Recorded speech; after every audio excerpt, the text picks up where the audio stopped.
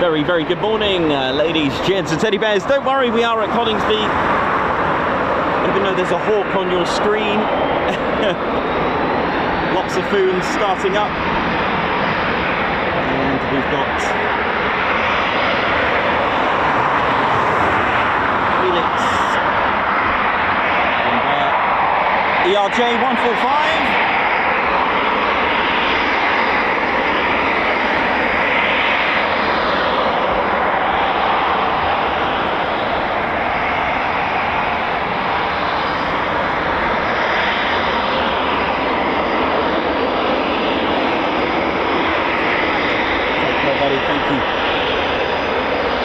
Welcome to RAF Coningsby, ladies, gents and teddy bears, 10HQ for another week of military aviation and historic aircraft.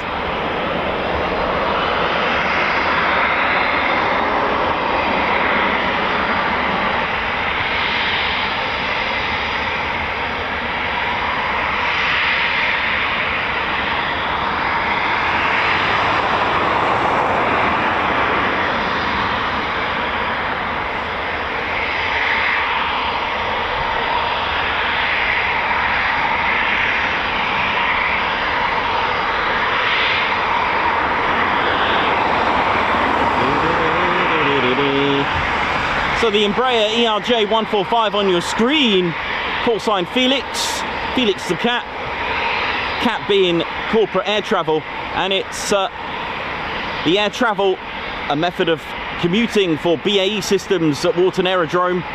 They commute here, they commute to Lossiemouth and back to Warton Aerodrome. A nice way to travel in style.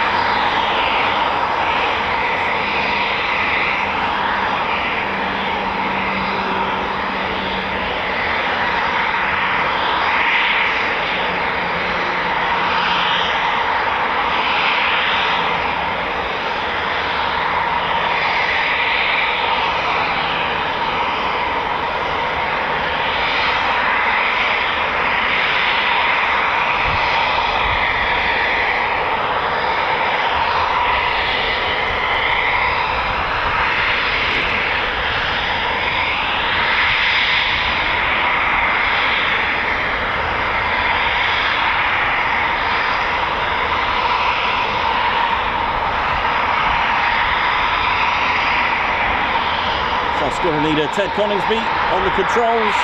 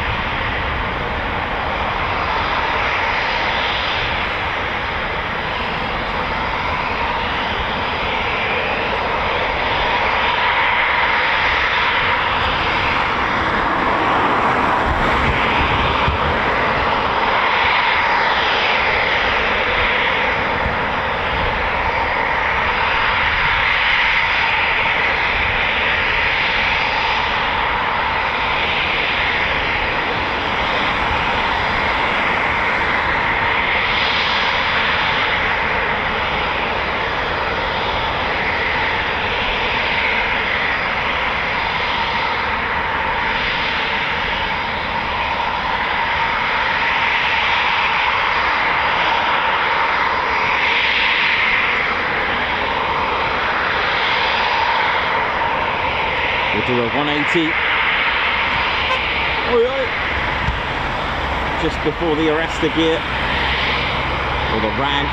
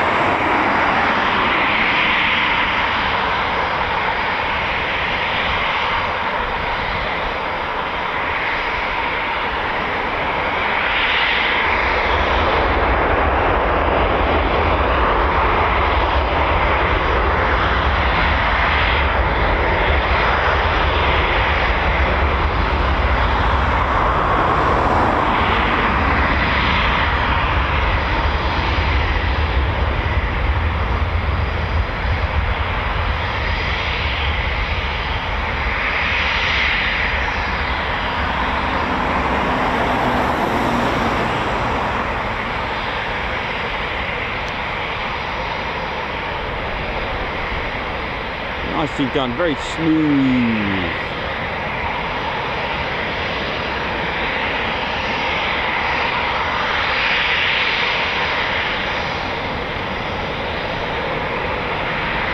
BA systems play a major part, not only at Coningsby and Lossiemouth, but on the Typhoon itself, including some of the course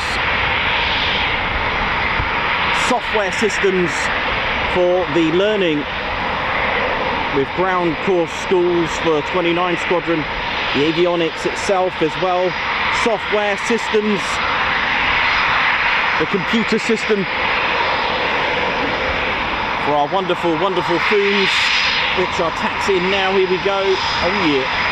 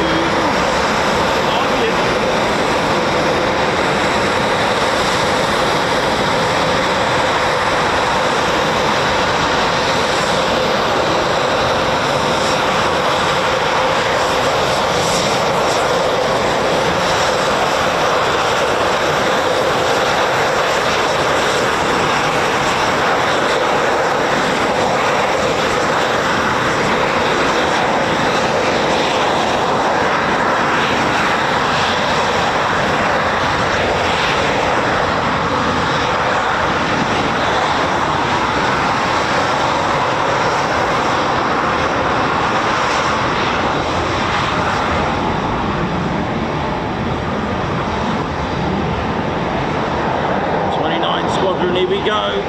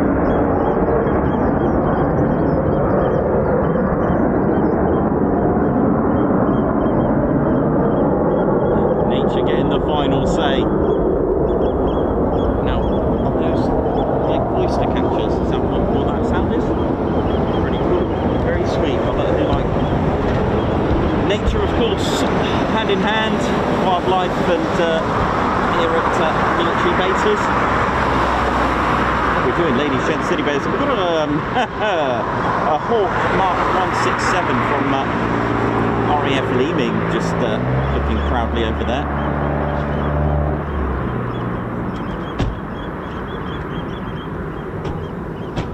Beautiful, what a great start to the morning with lots of typhoons. My name's Nikos, I'm your cameraman and commentator, and we're joined naturally by our squadron leader Ted Coningsby on the controls. It kind of works as like an ATC for the channel. Making sure everything's all good. Hope you're well and enjoyed your weekend. And for those that tuned in on Saturday, thank you very much. Weren't you in for a treat wherever you were watching from? Absolutely incredible, wasn't it? A mind-blowing double display, 2 runs of the BBMF's display. And for those that tuned in, wasn't it just the most mesmerizing? For me, probably the best. Don't know why I'm adding probably, just in case, but I feel that for me it was the best I've ever seen, to be honest. Just something different. I was expecting the usual, but of course it wasn't. There was the dogfight, the precision formation, a very different formation, but it had the usual breaks. It had something like the BBMF version of the red arrows, if that makes sense. The way the Lancaster run in and then the 2 fighters broke as well. Oh, it was just mesmerizing. And I can tell you now, without getting too excited, the Lancaster has been pulled out.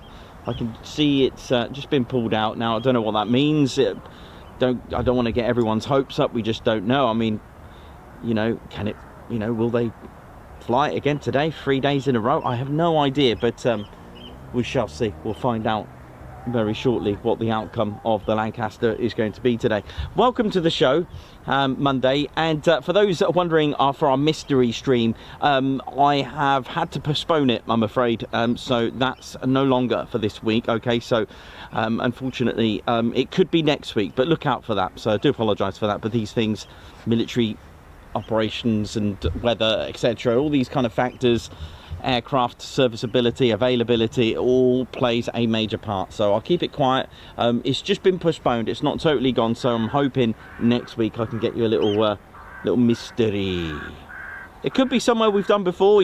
I'm keeping it a secret because it's all good fun. We usually do one a year, don't we? These little mystery streams.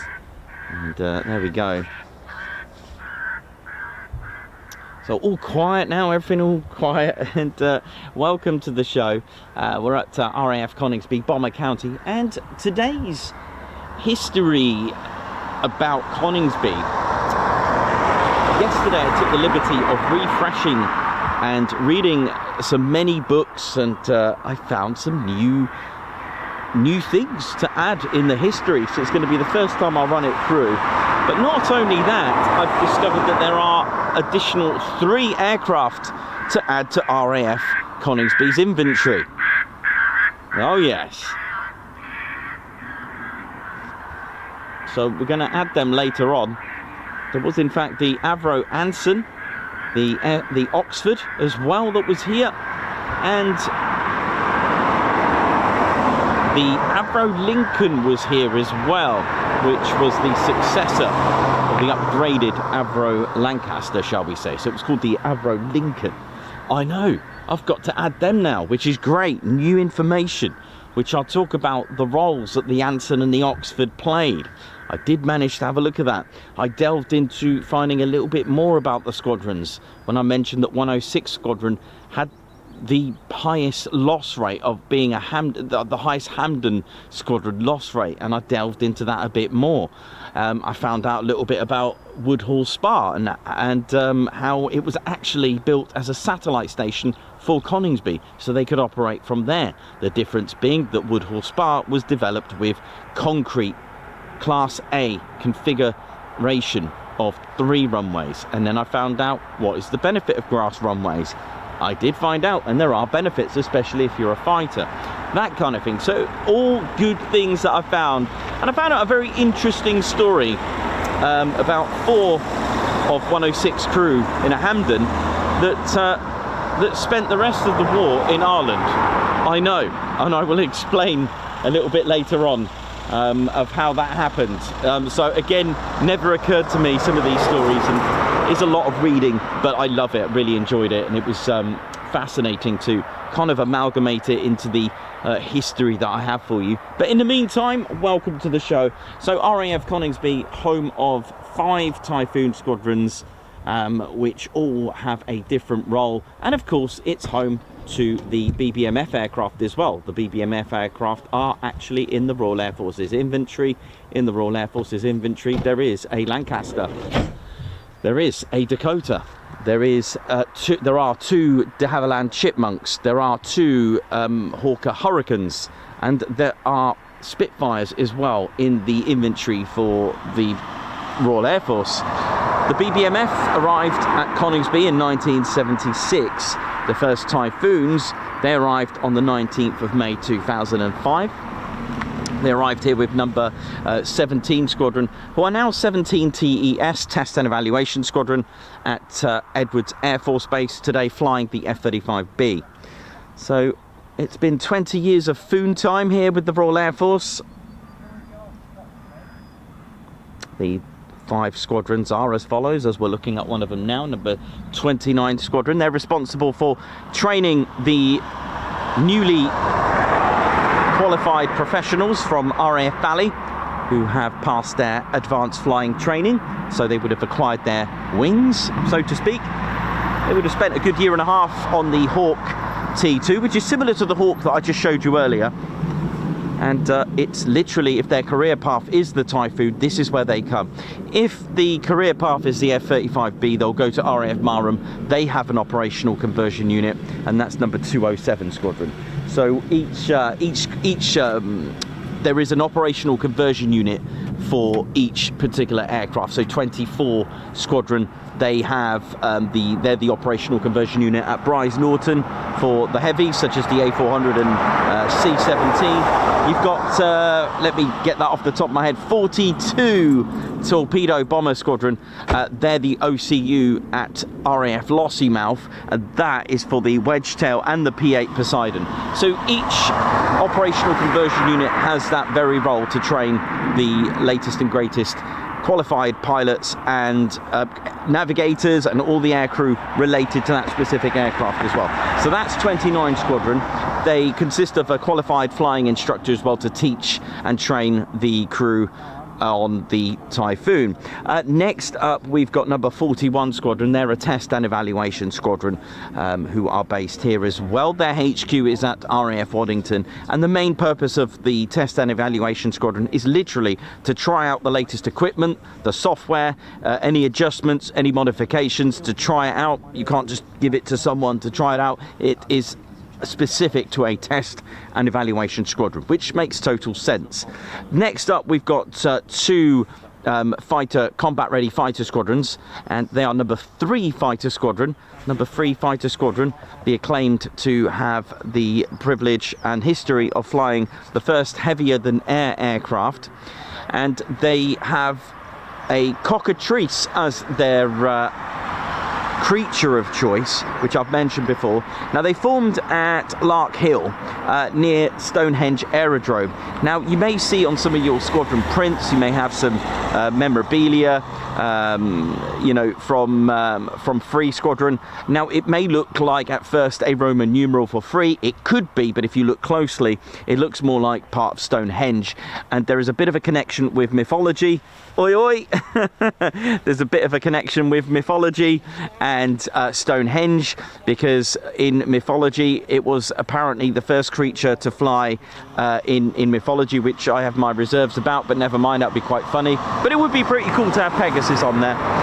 So the cockatrice being that creature, linking it with Stonehenge, it looks like Stonehenge trilithons that they put together as a Roman numeral, but if you look, the cockatrice actually stood on it, so there's a connection there with that. But I've always make a little joke about Pegasus probably taking this to court, but there were no witnesses for the cockatrice, because apparently in mythology the cockatrice could turn you into stone, so witnesses weren't available at the time. But they are our number 3 squadron. Next up, we've got number 11 fighter squadron, and they're acclaimed to be the world's oldest dedicated fighter squadron, and with the 2 eagles being a symbol of aerial formation. I believe it came from it could have been stemmed from World War I, which it did, hence 1915.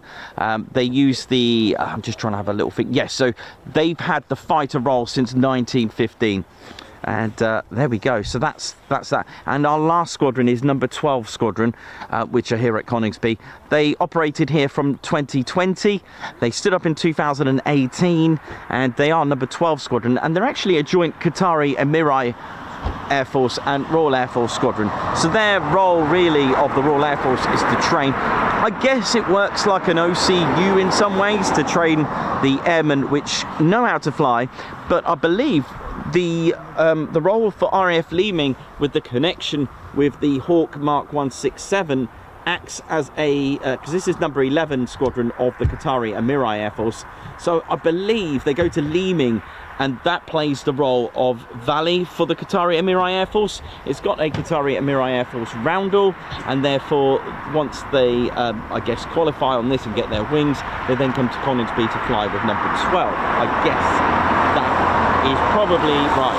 I'm going to go with that in my thinking. Slightly different to the Hawk T2, but it's designated as a Hawk Mk.167. They look very, very similar, to be honest.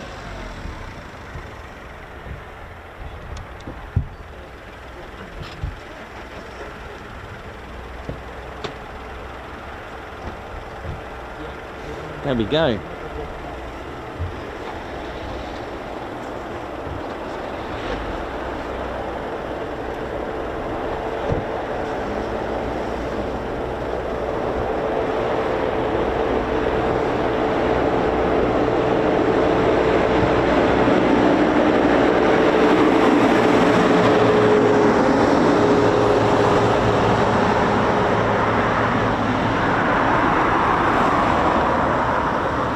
Thanks for joining us today, ladies, gents and teddy bears, for our first show of the week.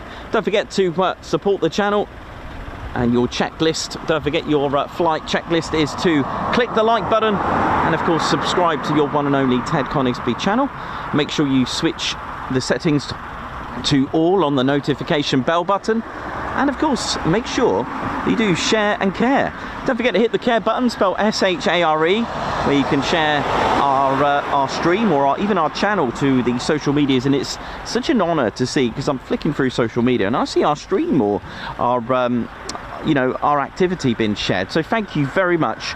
And also RAF Coningsby Spotters Group, run by John Smith, thank you very much for sharing our streams. It's very nice to see that, especially, you know, it makes our exposure a lot more. So thank you to the Facebook groups as well that do share it. I believe Fenland Aviation as well shares our stream, so thank you. A little bit of you know, support as well to Facebook groups. Great way to find out a little bit of knowledge of and share your photos and videos.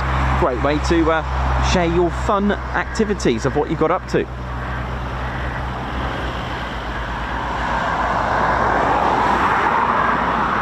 And to my absolute delight, if we look over here, we're going to be travelling back in time.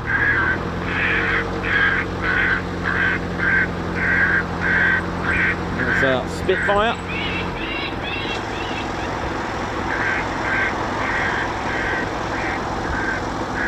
Beautiful. Look at this. It looks like P7350. I think from there. I'm going to give it a shot. The Lancaster's out as well. I don't want to get too excited, but this looks good.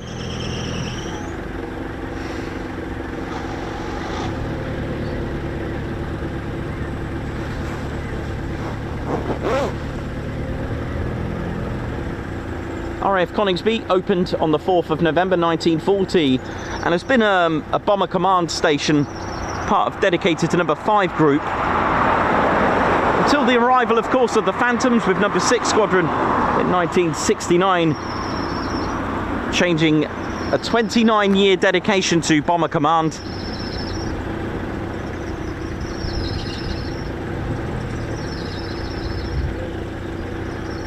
And that was with the arrival of number 6 squadron with the Phantoms, the flying can openers, nicknamed due to the amount of tanks they destroyed in World War II with their Hurricane.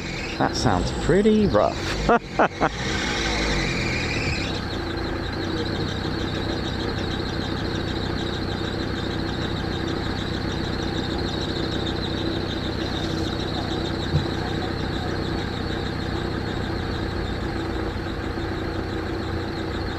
think we got something else as well. Hang on, what is that? Just sort of... Oh, it's just another repeat of the other day. Goodness me. Are we in luck or what? I think. I'm not sure. There's the Lancaster's out. We've got a Spitfire and what looks like a Hurricane out as well. This is just fabulous.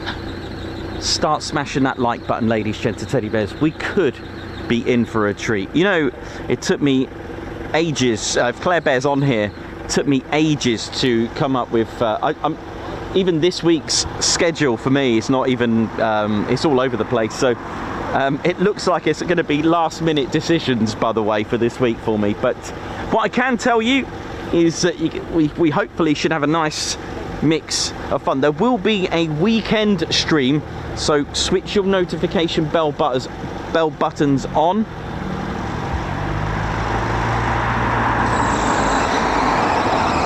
Apologies for the garage noise in the background.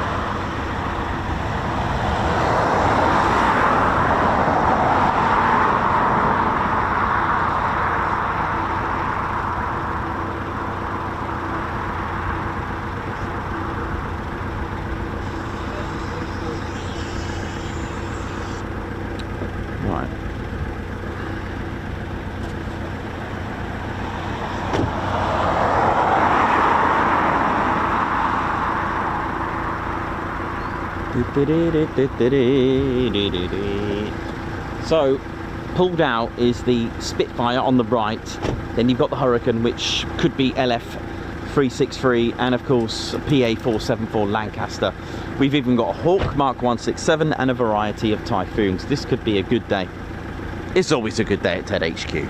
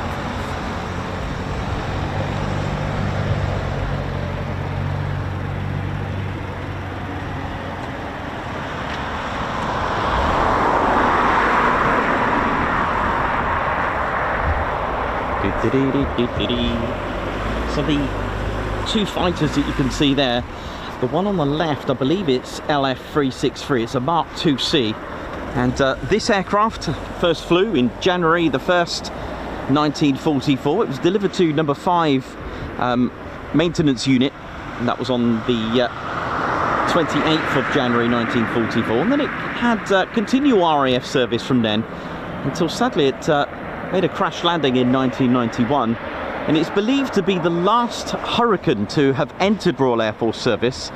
The aircraft served with 63 and 309 Polish Squadron and also 26 Squadron as well before the cessation of the hostilities. And unlike many other Hurricanes, LF363 was not scrapped and served on various station flights, and it also appeared in Jack Hawkins' film Angels 1-5. Hawkers received the aircraft to reunite them again, and that was in September 1952. It was fully refurbished before she returned to Royal Air Force duties, and in 1954, whilst being operated by the Royal Air Force Water Beach Station Flight, she did appear in a television series, The War in the Air. Also the following year, in a film of the late Group Captain Douglas Bader's life, Reach for the Sky. If you've not seen that, definitely worth a watch. So she appeared in that wonderful film, Reach for the Sky, in the year, and becoming a member of the RAF Historic Flight at Biggin Hill back in 1957. Today she serves proudly with the Battle of Britain Memorial Flight.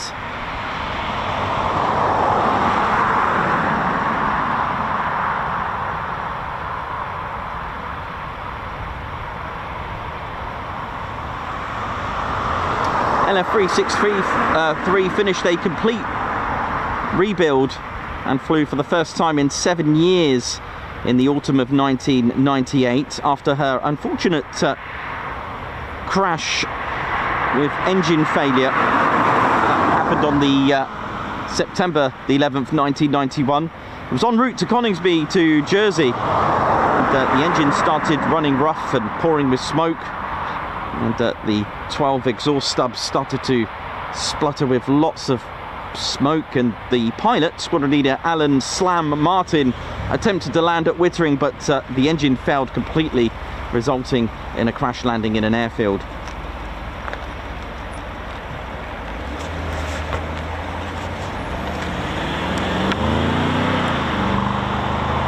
Now P7350, our Spitfire on the right, that is, it's a Mark 2A, and P7350 is the oldest airworthy Spitfire in the world, and having the acclaim to be the only collection of the BBMF to have actually taken part in the Battle of Britain. She's believed to be the 14th aircraft built at Castle Bromwich in Birmingham. She entered service in August 1940, flying during the Battle of Britain, serving with 266 and 603 squadrons. During this period, on or about the 25th of October 1940, she was involved in combat with 109s and forced to crash land. The repaired bullet holes can still be seen as well. She was rebuilt and flew onto 37 maintenance unit on the 15th of November 1940. So not long after Coningsby was actually built, which was on the 4th of November 1940. And She later served with 616 and 64 Squadrons, the Central Gunnery School, and 57 Operational Training Unit, which ended her operational service with 39 Maintenance Unit. She was sold to John Dale Limited, who immediately presented her to RAF Colin for the museum there and the Pride of Colin collection. She took upon to have her as a static display until 1967, when P7, as she's known, was restored to airworthiness and placed on civil register Golf Alpha Whiskey India Julia for the epic film Battle of Britain. After the filming, she was finally presented to the BBMF, and for the 1997 season, she was painted in the markings of 277 Search and Rescue Squadron.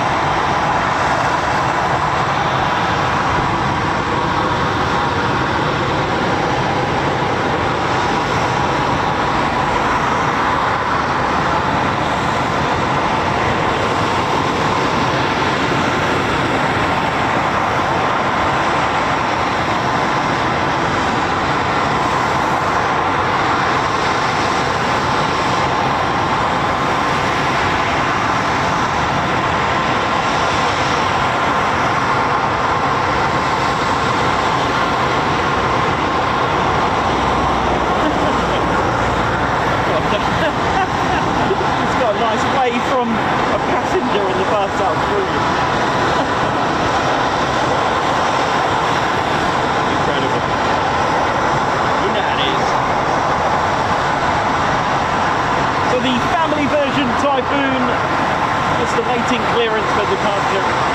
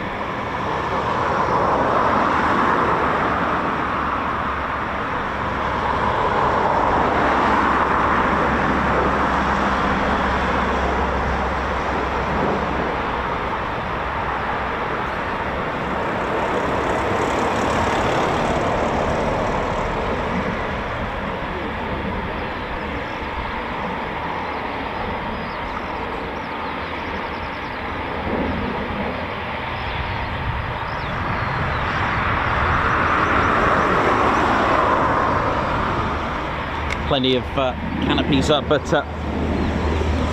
look at those beautiful.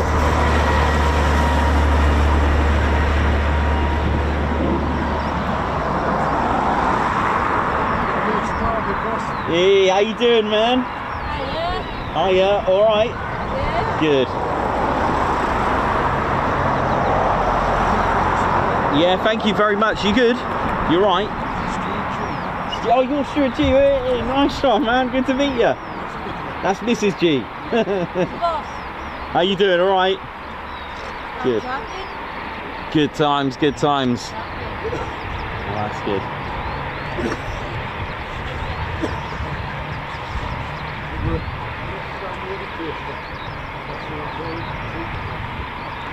That's cool. Yeah, I appreciate that. Nice one. Thanks for the support. It's great. Thank you. Right, here we go.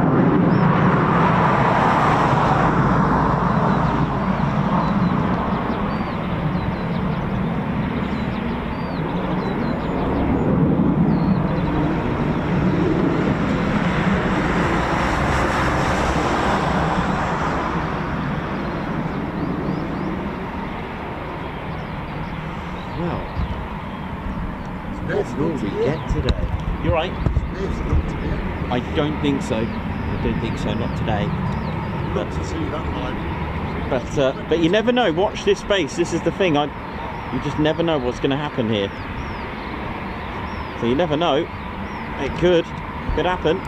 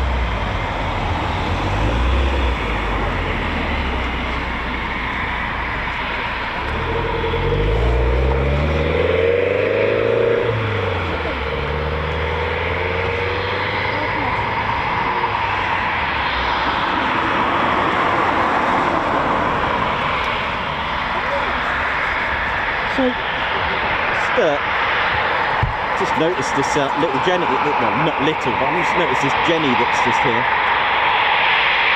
Been there all morning. I just noticed, anyone lost the Jenny? You never know. Might get an aircraft there, you never know. Or it's broken, I don't know. But yeah, I did notice that there. We've got, like I said, we've got the Hawk, maybe it's some of the Hawk. Not sure. But there we go, we've got a Jenny there, which...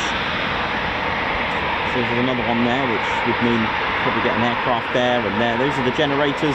Help start using the auxiliary power unit. That's what the soot. See where that soot is. on the sort of where the wing joins the fuselage. That's where you can plug in your Typhoon, you know, as you do in your home. No, just kidding. In a generator and power it up, and that's where all the sort of like that soot, the burnt fuel comes out of there. So that's what that's for.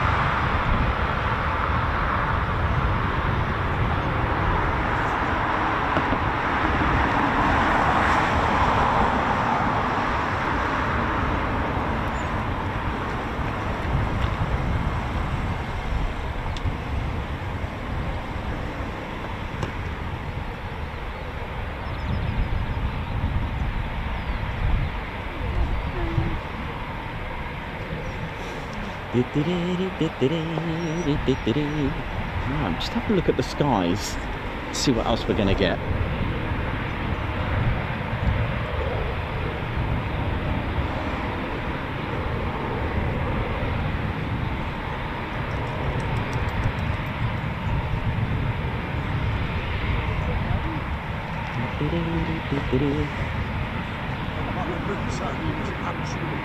Amazing, wasn't it? It was amazing, and I don't want to get too excited, but the Spitfire, the Hurricane, and the Lancaster are out. So I'm not. If we get them, we get them. If we don't, still Saturday was just tops.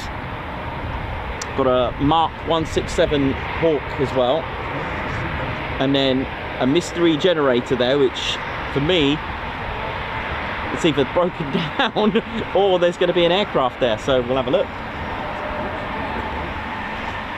Could be another Hawk, or the English Electric Lightning that's parked over there. Yeah, I kid you not, there is an English Electric Lightning. Where is it? There it is. Okay. Just through there, but that ain't going anywhere. It is for 29 Squadron. Now, the English Electric Lightning wasn't actually operated from here, but it did serve with 29 Squadron and 11 Fighter Squadron, which they have their own as well. Yeah. Oh, nice.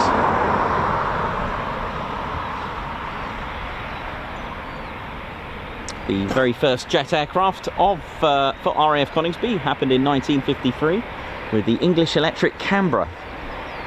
And again, we'll go through all the details of history. Maybe when they're all back, I'll talk history and hopefully get the BBMF up. That would be amazing.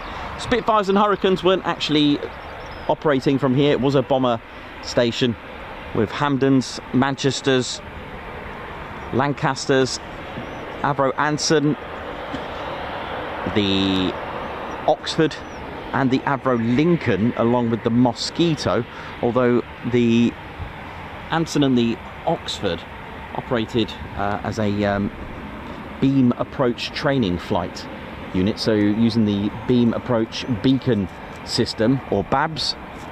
BABS, how you doing? Oi oi. Bit like an ILS. It's a bit like an ILS. It uses a beam to assist the pilot to land in poor visibility, so what we call IFR. So it was to train them using the Anson and the Oxford.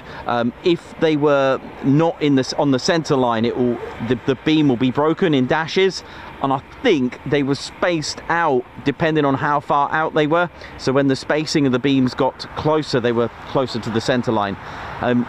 just something I really briefly came across. I didn't look into it too much, but what I've read really briefly as I came across a new unit that was based here at Coningsby. Again, something new to add to the history later on. I discovered there was various units here when the base was having the new concrete runways. So very interesting stuff for you coming up.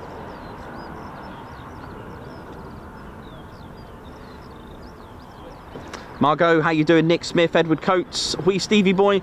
Also got Stuart G here, live. Oi, oi. Commander, oi, oi. Wee Stevie Boy, Davey, Paul Jeffrey, Jane, Andrew C. Lovely to see you all on here. Synchro Tones, Christine Barnes, Katie Coates, Chris Bloxham, Mark Dudley. How you all doing? Aspen, what up? Major Jackery. Do you like that one? That was cool.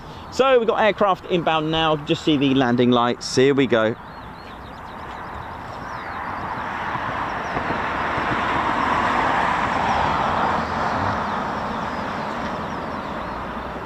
All about having some fun. Got kids' joke books up beside her, I think. Right, here we go.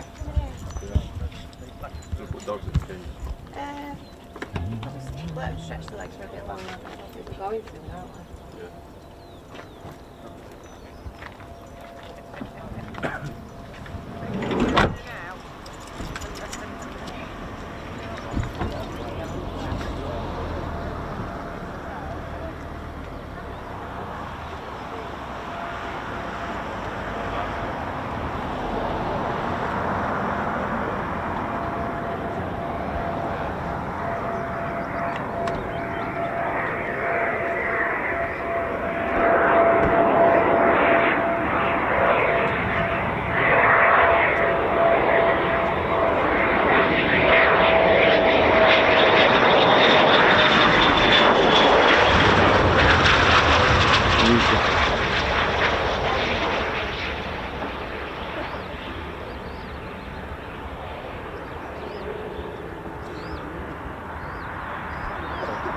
nicely done.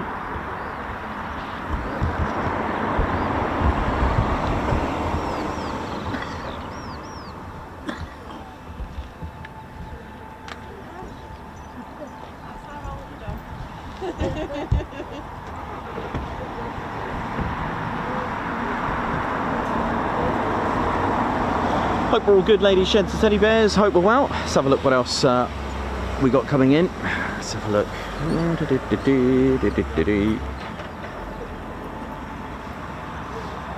Still got a few more Typhoons still out there.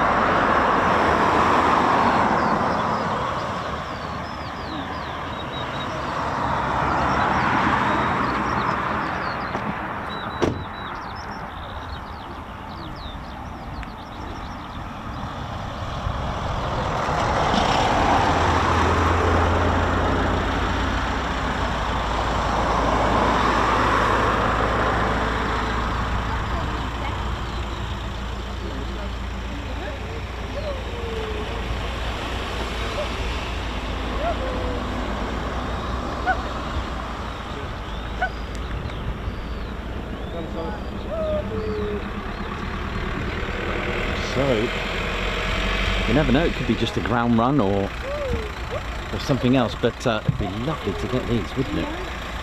But, as soon as we see the ground crew, I can confirm the Lancaster, the Hurricane and the Spitfire that you can see fully on the screen, the Spitfire P7, they are out. But like I said, you just turn up and hope for the best. We may not get them, we just don't know.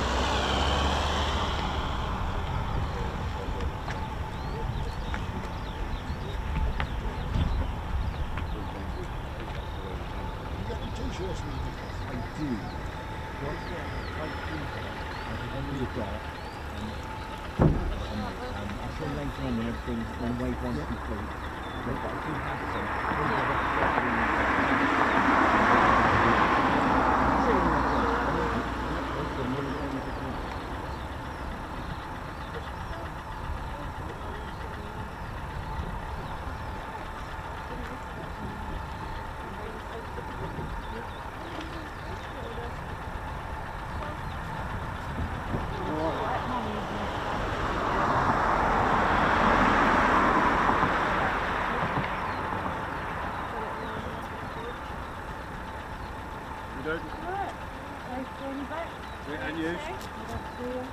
See you soon.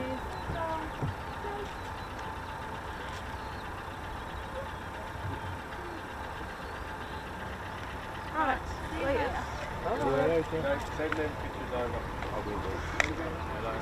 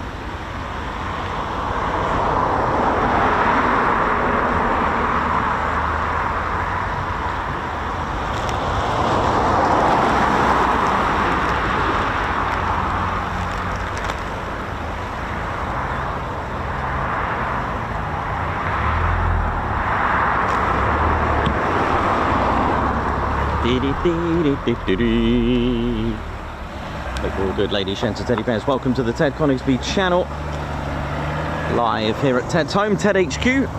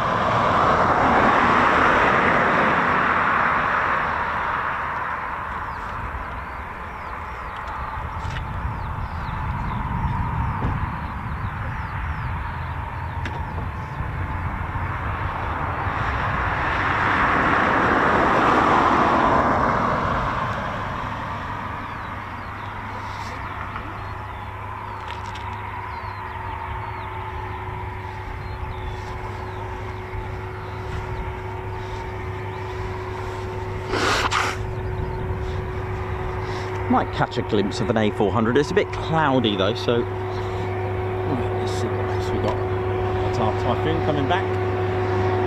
Seen back from arrival.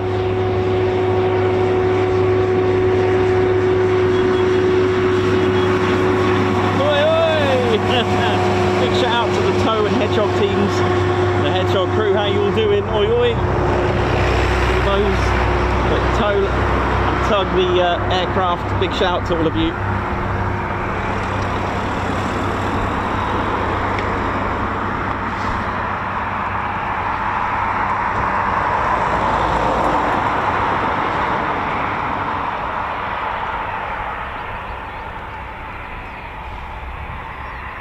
We've got a A400 very close by, hopefully catch a glimpse of it.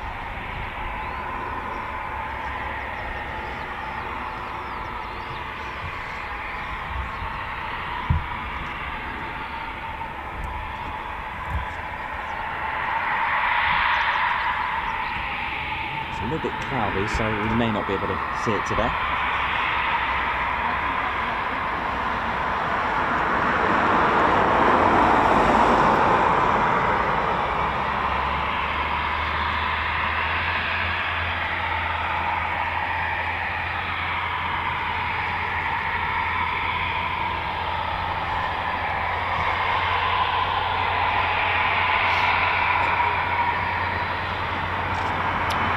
Typhoon just behind me as well, just running in.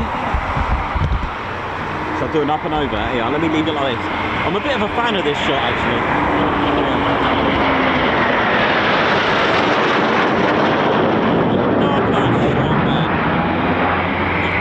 It's something about just letting it run over. It's brilliant.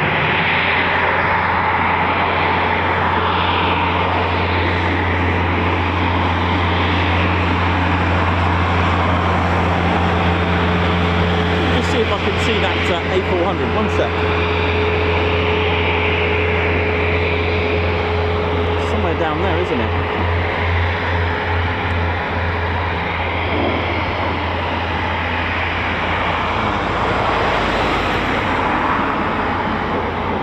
Oh well, it's a bit cloudy. Oh well, maybe next time, maybe just go to Bryce and see one.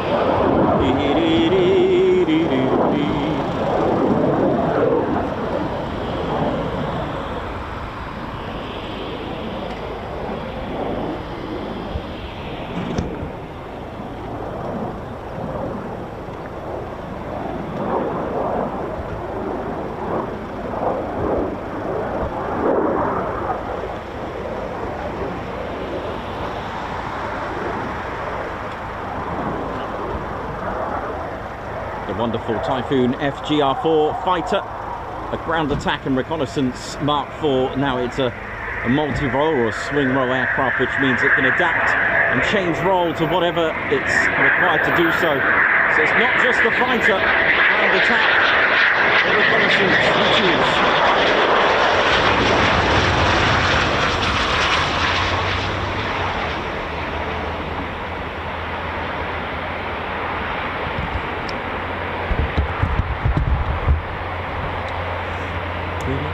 So we've got a Hawk Mk.167 as well. We've got Spitfire out, we've got a Hurricane, we've got an A400. It's looking a bit sort of a nice mixture today. I wonder if I can catch a glimpse of that A400 now. Where is it?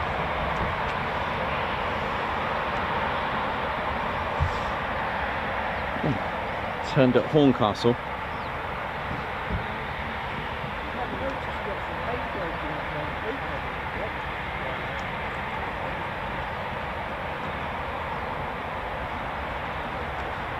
Means it's just to my left somewhere. Mind you, they do go quite low wherever it is going. You never know. Right, just have a cup of tea. Wait for the next Typhoon to arrive.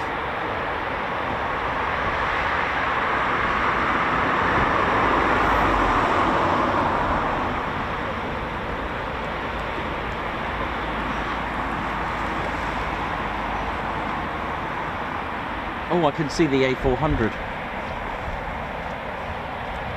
The lights are on. Hang on. Just about. Hang on.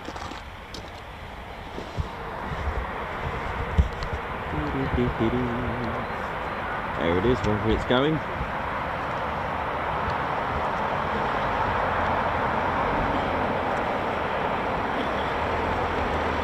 Low, isn't it? Where's that going? To Waddington or?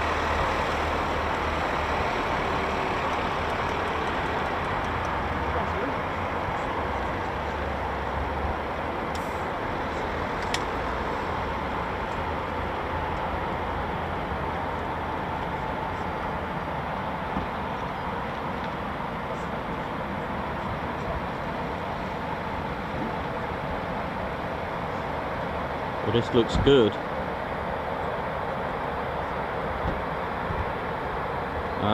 I think it's coming here.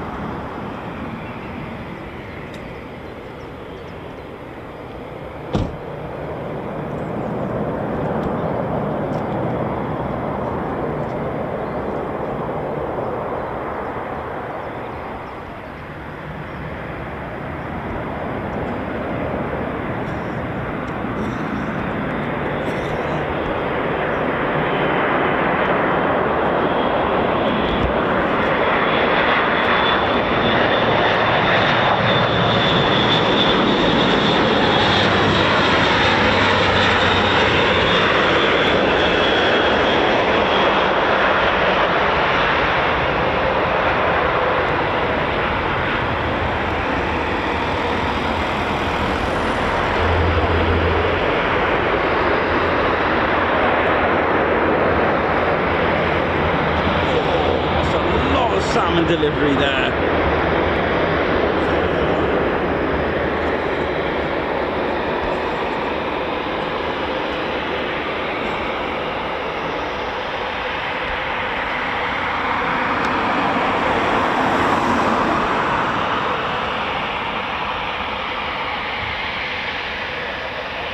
Oh, what a lovely surprise. Wow, okay, I've definitely got a close... Oh, hello. What's going on here then? So, I'm guessing that's what that's for, unless they're moving it.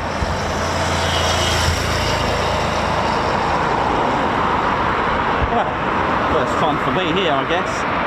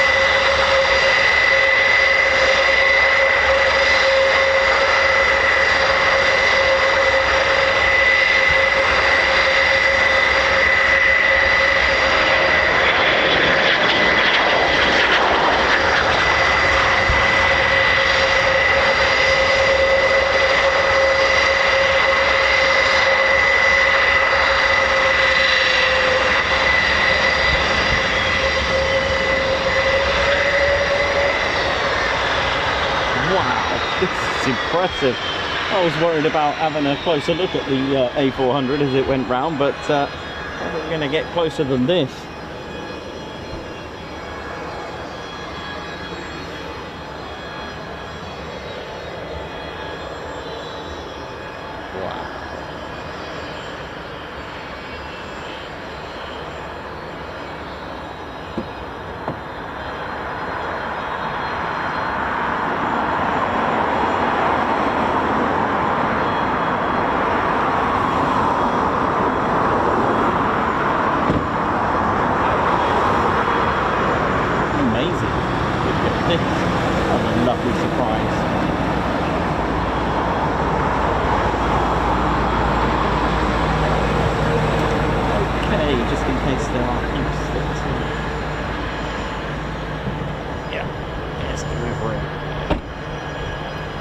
Never know what's going to come out of this, so we'll just go over it. I'll wait for them to vacate. Let's have a look at the Spitfires there now. Oh wow, I might just film this with my phone.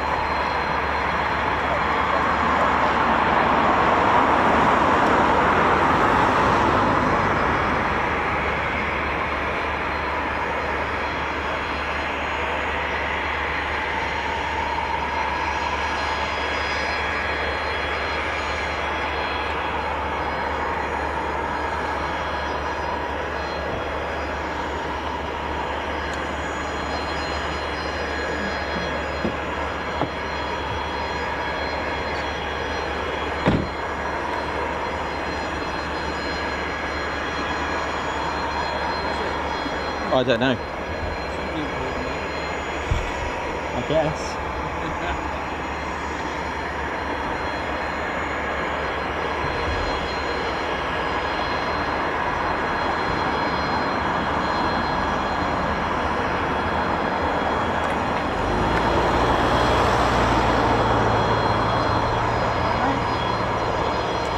How you doing? All right, yeah? Yeah, what did you quite love on YouTube? Good, thank you. Any Typhoons out at the moment? I've lost track. I don't really know. I've forgotten. There might be one or two still out.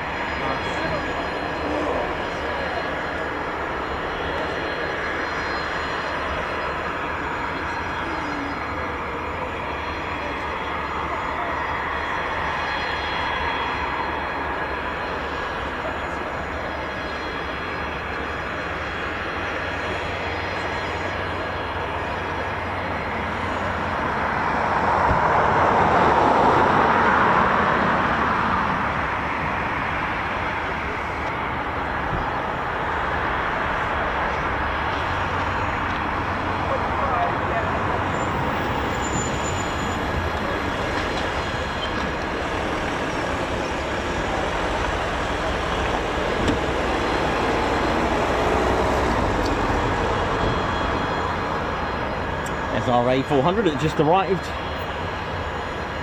very shortly. Lovely. Not bad, is it? Nice.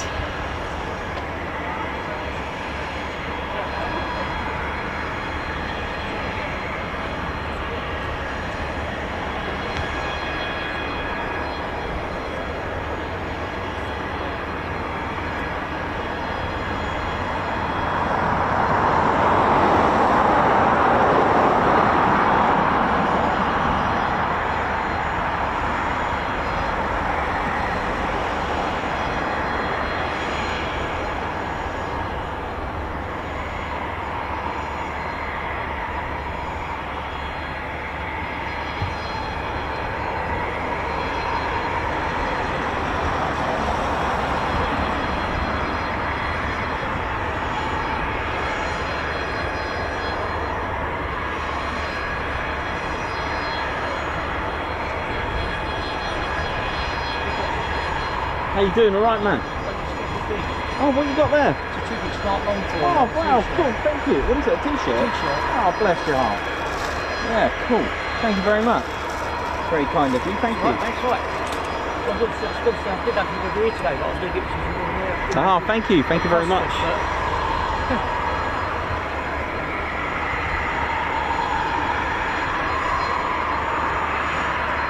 Oh, something a little bit different, ladies and teddy bears. A nice A400. So earlier this morning we had the camera on a Hawk Mk.167, and now we have an A400. So we are not at Bryce Norton, just in case. We are at RAF Coningsby.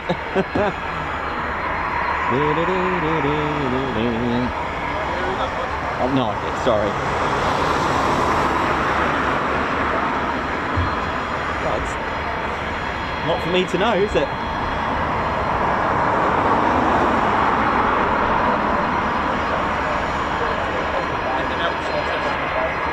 I don't. I just turn up and see what happens. I mean, you've got the Lancaster out, Hurricane and Spitfire, you never know. Got a Hawk over there, so you never know. Yeah, it's good. Good.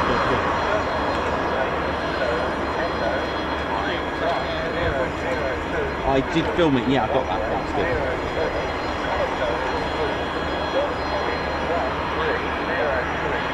You're right. Is that the right one?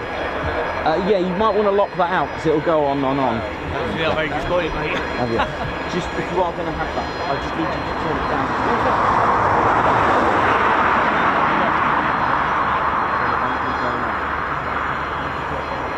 Yeah, you are. Yeah, it's all good. You'll hear my commentary anyway. So you're right.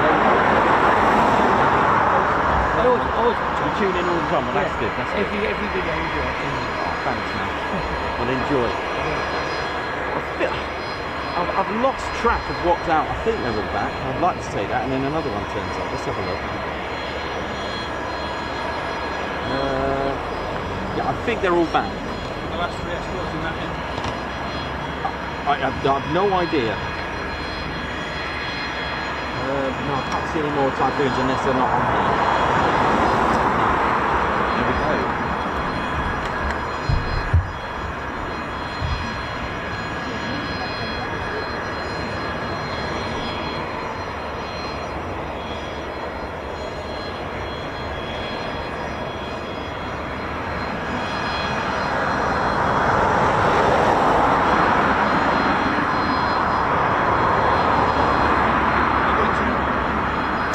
Not sure. Don't know just yet. Don't know. Every day is becoming a challenge. It's going to be a bit hard to see that.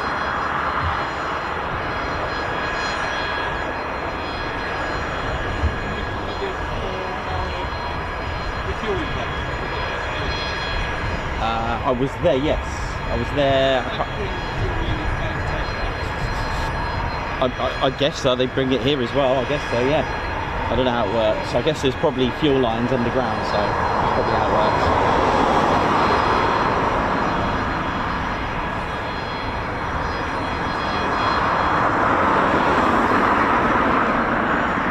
Oh, this is a A nice little screen saver for everyone. Hope we're all good. Doo-doo-doo.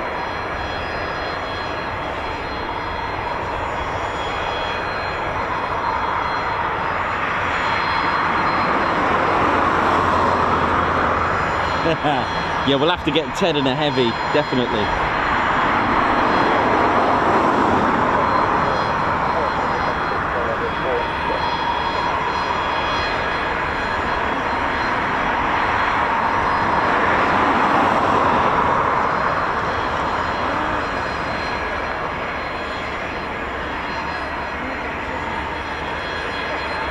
And of course, don't forget to hit the like button, ladies, gents, teddy bears.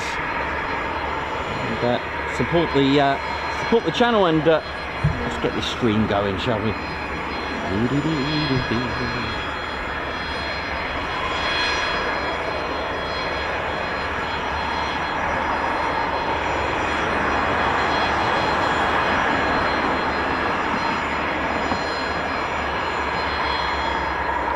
Yeah, something a little bit different. Of course, they're based at RAF Bryce Norton.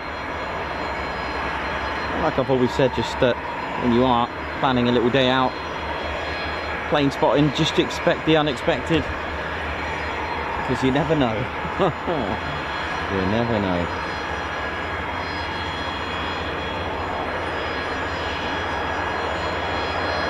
That Clark, absolutely, a Dakota ride would be good, wouldn't it?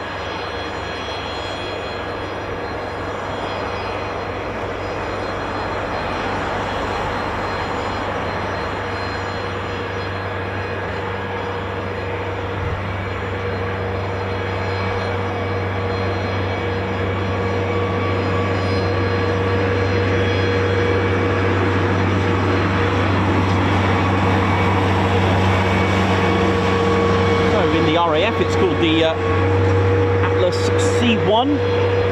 That's its official Royal Air Force designation. Of course, it's an A400M, but in the Royal Air Force, it's called an Atlas C1. Its role provides tactical airlift and strategic oversized lift capabilities, complementing our C-17 fleet. It's able to carry 37-ton payload, which is incredible. That's over 2,000 NMs to established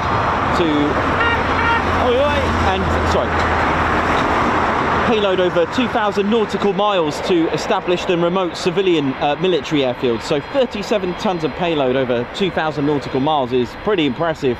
So even remote civilian or military airfields, and short unprepared or semi-prepared strips as well. And it can take off and land on beaches, sandy beaches too.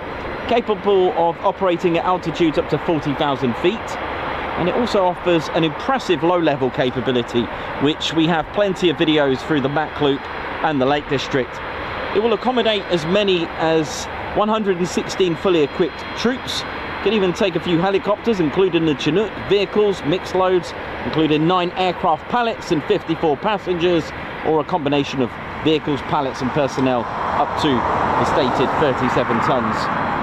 Now, loads are delivered by parachute, gravity extraction from the aircraft's rear ramp. That's influenced by the cargo's own weight or by landing.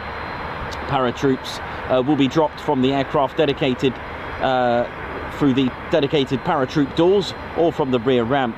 The C1 is operated by 2 pilots and a weapons systems operator. Based at RAF Bryce Norton, flies with 206 Test and Evaluation Squadron, 30 Squadron, 70 Squadron and 24 Squadron, which is the operational conversion unit. The 4 Europrop International TP400 turboprops produce 11,000 SHPs. It's got a length of 45.10 metres, that's 147 feet 11. It's got a nice height at 48 feet 2 inches, that's 14.7 metres. Wingspan 42.40 metres, with 139 feet and 1 inch in old money. Max speed 400 knots, that's 741 kilometers an hour, with a range of 4,100 nautical miles, with a payload of 30,000 kg. That's 81,600 pounds of salmon. Amazing.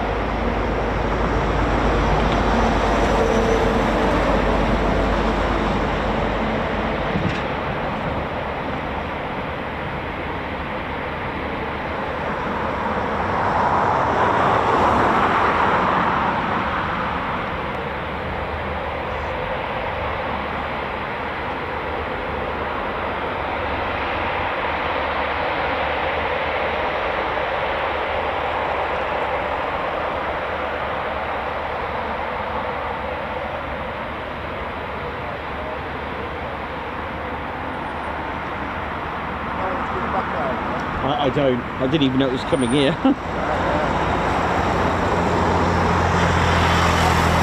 No worries.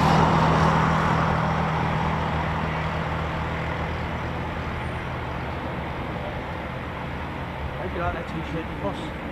You alright, buddy? Hope you like that t-shirt. Yeah, yeah. Thank you. I'm going to wear that on the 25th, mate.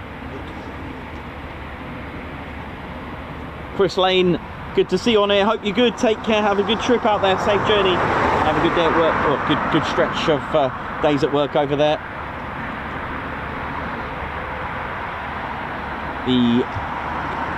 I'll mention the propellers, the interesting contra-turning propellers. So the inner engine, so that's engine 1 and 3, they spin inwards. Engines 1 and 4, they spin outwards. And the A400, Chris, thanks for that, uses the same cockpit layout as an A380 airliner. Awesome.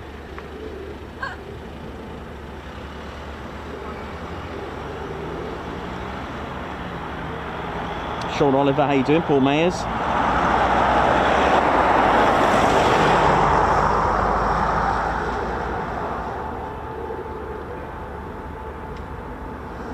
Mark Garwood, Alan Burden.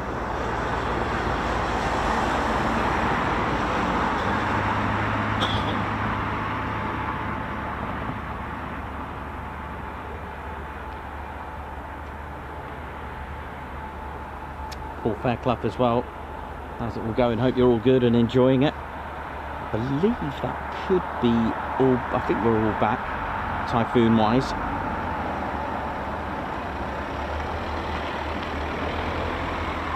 You never know, might even catch this going out later.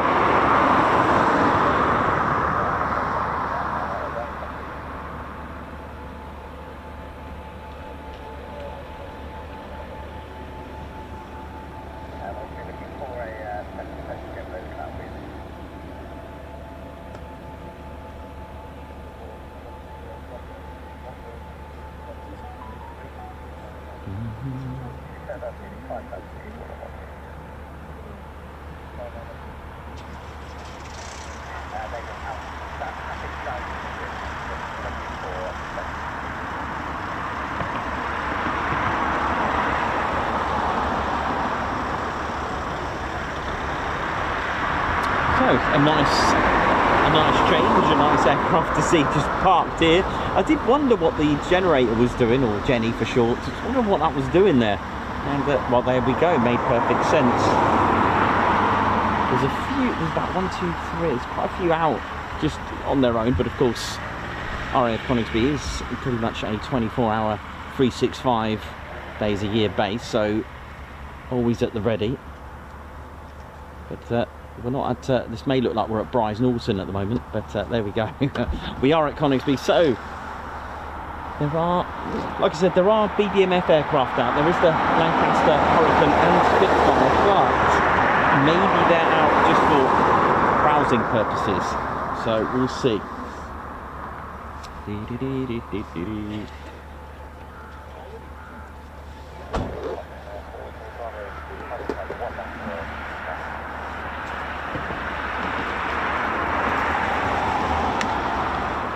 Thanks all of you that's for joining us today. RAF Coningsby, Ted's home, so we've got a bit of a wait at the moment for the next wave, I guess, as they're all back already. So I've got to need a Ted Coningsby.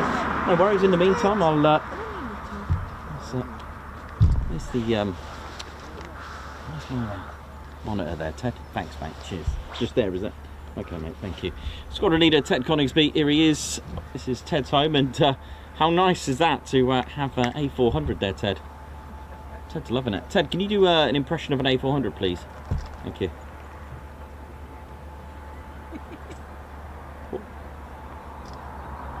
Okay. Lovely, Ted.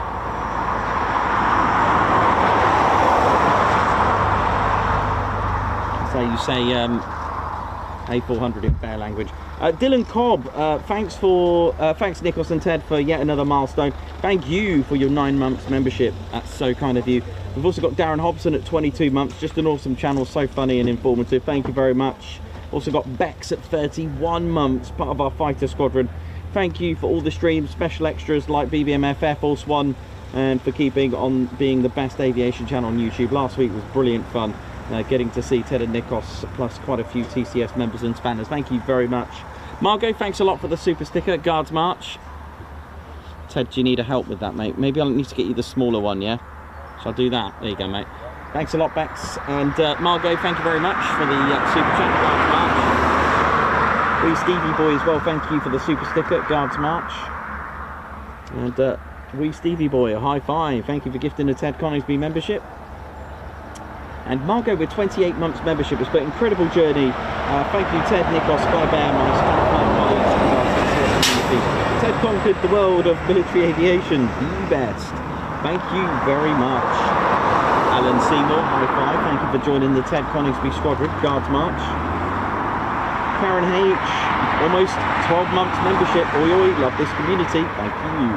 And Cox with 13 months membership has put, what a fantastic channel experience. This is the best aviation experience. Thank you, Nikos and Ted. Oi oi, good to see you. Guards March. MEF member for 22 months. Okay, now I'm starting to feel old. Guards March. Well, you're all good. You don't look any older than 30. Matt Foster, speaking of 30 months membership. Oi oi oi. Thanks for a great footage, Nikos and Ted. Thanks very much as well. Thanks for your 30-month membership, mate. Thank you, much appreciated. Mark Garwood, thank you very much for the super sticker. Guards March. We Stevie Boy as well, thank you for the super sticker. Guards March.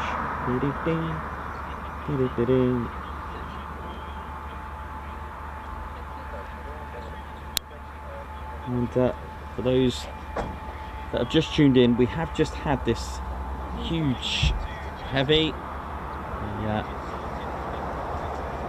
A400 Atlas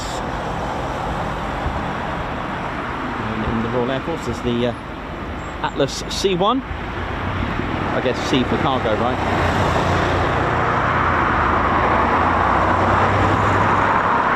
Hope we're all good and well. I'm just going to double check that we haven't got anything else out there. I'm pretty sure that's all I'm about. Commander Bakara went Ted's promotion to Wing Commander. You never know. You never know. Okay, let me just have a quick nose down by the BBMF.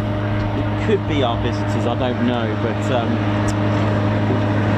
could be ground crew. Let's have a look. Let's see what we've got.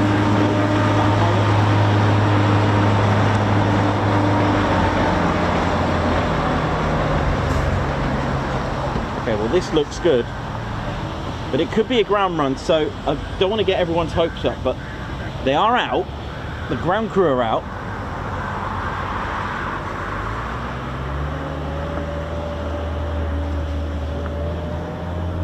This could be, okay, as if by magic there is another Typhoon.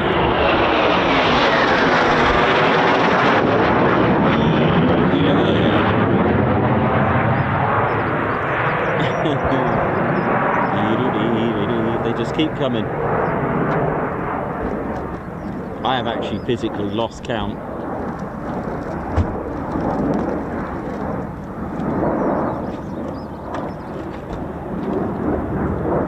Thing is though, the way the mic works, it's really good to have them just come right over you, because you get that lovely whistly whoosh sound. I mean, don't quote me on my vocab there, but it's I love that sound. Whereas if you track them, you haven't quite got that.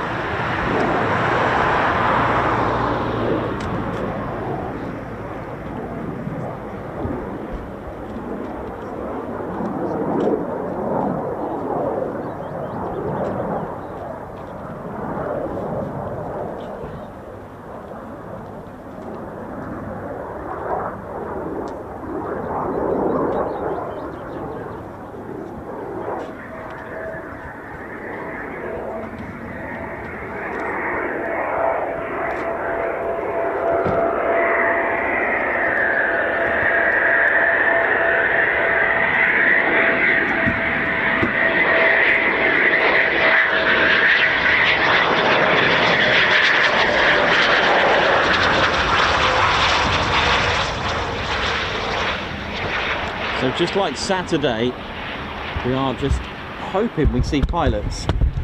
So, but like I said, will it just be a ground run? But then wouldn't they have done the ground run at the back? Who knows? We could get extremely lucky today. I mean, let's see. Oh, we got a pilot. We got pilots. Hang on. This could be good.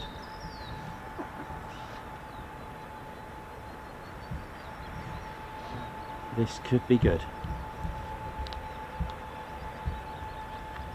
So just like Saturday, the ground crew were out and I've just caught a glimpse of a pilot.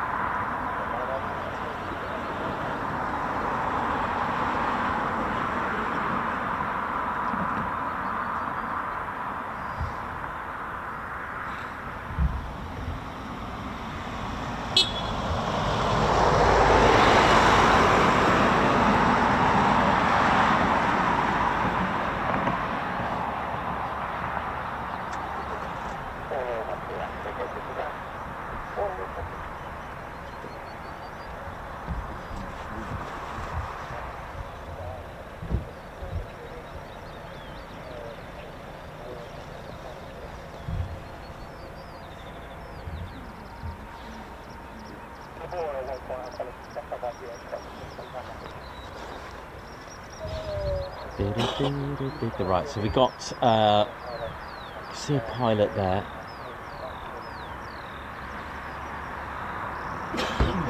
Looks like they're doing an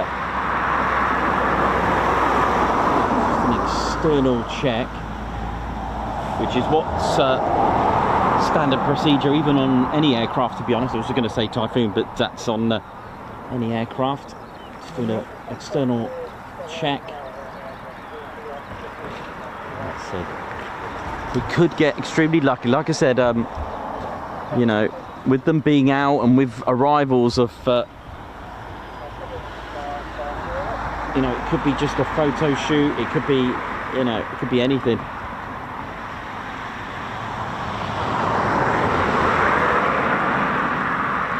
So the Lancaster is out as well.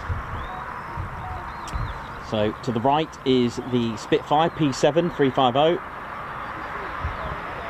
the oldest of the BBMF aircraft, as in not how long it's been in service with the BBMF, just in service with the Royal Air Force itself, still serving. The Hurricane on the left is LF363, that's believed to be the last Hurricane to have entered Royal Air Force service. And of course we've got PA474, we can just about see some of the props there, maybe two. Top part maybe of the Astrodome.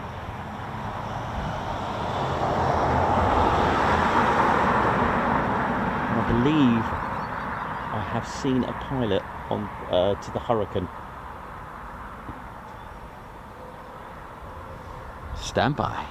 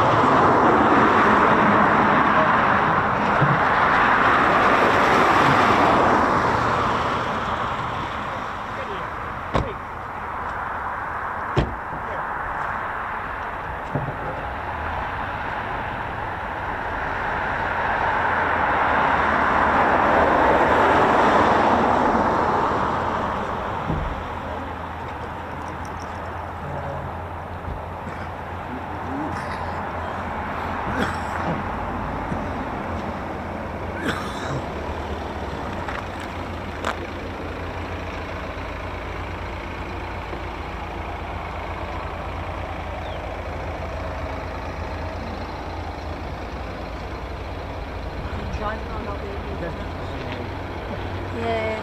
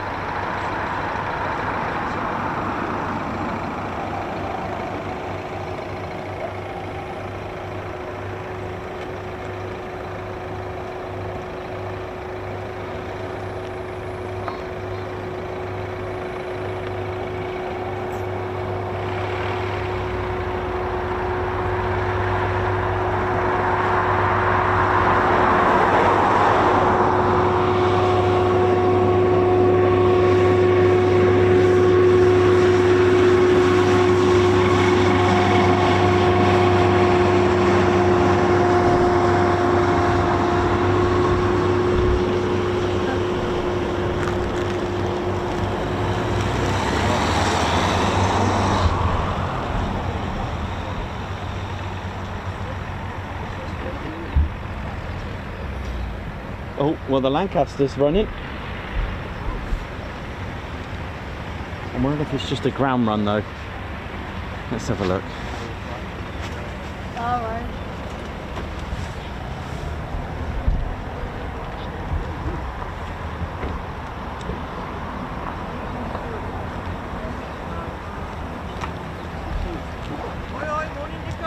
Oi, oi, morning, all right? Alright, morning, Ed. How you doing, all right?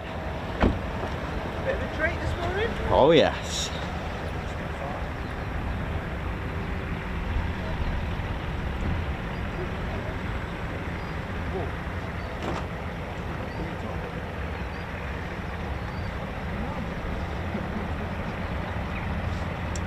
So the order of the Spitfire, the Lancaster's engines on PA474, it is engine 3 that starts first, and the reason for that, like with many aircraft of multi-engine, even the Wellington bomber, I believe engine 2, which is the starboard engine, that is used to power up something specific. So for example, on this, on PA474, when that runs, it actually is done to pressurize the pneumatic system for the brakes and radiator shutter operation.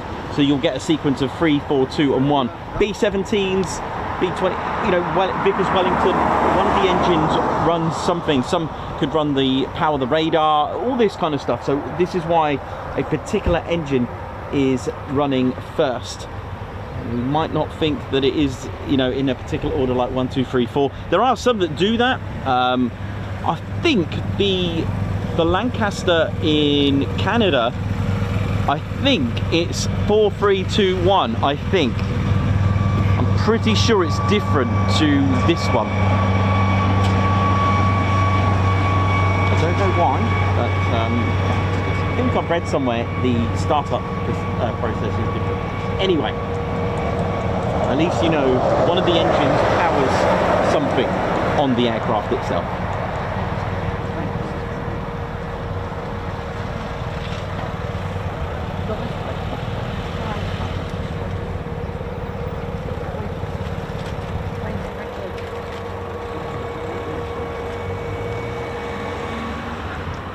But typically though, that's the startup for usually all the Lancasters. It was 3, 4, 2 and 1.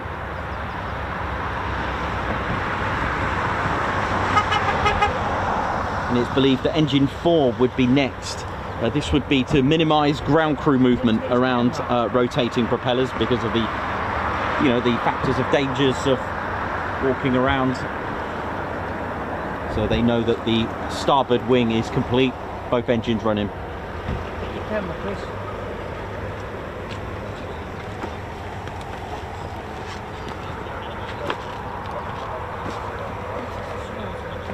Engines are numbered, of course, from left to right in their numerical order, 1, 2, 3, 4. So the first engine on the port side wing will be engine 1, then 2, then 3, then 4.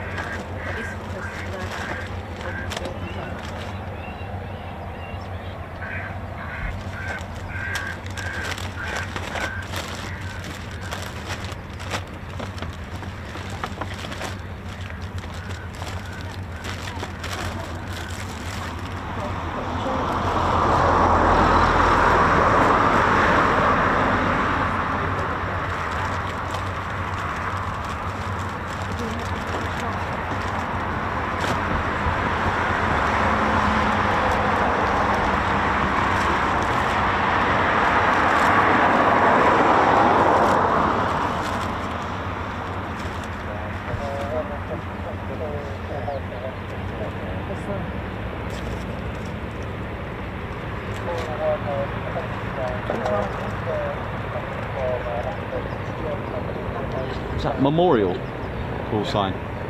Yep. Yep, Memorial 1. Quick, Chris. How are we doing? All right? Lancaster's coming.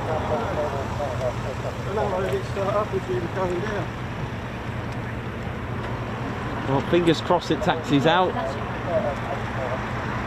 and it's not just a ground run.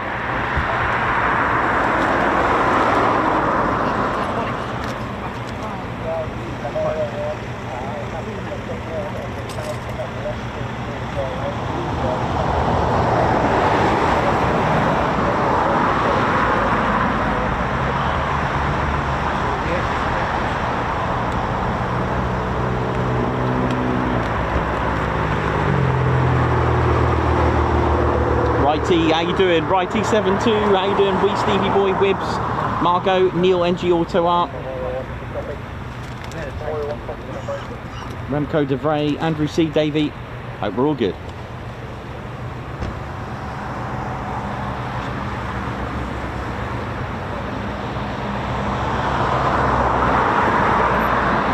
Now I'm pretty sure I've seen a pilot in the Hurricane, but I didn't see one in the Spitfire, so we'll know in a moment what is going to happen, whether it's just a ground run or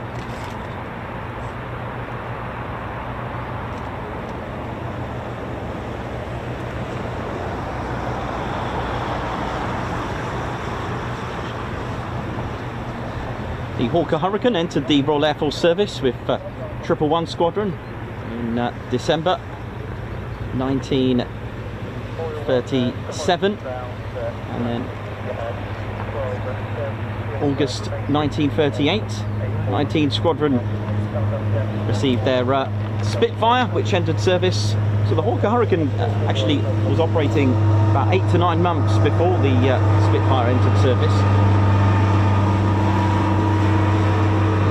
The Lancaster, with its prototype BT308 at RAF Waddington, later designated as the Avro Manchester Mark III, before it was given the name Avro Lancaster, which again we'll talk about what happened to the Manchester, as it didn't make it all the way, but it allowed to produce and develop into the Avro Lancaster, which it's one of those double-edged swords. If it wasn't for the Manchester having been defeated by its own engines and the reliability of them, maybe we wouldn't. Oh my word, it is actually taxiing out. Goodness me, here we go. You are tuned in to the one and only Ted Coningsby channel. PA474, here we go.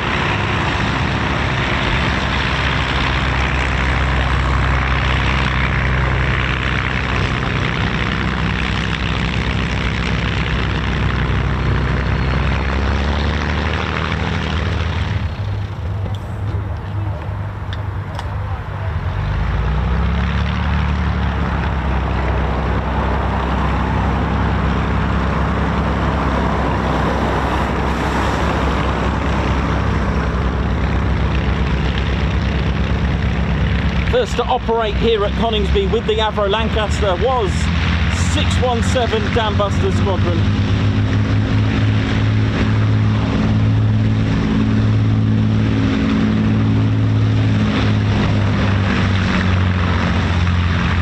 Actually, I'm wondering if this is a ground run, you know.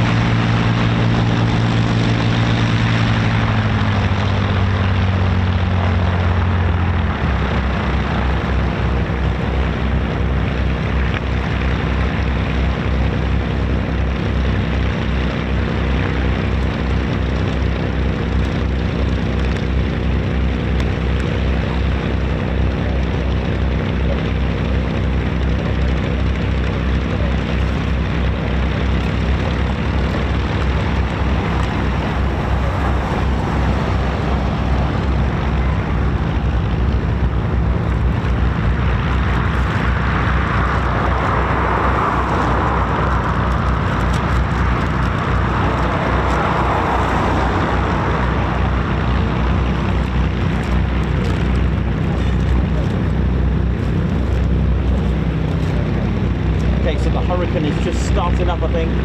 It has. Or it is. It's trying to. Hang on. Oh, no, stop.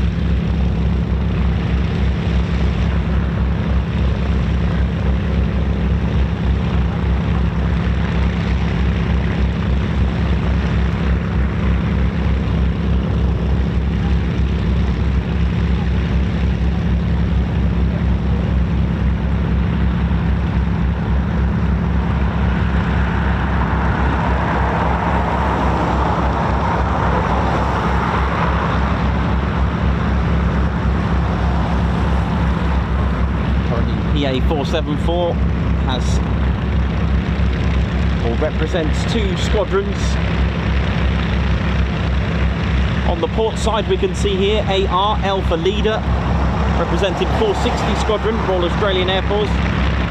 Has the Kangaroo playing the bagpipes on the nose art, representing Scottish, Australian and Welsh roots with their airmen. And on the starboard side we have 50 Squadron markings, Victor November with T Tango. I think it's T Tango, I'm not 100% sure.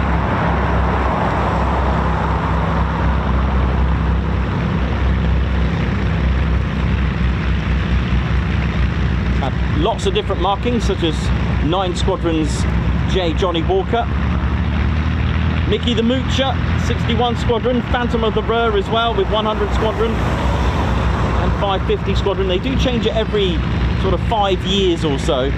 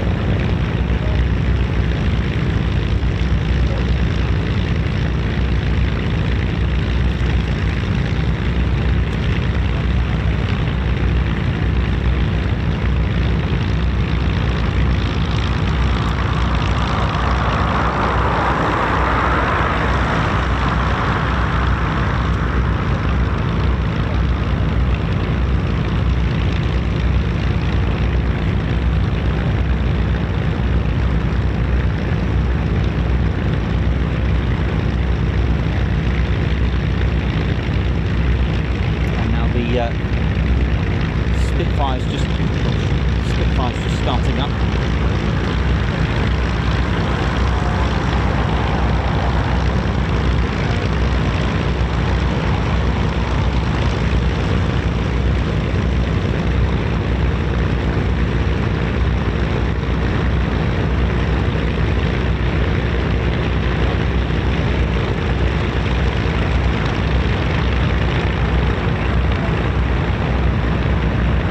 The Battle of Britain Memorial Flight, based at Coltishall in Norfolk. In 1973 they received this Lancaster PA474. The flight was known as the Battle of Britain flight. When PA474 arrived, they added memorial to the title, giving it the Battle of Britain Memorial Flight. And 3 years later the flight moved to RAF Coningsby, back in Bomber County.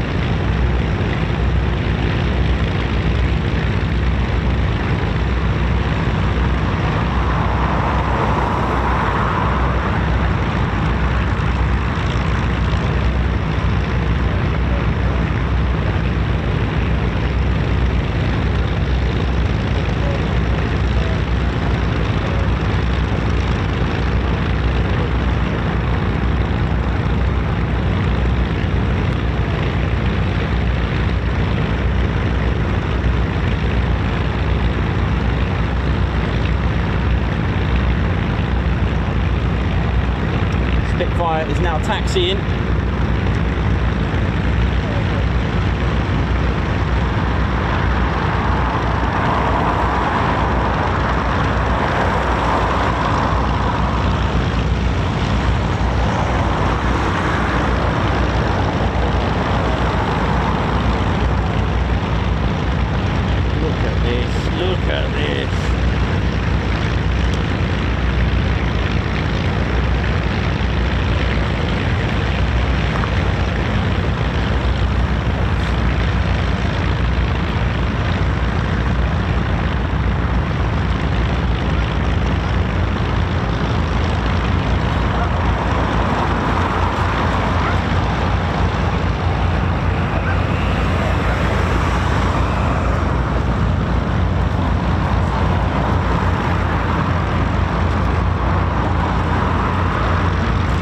Just realised the A400 has kind of blocked 1230 runway where they usually taxi, so this is rare for me anyway.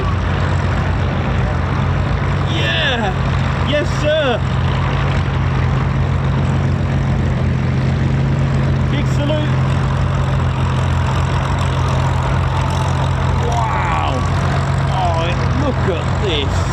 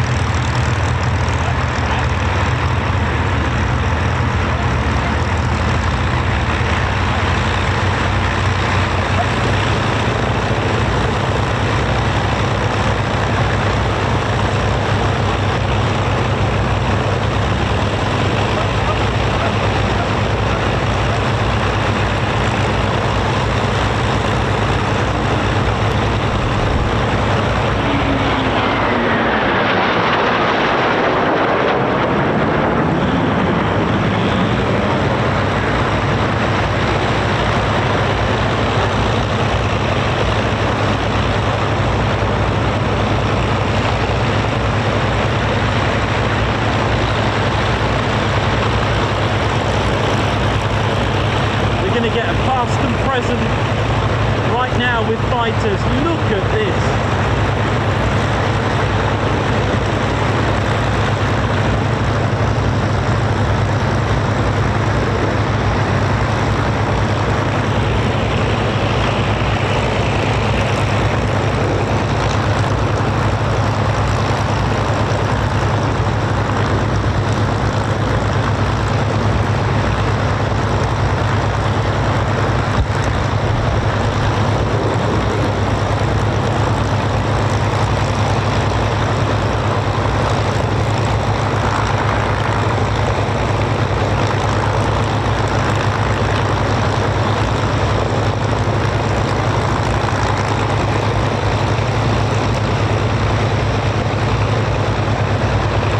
I'm going for a little funky shot. Hang on. Here we go.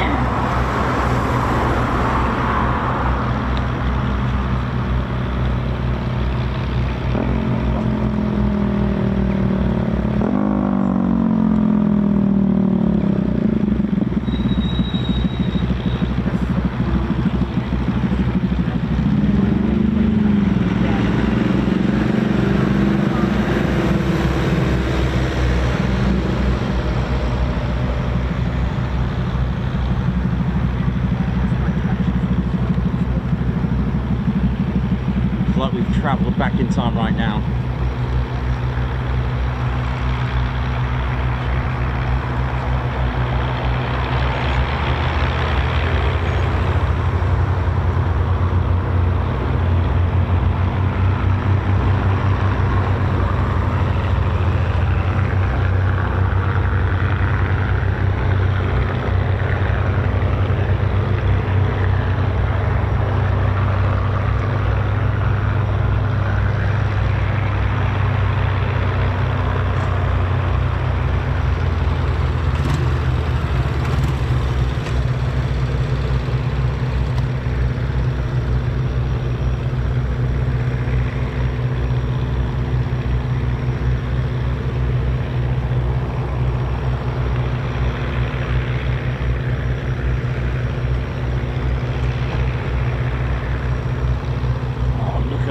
Past and present right there.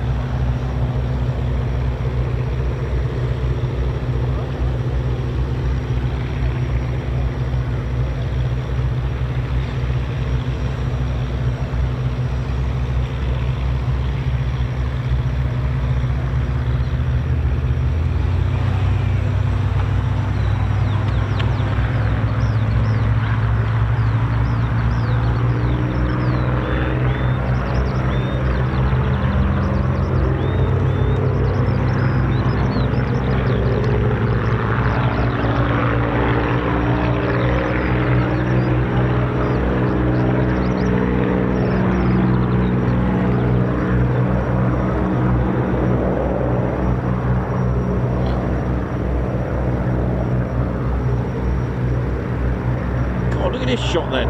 Oh!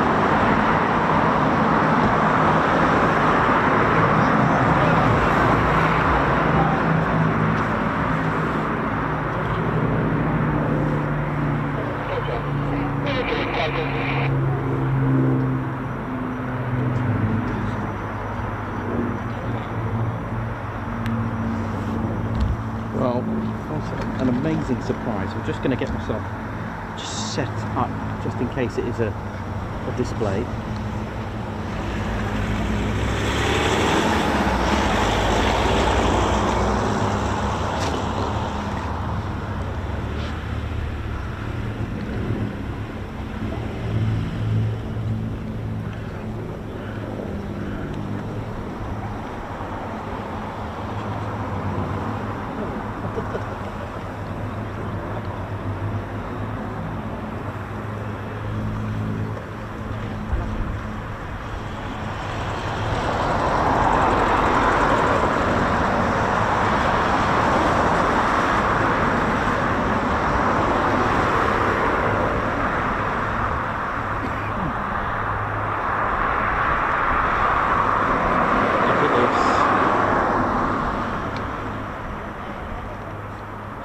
plays the escorting role. Fighters with their bombers.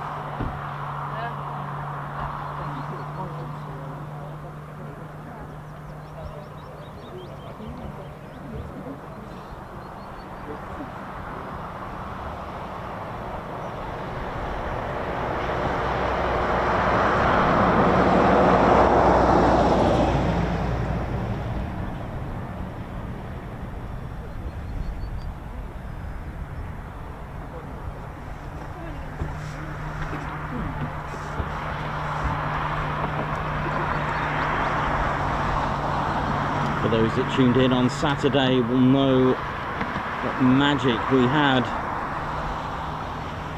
And will this be another run, a rerun of Saturday's stream?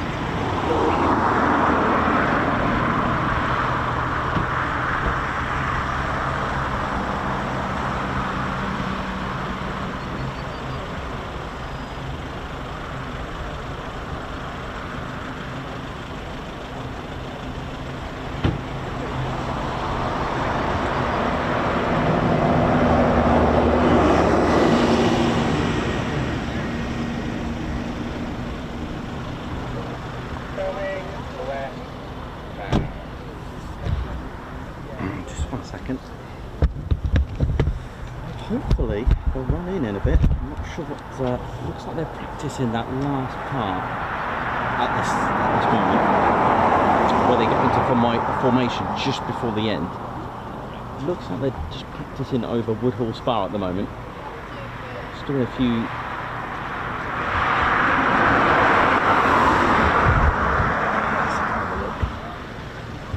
You can see it from here now.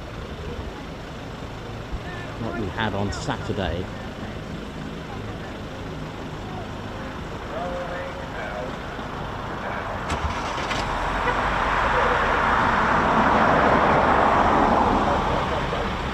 Yeah, it looks like they're practicing that over there for a moment. Hopefully we get some over here.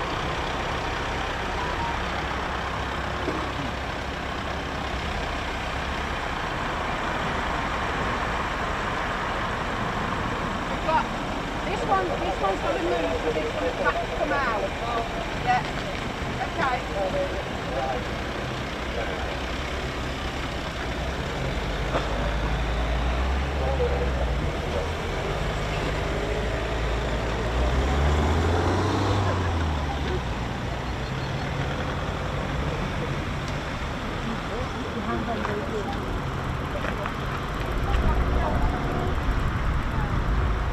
Almost reminds me, that formation reminds me of attacking fighters onto a bomber. There was always one just slightly away. They still do that today. That's what it reminds me of from reading a lot of the tactics. You'll have a fighter engage in a bomber, and you'll have one either just below. Well, that's my thoughts anyway.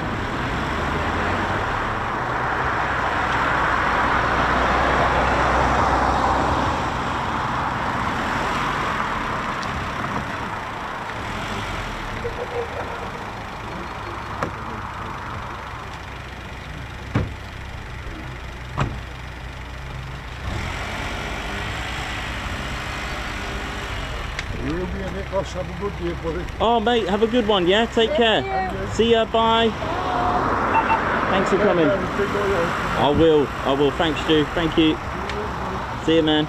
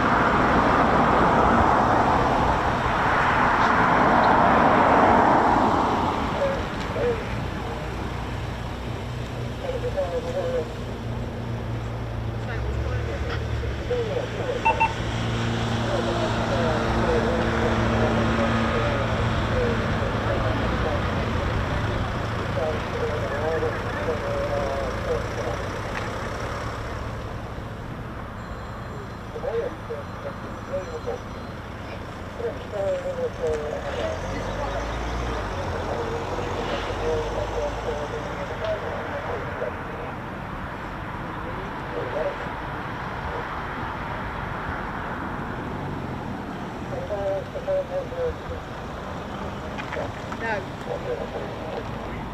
You want top away?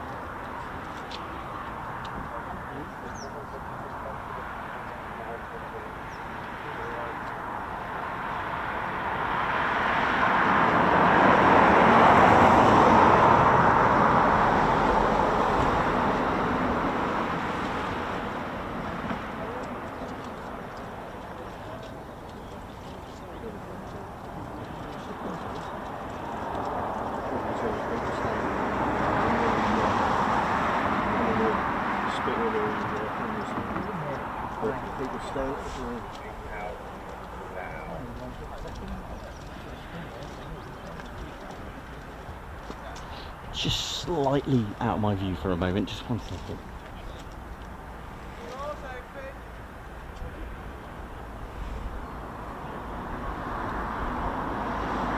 Just gone behind the trees for a moment, as soon as I got visual on them, got back on it.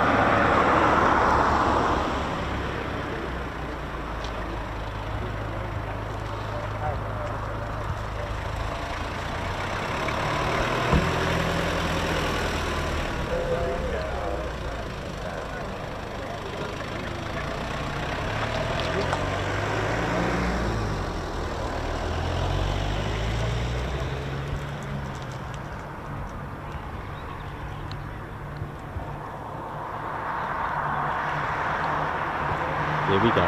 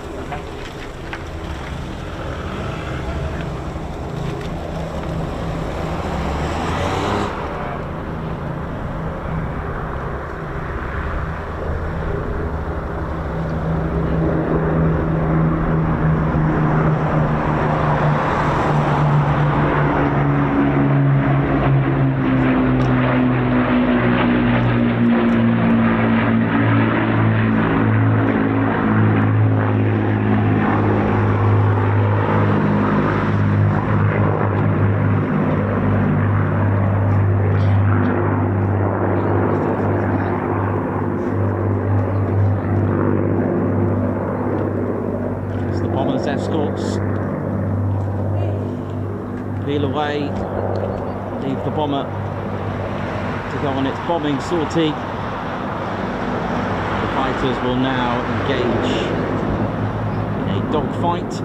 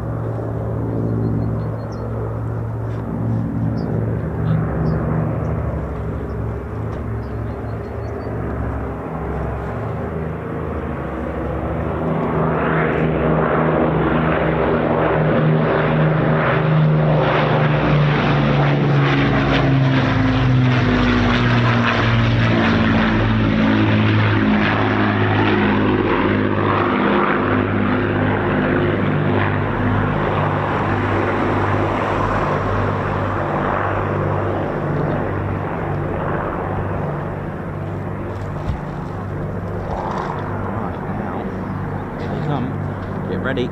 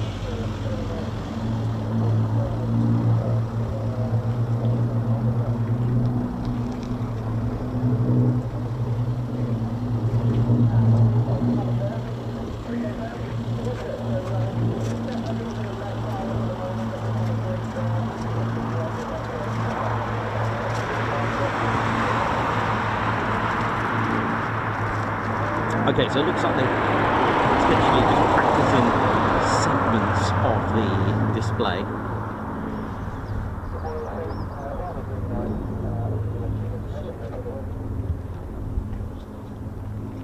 Getting feedback from their supervisor.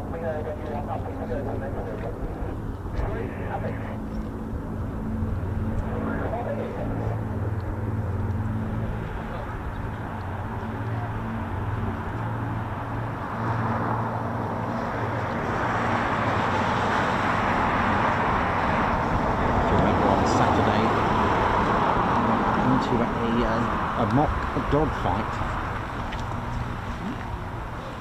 It looks like they're practicing sections of it today, which that's what it's all about.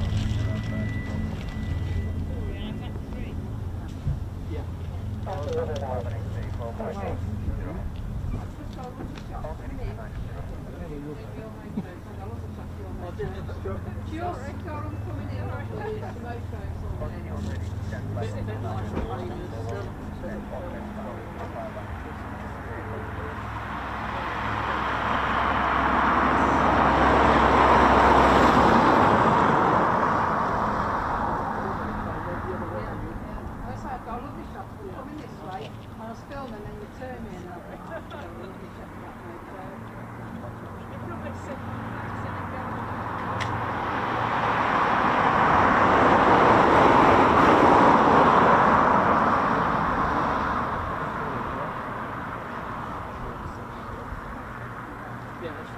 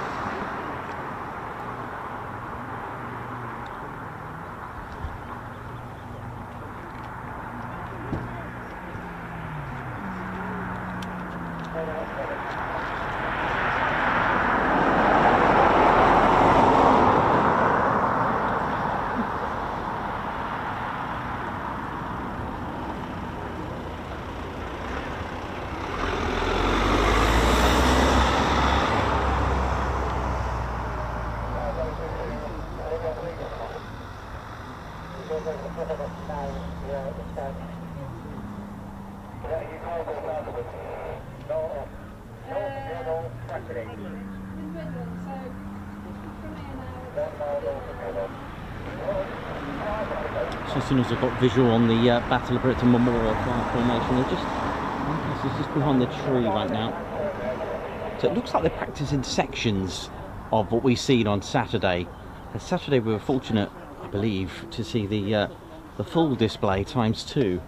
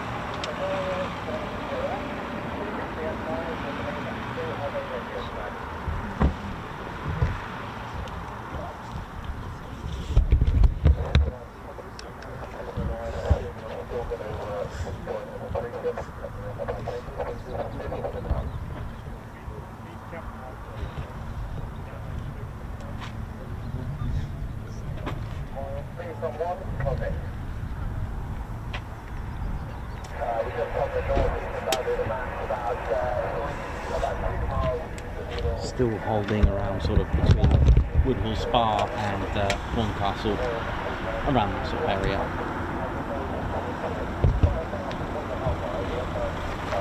I'll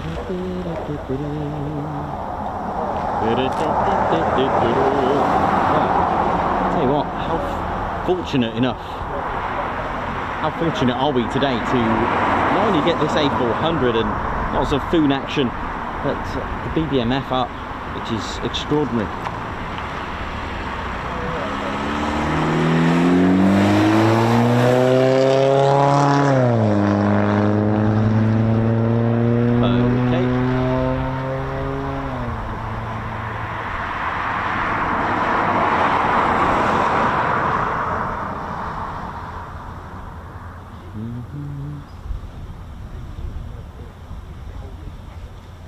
So it looks like they're just practicing just sections of the display today at the moment, from what I can see.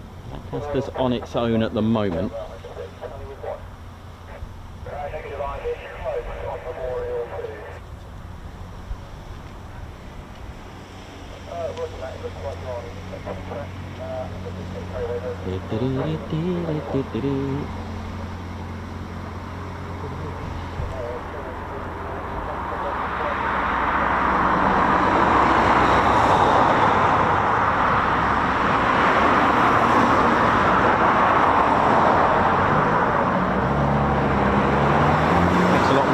the like button and subscribe today. It's all making this channel grow day by day. So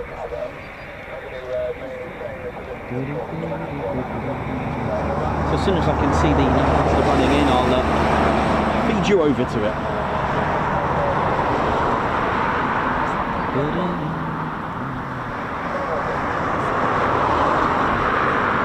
I think I can see the fighters approaching it, getting closer to it.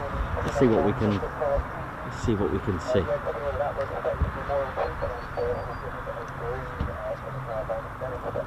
See one fighter. Lancaster's just behind those trees. Oh no, maybe not. It's just over here.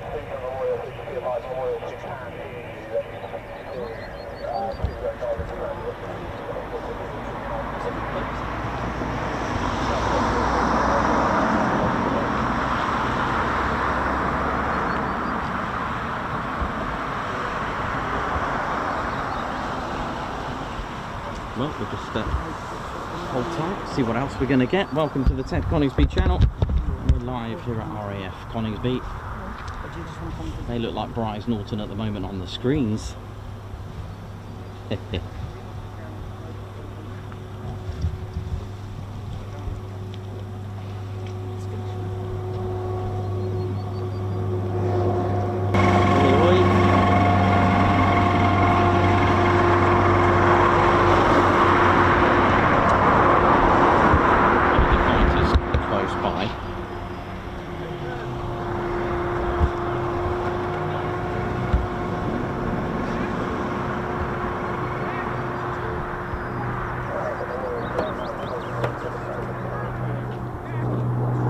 P7.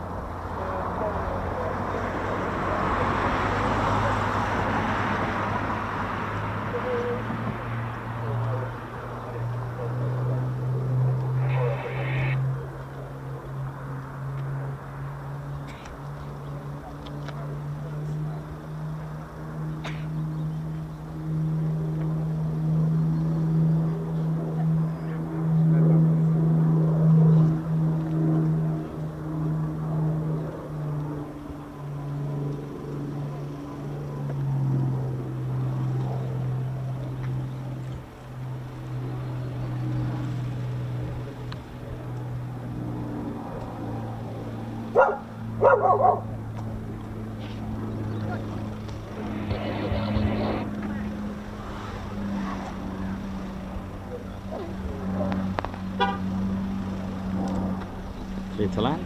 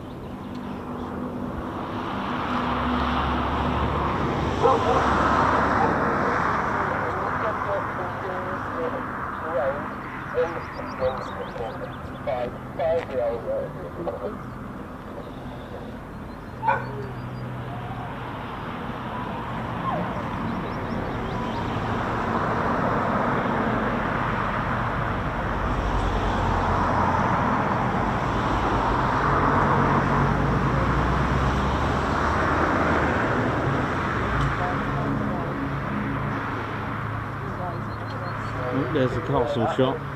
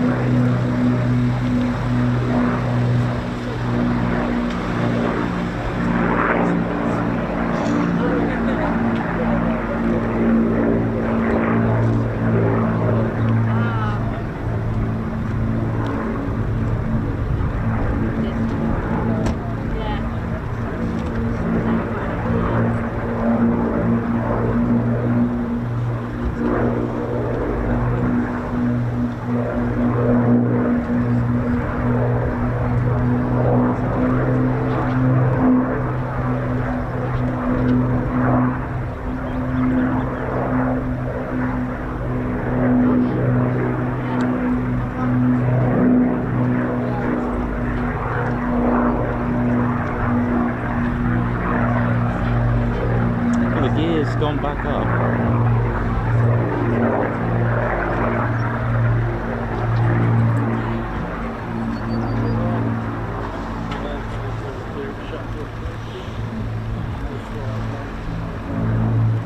Oh, I see. They're just putting a... Okay. Yeah, I got you. So it looks like there was a little bit of fire there. A bit of smoke, nothing to worry about. I think that's smoke from the flare, wasn't it? To warn the pilot.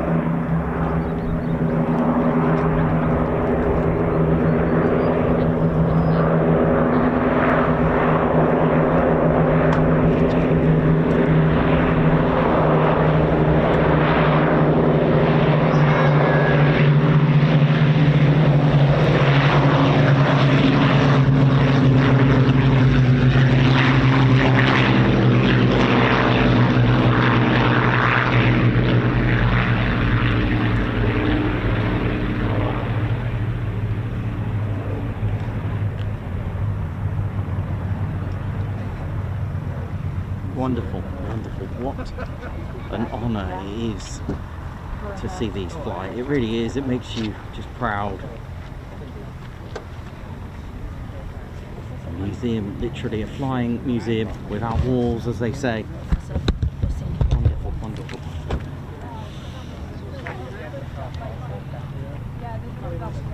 So they've got friends in Suffolk that they come forward and here.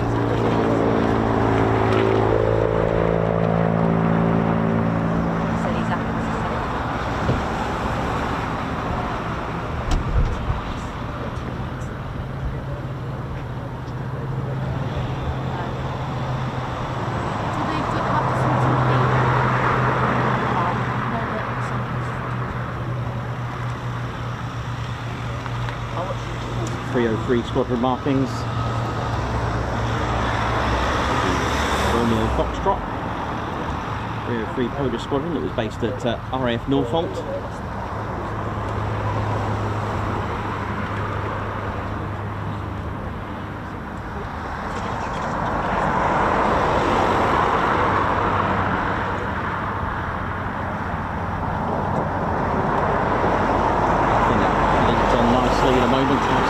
Tea and tiffin.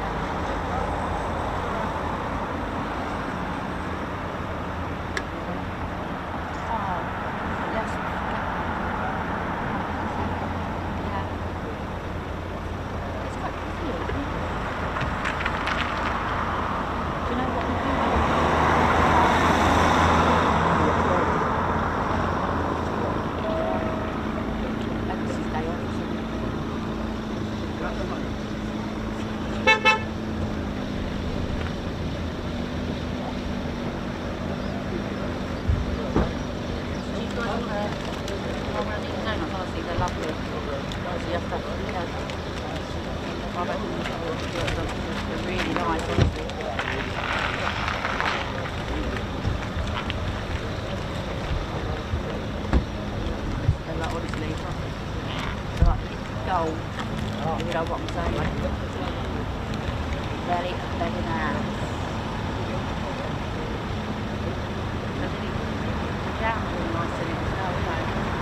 Just welcome this back. Have a bit of tea and tiffin and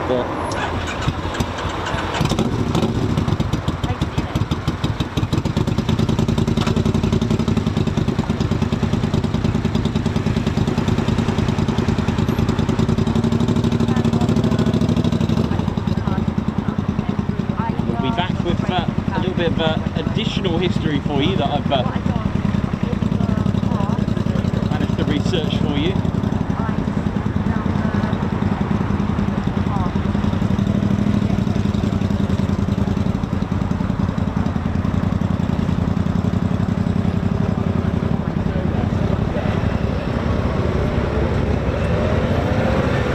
And because of the A400 parked up where it is, we're getting them taxiing past here, which is great.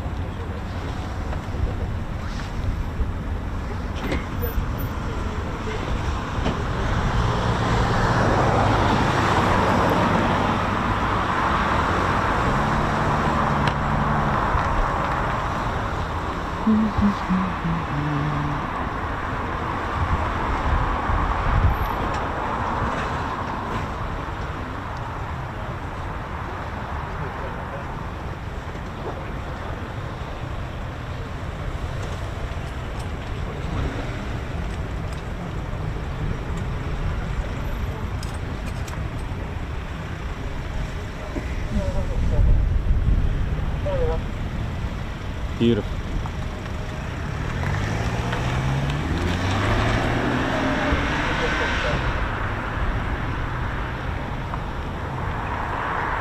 There we go, ladies, gents and teddy bears. I hope you enjoyed that. I'm just going to go and park a tunnel. I'll have a quick break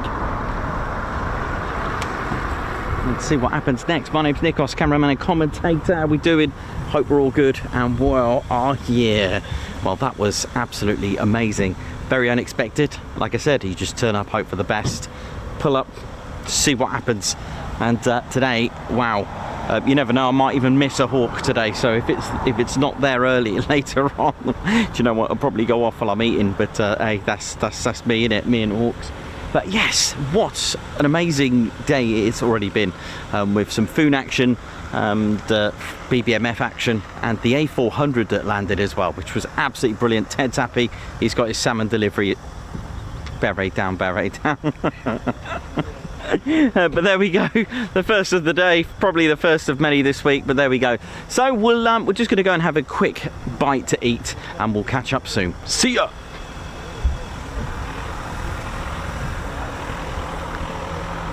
Yeah, I know, Ted, I'll go and get it for you, mate. They're a recovery team. Mind you, it's just not too far. Not one of those Olympic records for Ted's Chuck Beret edition. Leave you with the food there now. There we go. Let's have a look. Should we do that one? That one.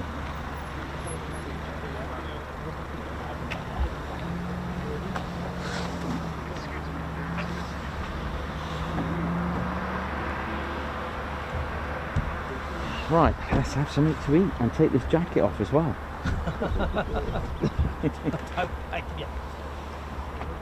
getting a bit warm.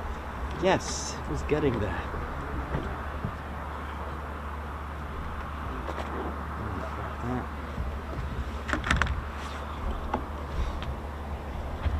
I've only 4 of those t-shirts.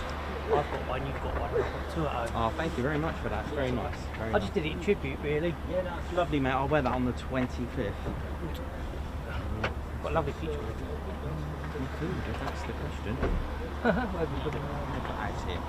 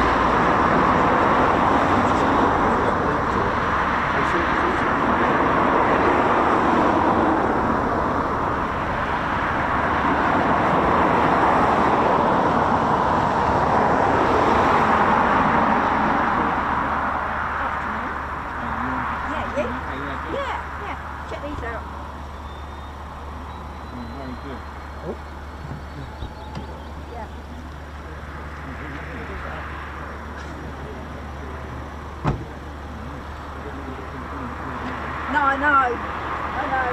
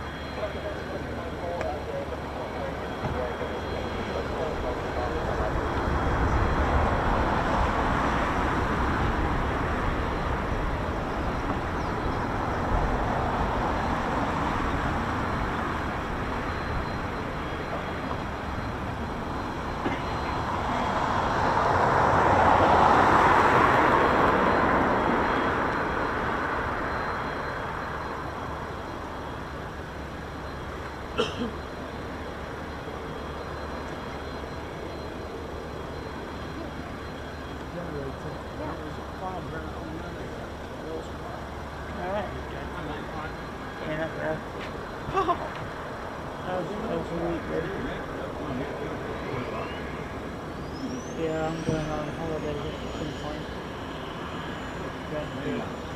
Yeah, Netherlands.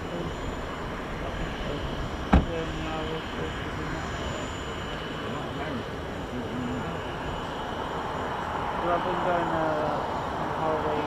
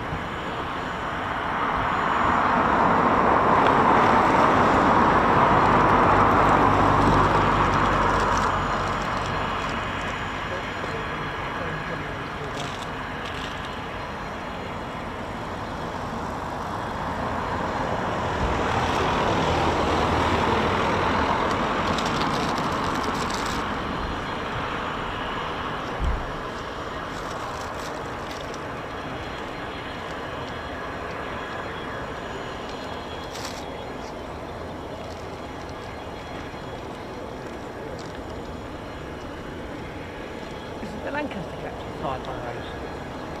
Doesn't the Lancaster captain fly one of those? Oh, I don't know. I think he did. I think when I read it, he did. I think you're right, yeah. Yeah. Mm. What do we brought it in, done that thing in the Lancaster, and came back again? I think you're right, yeah. I saw the guy got the really back picking up. That's good. But it just say a massive thank you for all your Oh, thank you. Thanks very much. really appreciate it. Thank you. As soon as we get one, we will be subscribing. Oh, thanks. Thank you very much. No, how do you know when they're here? I don't. I literally genuinely don't. I just turn up, see what happens. And that was because I was on the stream saying I was more worried about trying to see if I can see it in the distance. Didn't know it was coming here. I know. Yeah. But I did spot that generator just there. And I was like, it's either, I don't know, why is it there? So I thought maybe there's going to be another hawk or a few hawks there, but then why there? I don't know, behold, this comes in. So I got my money's worth there, worried about in the distance shot. We saw it Came coming in. We saw it over Tatchell, because I knew it was coming in. I saw it coming over. Yeah, so that was good. The Lancaster captain, so that's why. Ah, His taxi. Oh, you put it on Saturday. that's lucky. Yeah. Me and one of our subscribers, good friend now, he was here. We were just going. We came in knowing that the Lancaster was potentially going up because of a fly past. We didn't expect to have all that. Yeah, that's why there. So really were like. It's a bit shame they do all Coming this down practice to over there. No, they do it here.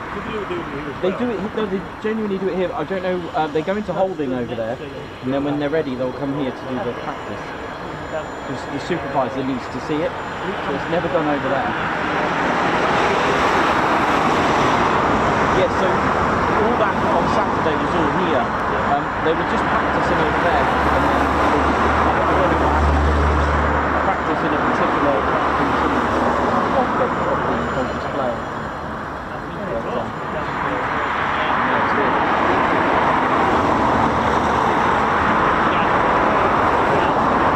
Thank you very much. Thank you. Yeah, that'd be good. That'd be good.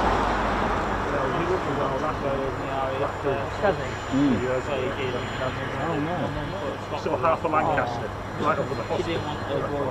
Well, there's something to it. Yeah, yeah, yeah. But, are you going in spring? Yes. That'd be good. I think we'll make the effort. The weather was fine. The what, sir? Oh, yes.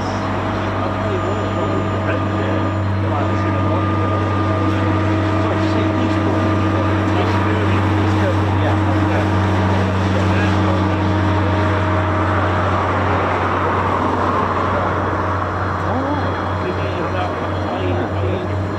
Things I didn't think of now I could do. Yeah, I didn't see that. No. Yeah.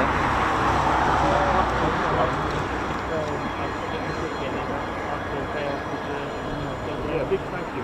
That's all right. You're welcome, sir. Anytime. Can't fly with that, can you? There's some history to talk about today, so let's see if I learn. It's stuck in my head. Which one are you looking at? Yeah, we'll see how I do the first time running through it. So. Yeah. All Thanks good. very much. No, you're welcome. Thank you. You're all right now. Yeah, Nick, coffee. Yeah, good.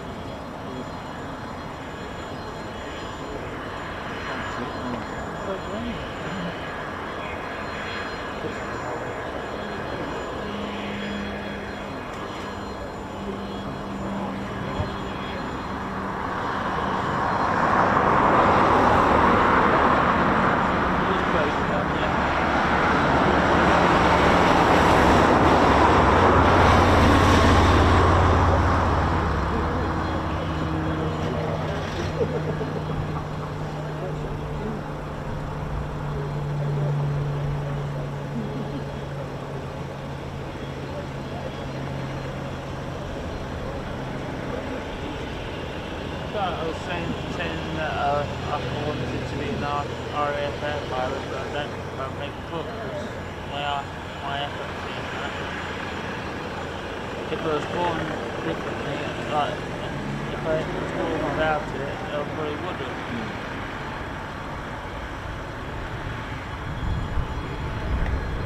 I did sit in the. I did sit in the.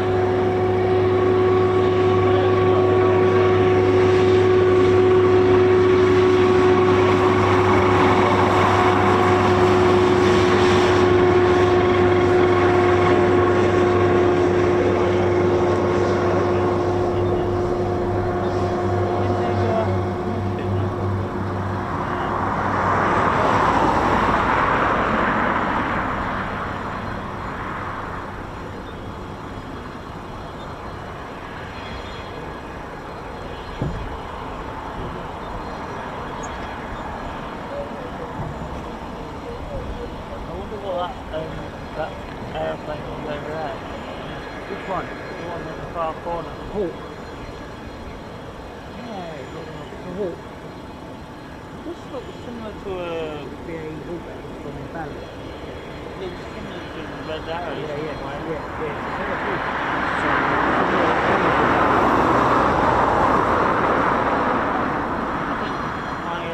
My favourite airplane is probably like the F-20. F-35? F-22 Raptor. Oh, Raptors. I think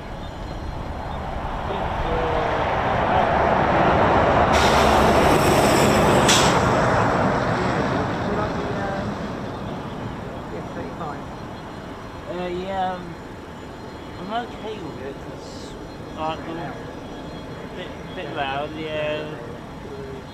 I do like ones that actually can get low radar and undetected over the radar. Like the Americans, they do the Raptors. Yeah,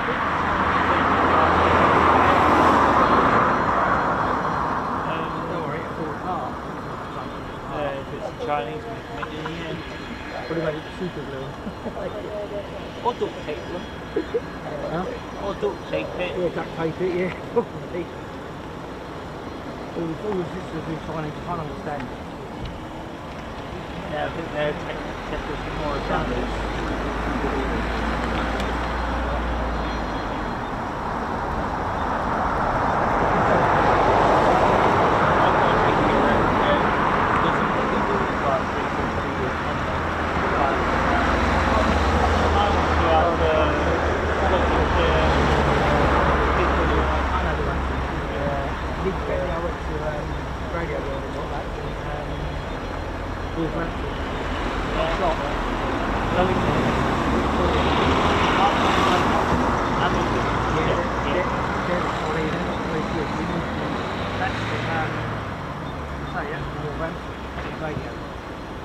Yeah, I'll try and ask my dad that.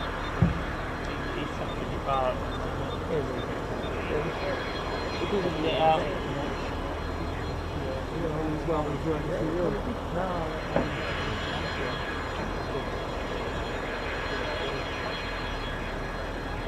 I think my favourite aircraft in this Yeah. it's got to be the Typhoon. I do like them, but I'm waiting for the I like the enemy time. Oh yeah, Nathan. Yeah. I like it when they get power.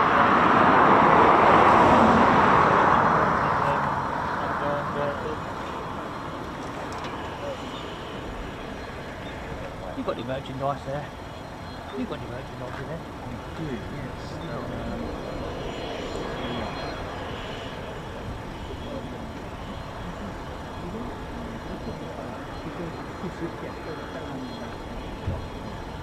Good timing, it was just Yeah, I just thought while you get back. perfect timing, so no. Just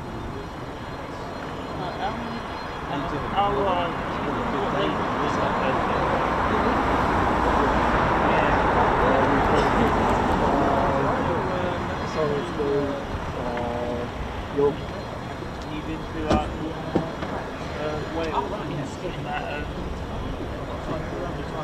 Yeah, with the loan. That loop, yeah. Down that way it would be, yeah.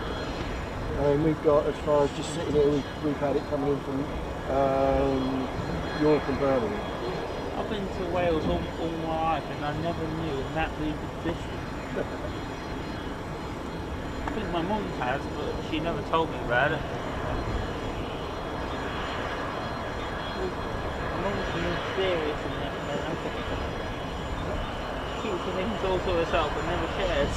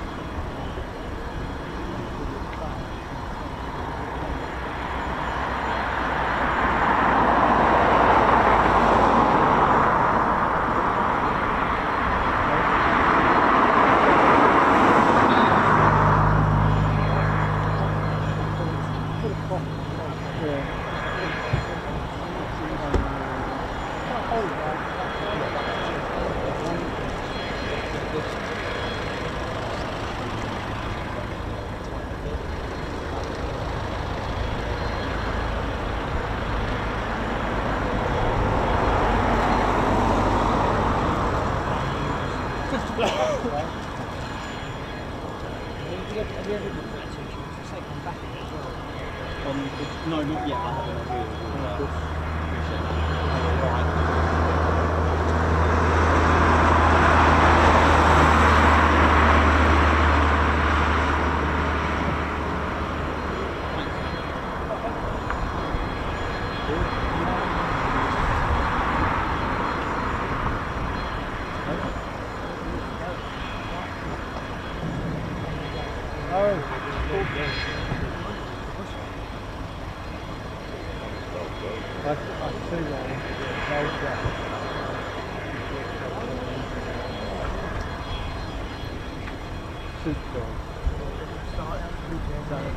That's it.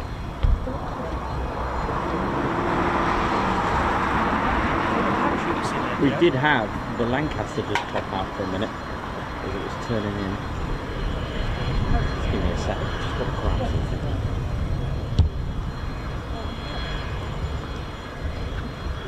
What's doing? He's got some troops getting in there. Like, What's that, buddy? got some troops going there. Yeah. Is it parachute training? Where's that?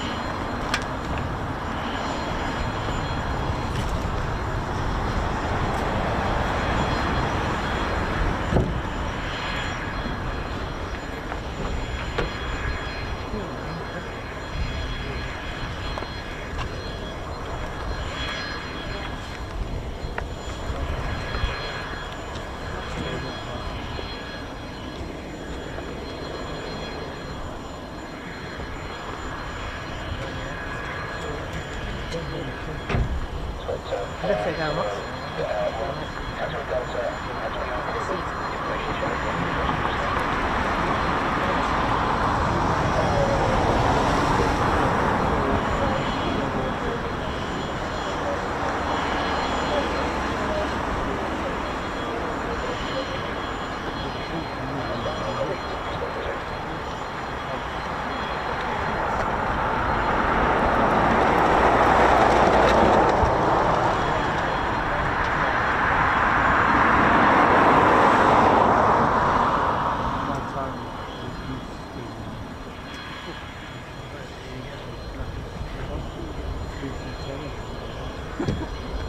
That goes back a while.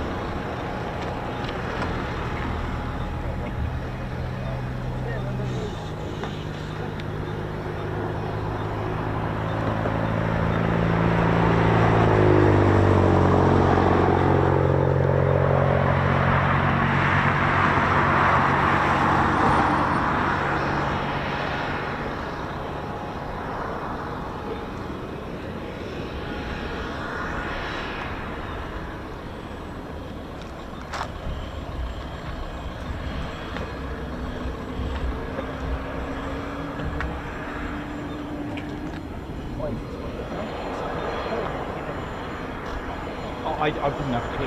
The best leaving it on the ground if you've got it, Coningsby ground. That'd be good.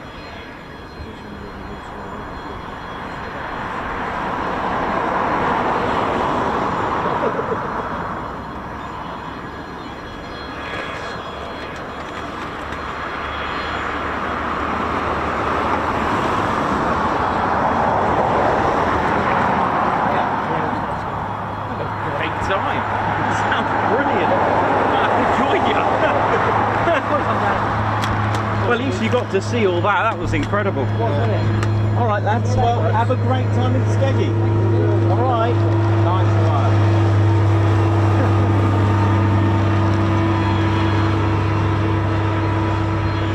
Right, I'm back.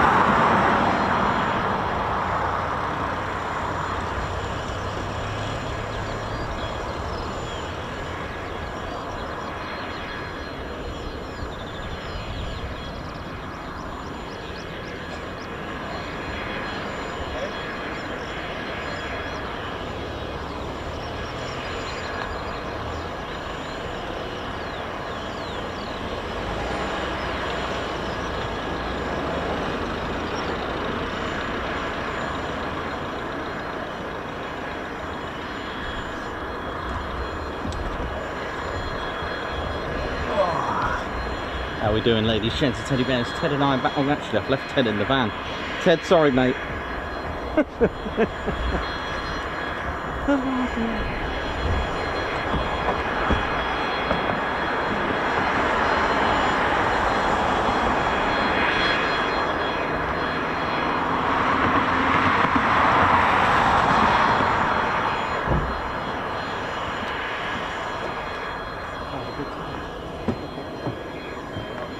Oh, you're not? Okay.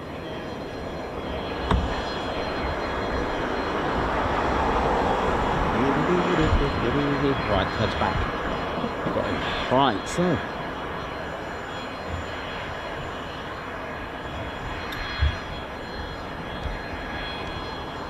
Meanwhile, the Lancaster, Spitfire and the Hurricane are still out. Getting a refuel, so you never know. You never know. It's just military aviation after all.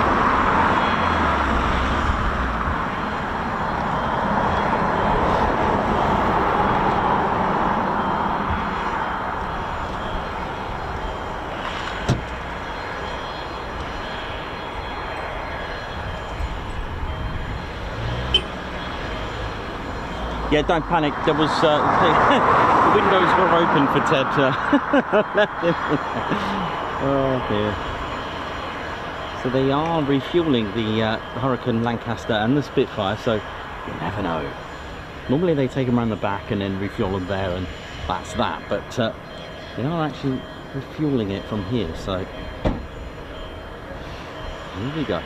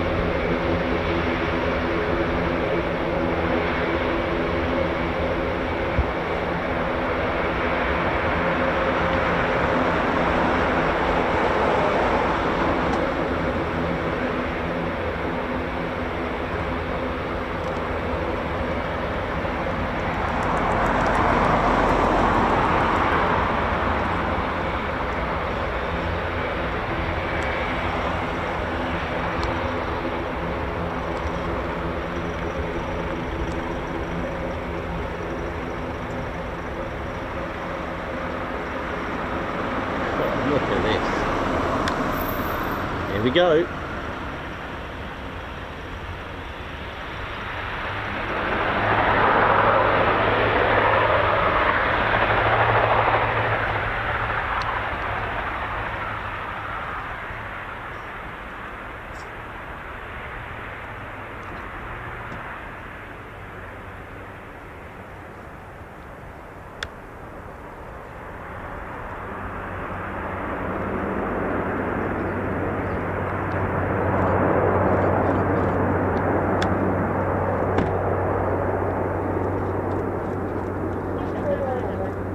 Beautiful. Look at this.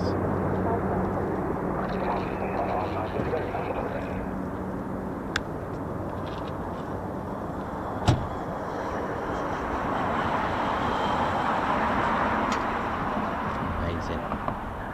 Just mesmerizing in it by those engines contra-turning between the outside and inside engines. The inside engines 2 and 3 spinning inwards. Engine spinning outwards.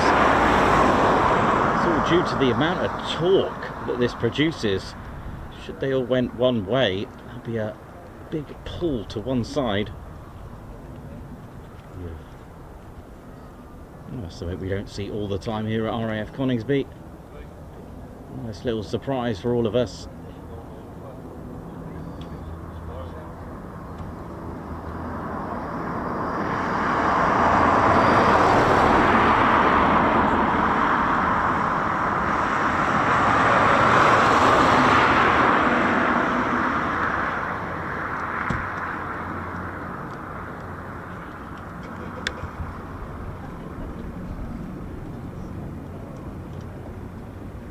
Beautiful. What a day we've had, eh? And then, just if we look, I'll show you down the other end, the BBMF aircraft are still out, so you just never know. You never know. They might take them away, you just don't know. But it's still something to just hang in there for. Let's have a look.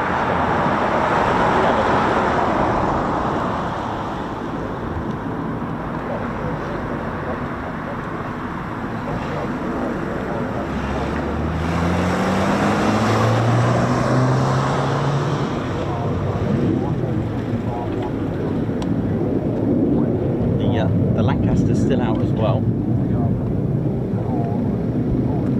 can see a high vis up there.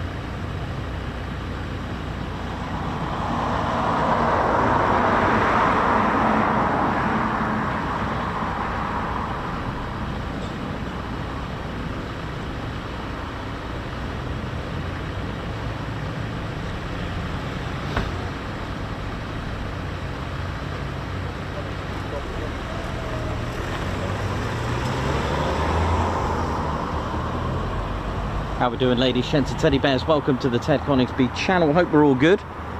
Welcome to the show. So let's see what we're going to get. There are no canopies up at the moment. Let me just see if there's anything exotic coming in, like an A400. You never know.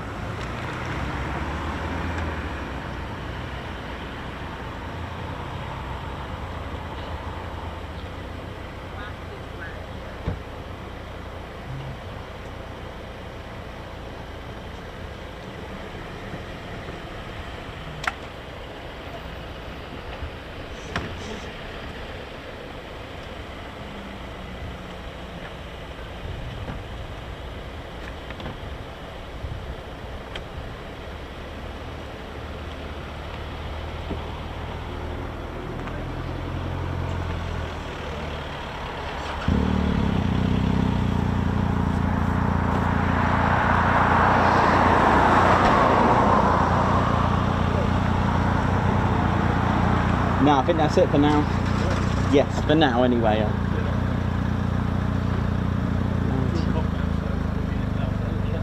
Don't know. I really don't know. There's no canopies up, so it could be a little while yet. But anything could happen. 10 and 3.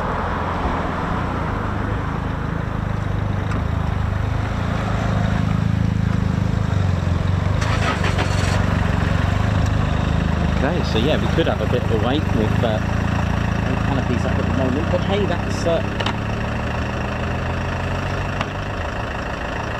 just a prediction, isn't it? So hope you're all good, ladies, gents and teddy bears. Right, before I go into a new bit of history that I've got for you, I know, hopefully you'll enjoy it. Let me just get all the bits and pieces that I need with the aircraft.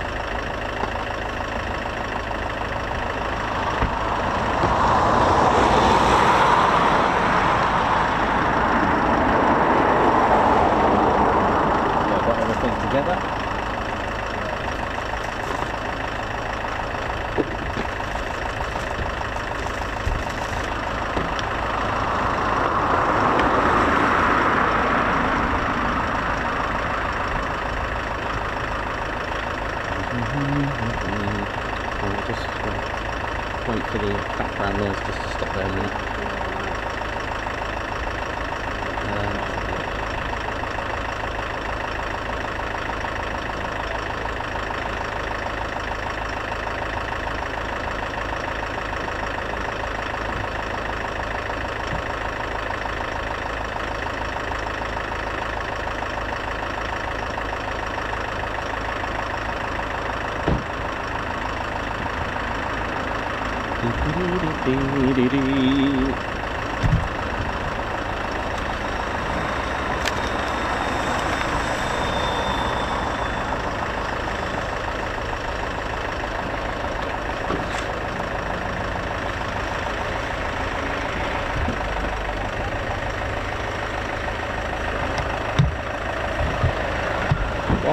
Okay. So yeah, over the weekend, actually, well, obviously Saturday I was here, and on Sunday I got busy just going into a bit more depth of Coningsby's history, and dare I do it now, but here we go. There's no canopies up at the moment, but you never know. There's always the south side of the base to keep it rumbling and you know, keep us busy and all that. But yeah, my name's Nick Austin, cameraman and commentator, and a bit of a historian as well, bringing you the history as well of the base. And I was absolutely staggered of the amount of information I tried to absorb in just just a few hours. You know, it was a nice sunny day, and I just took a day off yesterday, and just literally had a look at all the books I had, and just went to see if I could find any extra info on Coningsby. And I did, and it was amazing, all these little books that I found, and thank you to all of you who have contributed to the book collection of the Ted Coningsby channel. It is amazing. So RAF Coningsby, ladies, gents, teddy bears, welcome to EGXC. That's the ICAO code. Now, this is England's second largest county, and during the Second World War it was nicknamed Bomber County, so you may have heard that before.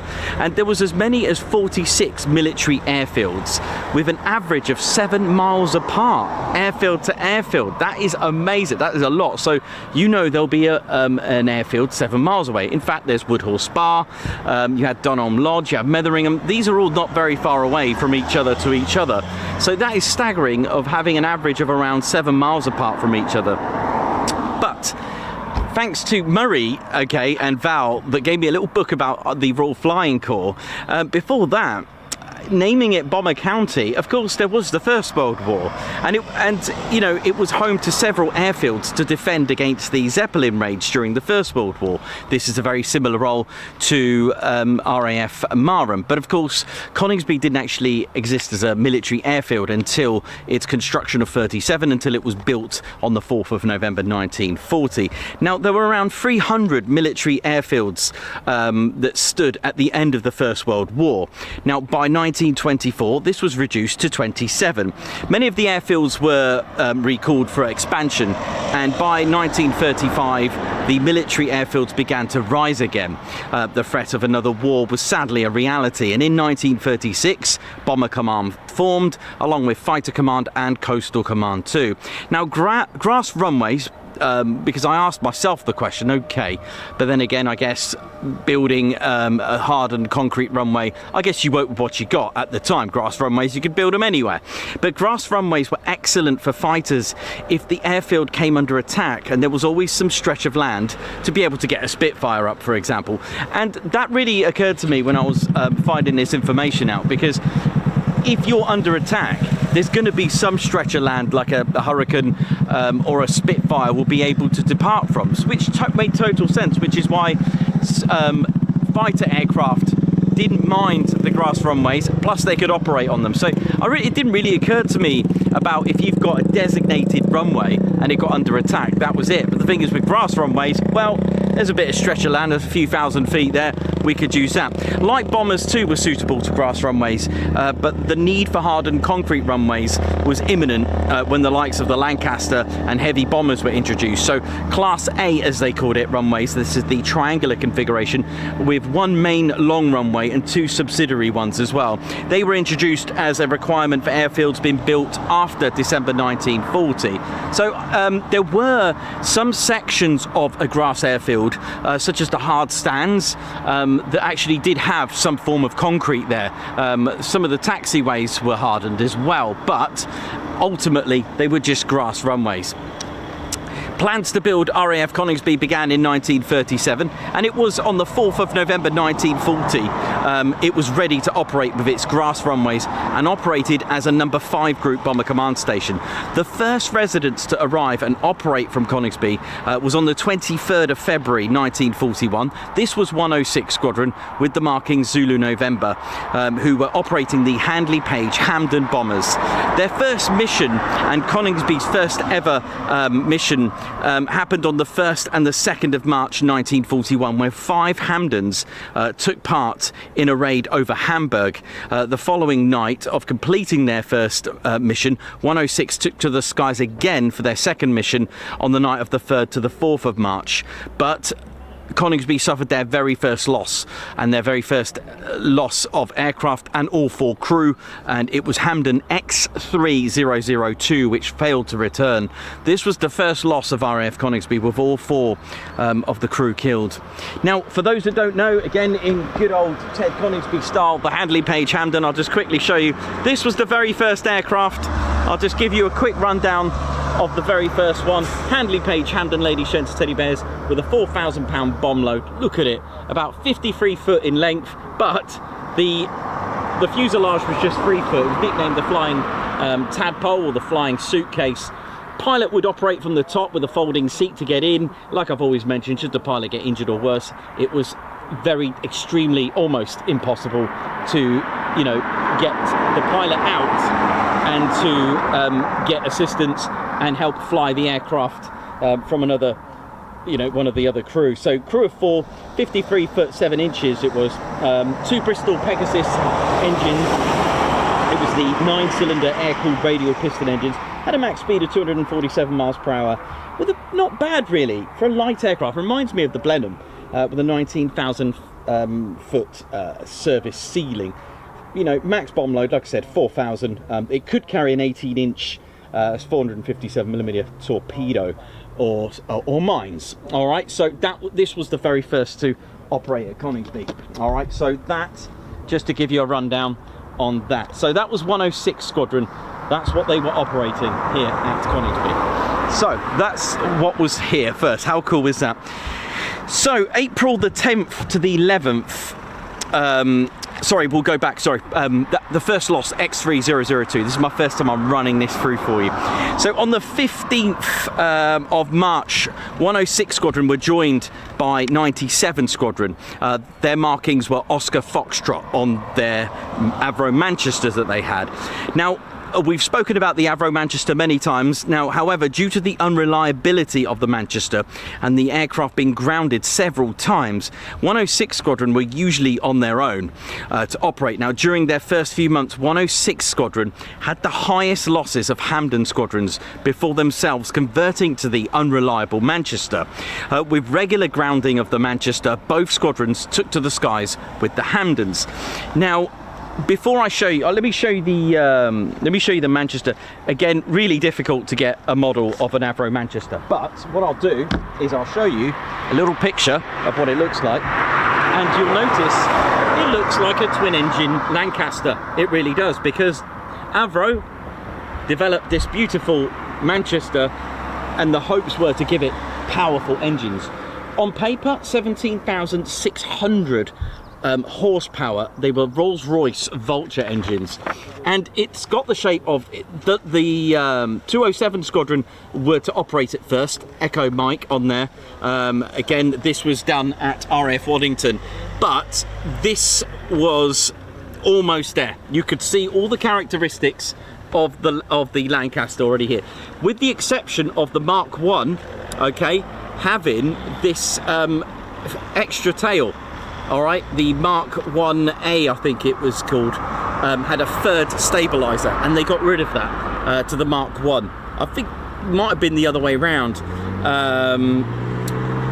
I think it was the Mark 1, and then the Mark 1A had this removed, which then looks a bit like your Lancaster. So, again, same length as the Lancaster, but the problem was with the Manchester, it was the engine that it was defeated by its own engines. In fact, it was grounded several times, and the ball bearings in the engine would cause the engines to overheat and pack up. And it was, I've read so many now, I've read so many stories of pilots just sacrificing themselves and getting the crew out. So not only is combat your enemy, or at least, sorry, not only is combat a peril, but your own aircraft, which was as well. So what could you do? So both squadrons took to the skies in Hampdens because of the amount of times that the Manchester was getting grounded. So having engine problems, there was also the feathering on the propellers. They were causing issues as well. So although at the time 97 Squadron joined 106, sometimes 106 were on their own due to the fact that 97 Squadron's Manchesters were grounded again. So feathering on the propellers again could actually start to cause other problems inside the engine, and assisting with them breaking down, catching fire, and that's the last thing you need. April the 10th and 11th, I delved into a bit more history with Coningsby. In 1941, of 10th to the 11th, 106 Squadron was sent on a small-scale raid on Dusseldorf. 2 more Hampdens were lost by night fighters. The 8 men lay side by side in a Dutch cemetery where they were lost. In July of that year, in July and August, 106 Squadron lost a total of 15 aircraft. In August 1941, Hampden AE-193, piloted by Sergeant Leon, was heading home from a raid on Duisburg when disaster struck, as both Olympus Pegasus engines failed whilst 40 miles out over the North Sea, near the island of Texel, Netherlands. The Bristol Pegasus powered engines were rated at around 1,050 horsepower on the Handley Page Hampden. Leon managed to land the Hampden on the sea, and all 4 crew escaped and scrambled into the life-saving dinghy. Now, the Hampden eventually sunk. However, rescue never came. Now, they were enduring rough seas, heavy pounding rain, feeling a lot of seasickness, I would imagine, the sharpness and unforgiving cold. They had to endure this for 2 days. The following next 2 days, it was completely the opposite, with sun peeling, heat from the sun, stuck out to sea. They were feeling dehydrated. They tried desperately to paddle using their parachute harnesses and making their flying jackets. They made a makeshift sail on this ever so sinking dinghy in the end, but aircraft did fly above them. There were ships by, but they just never seen them.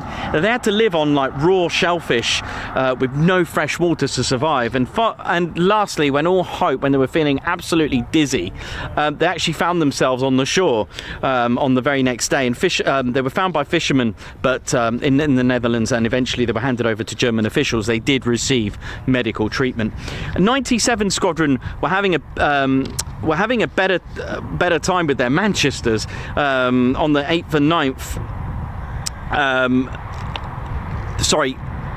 97 Squadron were not having a better time with the Avro Manchester. On the 8th and 9th of April 1941, 97 Squadron took to the skies in their new aircraft on a night raid for the largest raid in the war by Bomber Command on Kiel. But the Manchester was to have a series of accidents and a crash on takeoff here at Coningsby as well. And many were lost after their raids, homeward bound, giving radio signals to report engine trouble with the second failing. This was the problem with the Manchester, and eventually they ended up grounding them a good dozen times, and and I've heard stories of them just reverting to the back to the Hampden.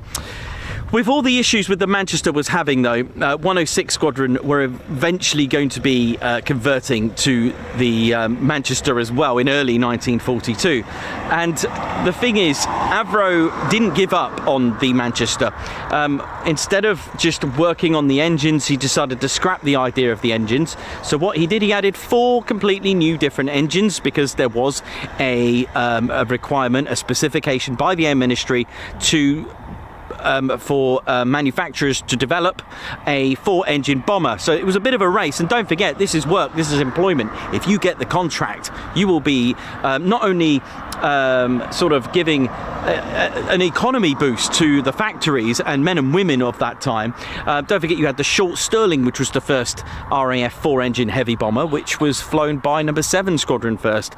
Then you had the Halifax bomber as well, and eventually Roy Chadwick and his crew at Avro increased the wingspan of the Manchester by 12 feet, so 6 feet either side, and they stuck good old Rolls-Royce Merlin engines. They were rated at 13,000 horsepower, so 400 horsepower less, or thereabout, or 450 horsepower less than the Manchester's Rolls-Royce Vulture, but he stuck the Merlin engines on there. The wingspan, in fact, the Avro Manchester increased its H-tail, the width on the fins by, on the last part of the tail, by about 3 meters in total from the Manchester. The prototype was BT308. It was at RAF Waddington, and they were going to call it the Avro Manchester Mark III, but in the end they called it the Lancaster. Now, I've got a bit of a story for you that I came across this little book just before I go into a bit more detail. But 106 Squadron were, once they converted to the Manchester, by February 1942, Coningsby satellite station, RAF Woodhall Spa, was complete with hardened runways, and 97 Squadron was to receive the new 4-engine bomber, the Avro Lancaster, but were operating them out of Woodhall Spa. The runway here was not suitable, the grass runway, and what I didn't know is that Woodhall Spa was actually the satellite. So when they did receive the Lancasters, it was at Woodhall Spa. So Coningsby Squadrons would actually use Woodhall Spa as a satellite station. This is something I only found out the other day, and the Avro Lancaster would be operated from there, as Coningsby's grass runways were really not suitable for the heavy bomber. But a new type of aircraft required the crew to be trained, so 97 Squadron formed the heavy conversion flight at Coningsby, and a second heavy conversion unit formed from 106 to train them on the Lancaster also. So with the new aircraft coming, with the prototype available, you had to train your airmen, your pilots, on what was a 2-engine bomber, which was now a 4-engine bomber. Now, I've got a real interesting story here, which never occurred to me. I did not get in my head, or just missed it completely, of the status of Ireland. Now, I've got let me just get this. I haven't written this down, but something really extremely interesting happened at Coningsby. And it happened just towards the end of 1941. In fact, it was October the 2nd, 1941. There was basically a Hampden with 106 Squadron, and I've got the serial number here for you somewhere, if I can find it. I think it was AE7. I'm going to find it for you, because it was extremely interesting, I'll tell you that. A Hampden took off from Coningsby for a raid, right? And when it went out onto the raid, the weather was a bit hit and miss at that time, and it was Free Royal Air Force crew, piloted by Herbert I'm just trying to remember the name, Newby, and they went out on the raid, but they were told they were recalled. It was 5 Hamdens of 106 Squadron in Duisburg, I think it was, in Germany, and basically what happened is that they were told to abort the mission, but they were only 5 minutes out, and I've got it. Sergeant Herbert Newby decided to press on because he was 5 minutes away, and did it, and he actually bombed the target and destroyed it. But on the way back, they were met with absolutely rough weather, and then 3 Me-110s, which we don't often speak about. He did evasive manoeuvres. Then they faced a lot of flak over France, which they just about survived, and they got the navigation system was taken out, and they were running out of fuel, and eventually I believe the engine caught fire, and the problem was they needed to bail out because both engines had cut out. Now it was complete pitch darkness. They had an idea they were over land, but when they parachuted out, they actually landed in Ireland. What didn't occur to me is that Ireland at the time was neutral. What happens then? So that was the end of the war for Newby and his men, because when they were caught or interned, they were taken into custody and had held in a camp for the next 3 years, and that was the end of the war for these 4 men that spent the rest of their time in Ireland in custody because they landed on a neutral country which didn't want to get involved. I mean, it never occurred to me that, and I only came across it of all books. Look at this. 50p from back in the days. Look at this, 50p for this book, and it's in here. And I got the I couldn't believe it. It should have it on here. AD7, no, not that one. Hang on, I will find it. I couldn't believe it when I found it. It's got it in here. Now, Andley Page, Hamden. Yes, AD768. Donegal. They found themselves at Donegal, became lost, returning to Coningsby from Ops to Karlsruhe. Amazing. I had no idea about that, but thanks to that 50p book, I found a Coningsby related aircraft to do with that. So I will add that in there on my little notes here for next time. So eventually, then 97 Squadron moved to Woodhall Spa in March 1942. They actually left. They left with them a heavy conversion unit as well. They formed from it, and also 106 Squadron formed a heavy conversion unit. 106 Squadron didn't have the best start in the Manchesters, with missions being aborted, but then did get their first sortie in their new aircraft on the 20th of March 1942. It was Warrant Officer Merrills who successfully planted their mines off Kiel. Now in 1942, 106 Squadron was to have a new wing commander. Now he was aged just 23. Wing Commander Guy Gibson took command of the squadron, increasing morale of the squadron as well. Though he was the youngest squadron he was the youngest CO of a bomber command squadron as well. So Gibson got himself back into flying ops. There were some stories they didn't really like him, or they were a little bit, maybe they just didn't like the fact that he was just 23. There was a bit of a stigma I've been reading about, but you know what, he got in there and he did the job, and Gibson got himself back into flying ops and mine laying in the Baltics on the 22nd of April 1942, and 3 more sorties in the Manchester during the following 3 weeks. Gibson was a great commander and a pilot for the squadron. That he was highly recognised for his 18 night sorties, and 6 of those were consecutive. We always think of the horrors of going into the bomber aircraft and coming back. Imagine doing that 6 times in a row. The squadron improved, and the performance was noted by analysts of 5 Bomber Command by the Air Ministry, which most likely gave him the job to become the commanding officer of 617 Squadron. On the 30th of May 1942, Coningsby's aircraft took part in the 1000 bomber raid over Cologne, which were 3 nighttime bombing raids over German cities. Eventually, in mid-1942, 106 Squadron took their last mission at Coningsby before moving to Syerston, while Coningsby closed to have the upgrade for its runways from grass to hardened new Class A runways. On its final mission with a raid over Bremen, 3 of their aircraft failed to return. They had the worst percentage of loss rate on a Hampden. The transformation to the new runways meant that flying ceased for nearly a year, which was September 1942 to August 1943. But during this time, which I didn't know, I always just said, yeah, it closed and that was it. Guess what? 5 group training school were here, took advantage of the facilities. Also, if you're feeling hungry, the school took residents and also made use of the facilities, but also the Bomber Command's Field Cookery School were here. How cool is that? And then I find out that while the runways were being constructed, 106 Squadron eventually moved to RAF Metheringham with their Lancasters in 1943. But in the spring of 1943, first to use the new runways were actually 1514 beam approach training flight. 2 new aircraft here for Coningsby that I found was the Avro Anson and the Airspeed Oxford.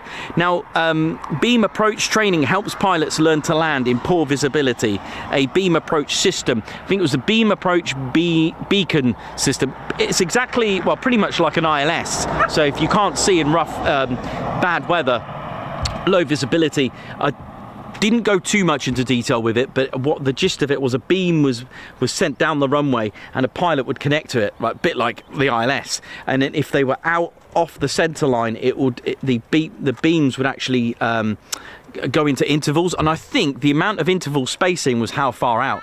That was pretty interesting. On the 25th of August 1943, Coningsby was back in Bomber Command operations, and it was the famous 617 Squadron that arrived with their Lancaster bombers. 617 flew many raids from Coningsby and eventually swapped with 619 in January 1944.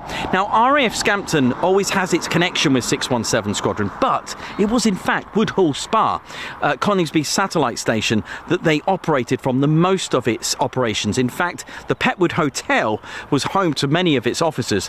61 Squadron also made Coningsby its home with the Avro Lancaster. Both 61 and 619 took to the skies in many raids here, losing many aircraft and many men in raids over Berlin and Nuremberg as well. The other aircraft that was here as well was the Avro Lincoln, which was amazing. That also surprised me as well. So it's amazing how much things I found. We all know, for those regulars that know about the D-Day, 6th of the 6th, 1944. It was Coningsby's 97 Squadron that came back here, that actually operated from here and took a mission with their 18 Lancasters, and it was commanded by Wing Commander Jimmy Carter on his Z Zebra flight. So it would have had Oscar Foxtrot, Roundel, Z Zebra was his. And he did, like I said, he did joke about, thank God we're not in OTU now, more aircraft coming out to for Coningsby. But 97 Squadron suffered the very first losses of D-Day of the Royal Air Force, and it was 4 Lancasters that never returned. Mosquitoes were here as well, and that makes sense now why Wing Commander Guy Gibson went to Woodhall Spa to take on a mission which sadly cost him his life, a raid using 657 Squadron's Mosquito. Gibson flew 171 operational missions. He shot down 4 enemy aircraft during his time as a night fighter with 29. He was sadly just 26 when he died. And 97 Squadron and 83 Squadron operated the Avro Lincoln here, with the further Mosquito Squadrons making Coningsby its home in 1946. Also 109 and also 139.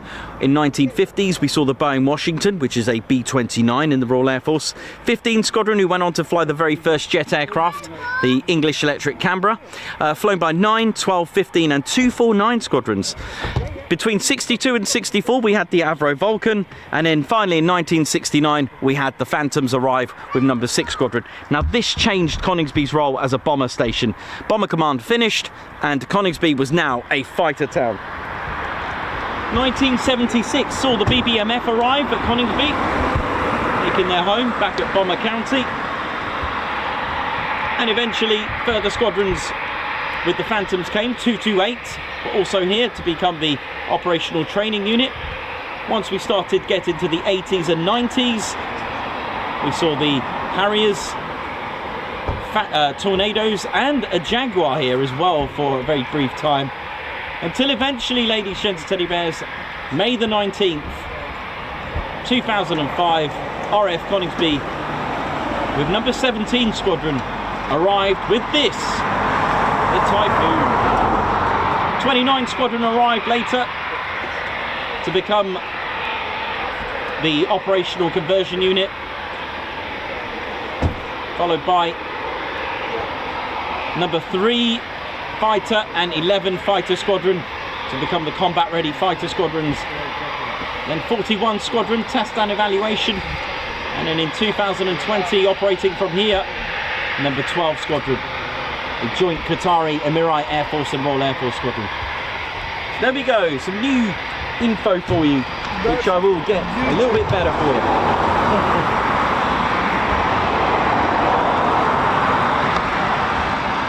Hope you enjoyed the new info.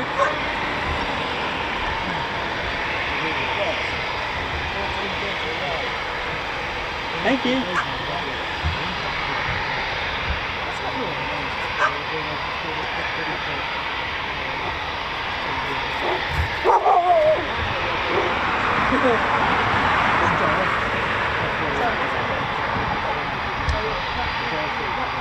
That piece here, we're going to be left behind. Over there. You see it?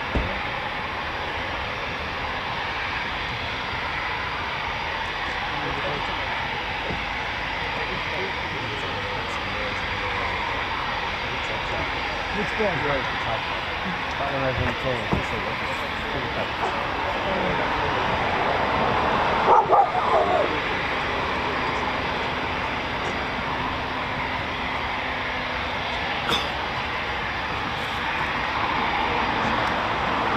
that's what I got up to over the weekend, just learning a bit more about Coningsby and adding a bit more for you. Just, I will always refresh it and add something new to it every time so it doesn't get too repetitive for you.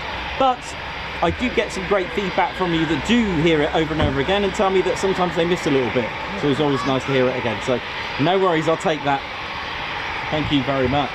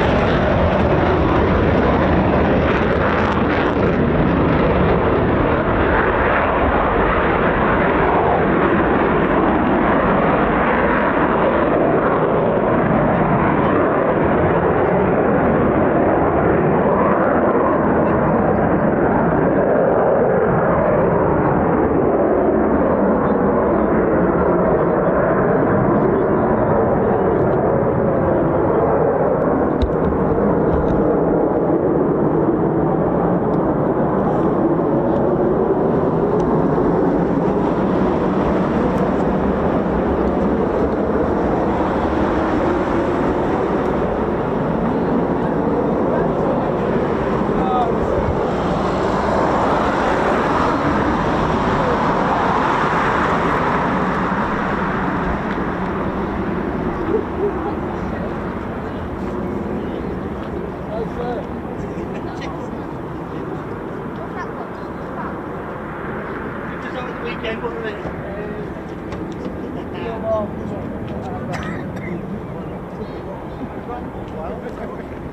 alright? You well? Good. I don't know. Have you done your guards march for yet today? When? Today? Put the anniversary on today. Oh, it will go on, don't worry. Which side of the Victoria mirror?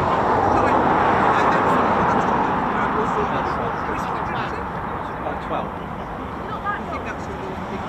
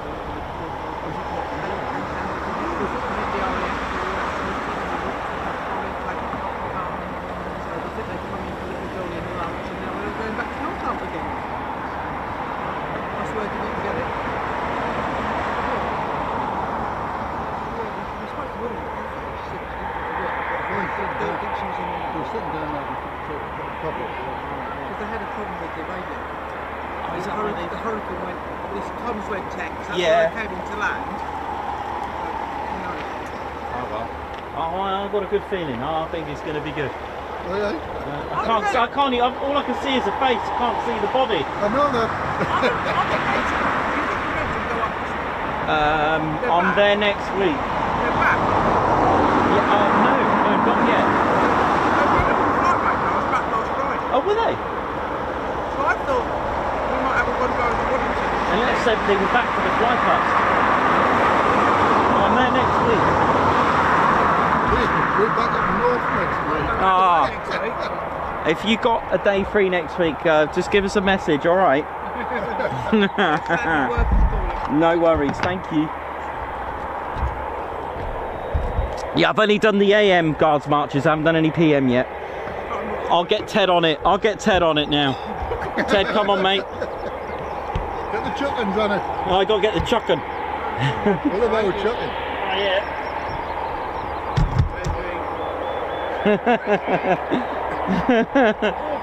Hey, wait, right now.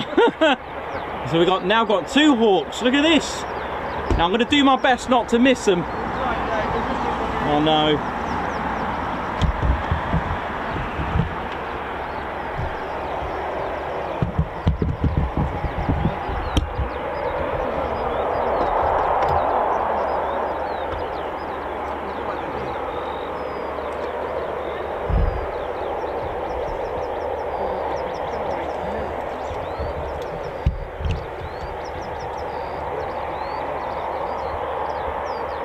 Beautiful.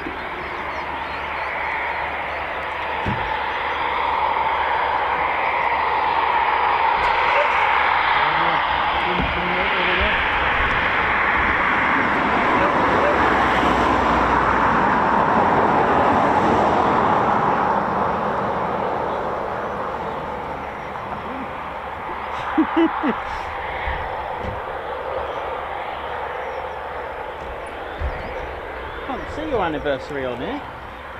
DLD. Oh yeah, I've got it now. Right, yeah, I found it. I'll give you a I found it. It was right. Thank you. No problem. And for those wondering, I have no idea where that second Hawk appeared from. Just like that, missing them.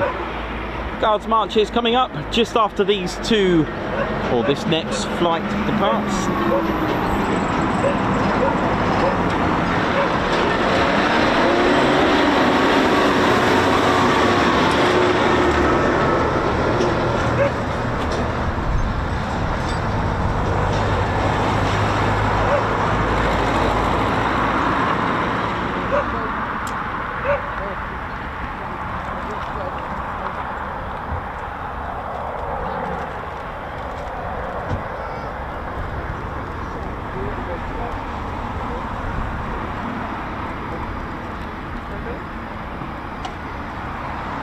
If I look away, I might get a third one.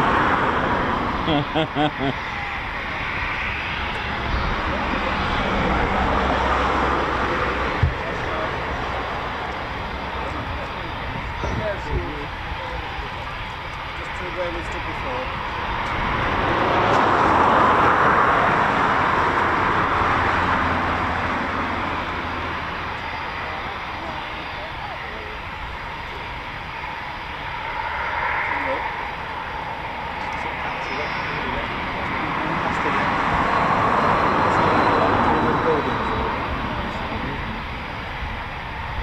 What land, Neil?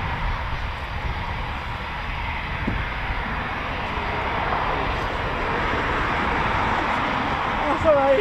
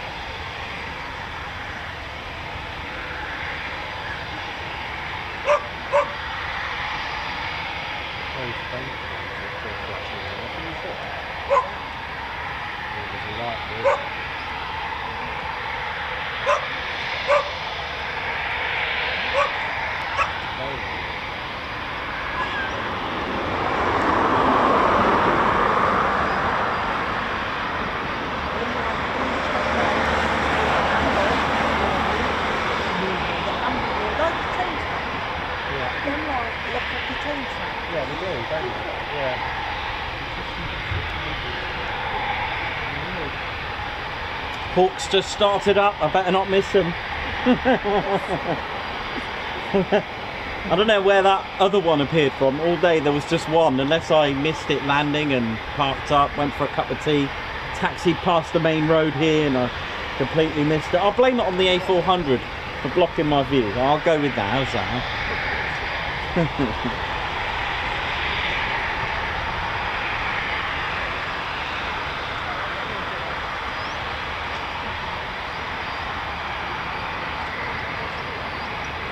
Lights on. Lights on. Oh, my Tom. It's on there. Yeah. Ready?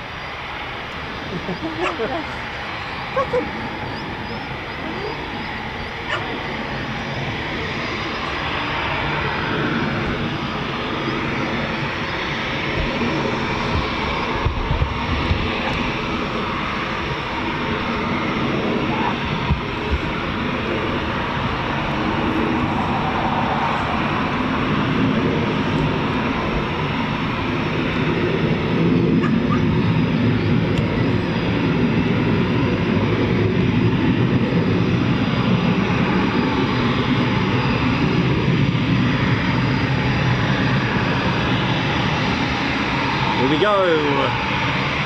EJ 200 engines producing 20,000 pounds of thrust each. Here we go.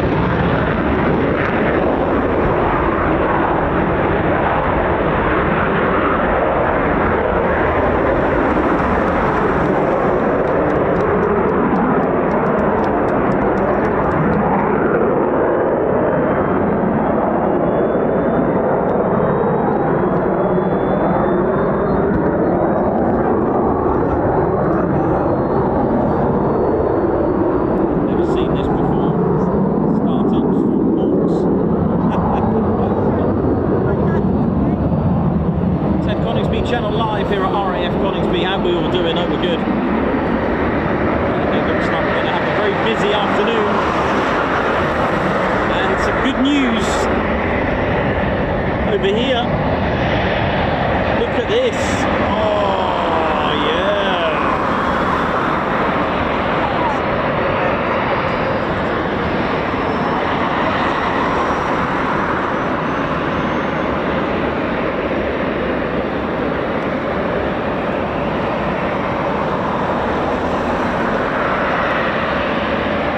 Christopher Carr, Anonymous, Mark Richards, Wee Stevie Bull, Renkel DeVray, Danny Hutchinson, how you doing? Ted Coningsby Channel live here at RAF Coningsby. Hope we're all good and well.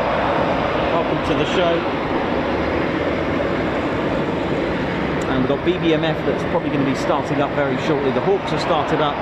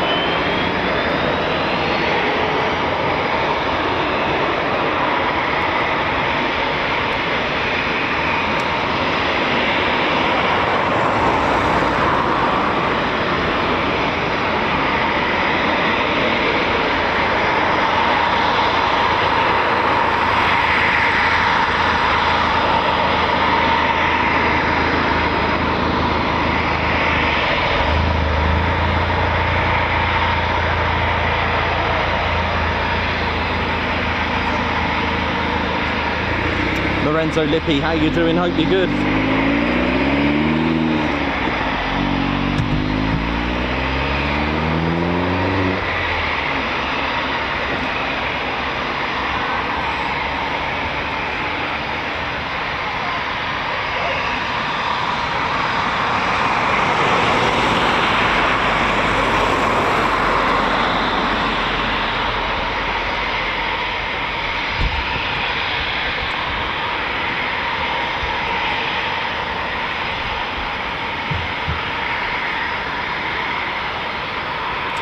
Philip Knoll, 22 months membership, Guards March, thank you very much.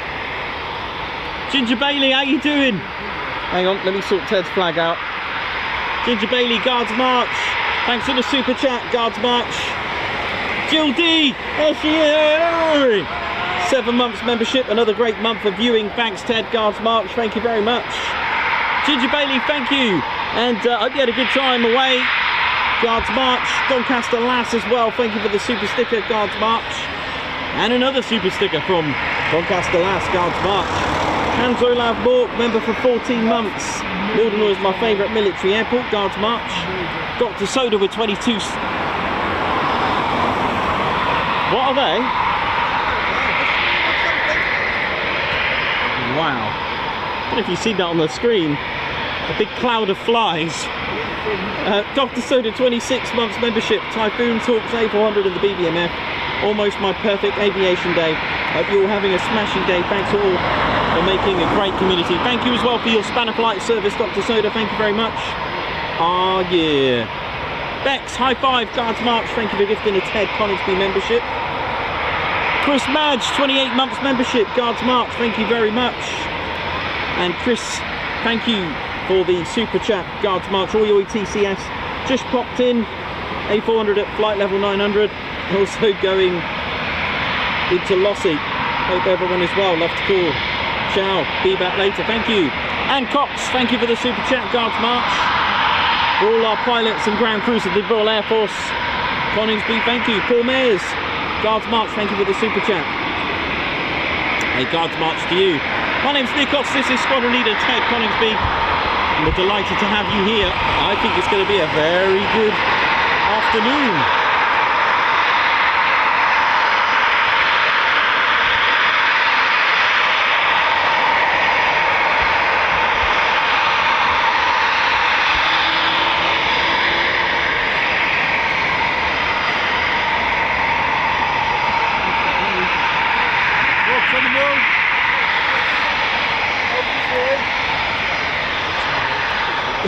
Thanks.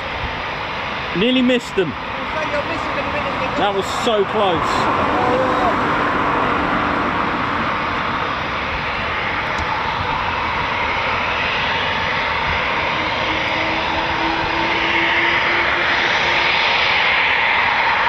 I got the other one. Yeah, I've got the other one. I'm doing all right. Someone just gave me a round of applause for getting there.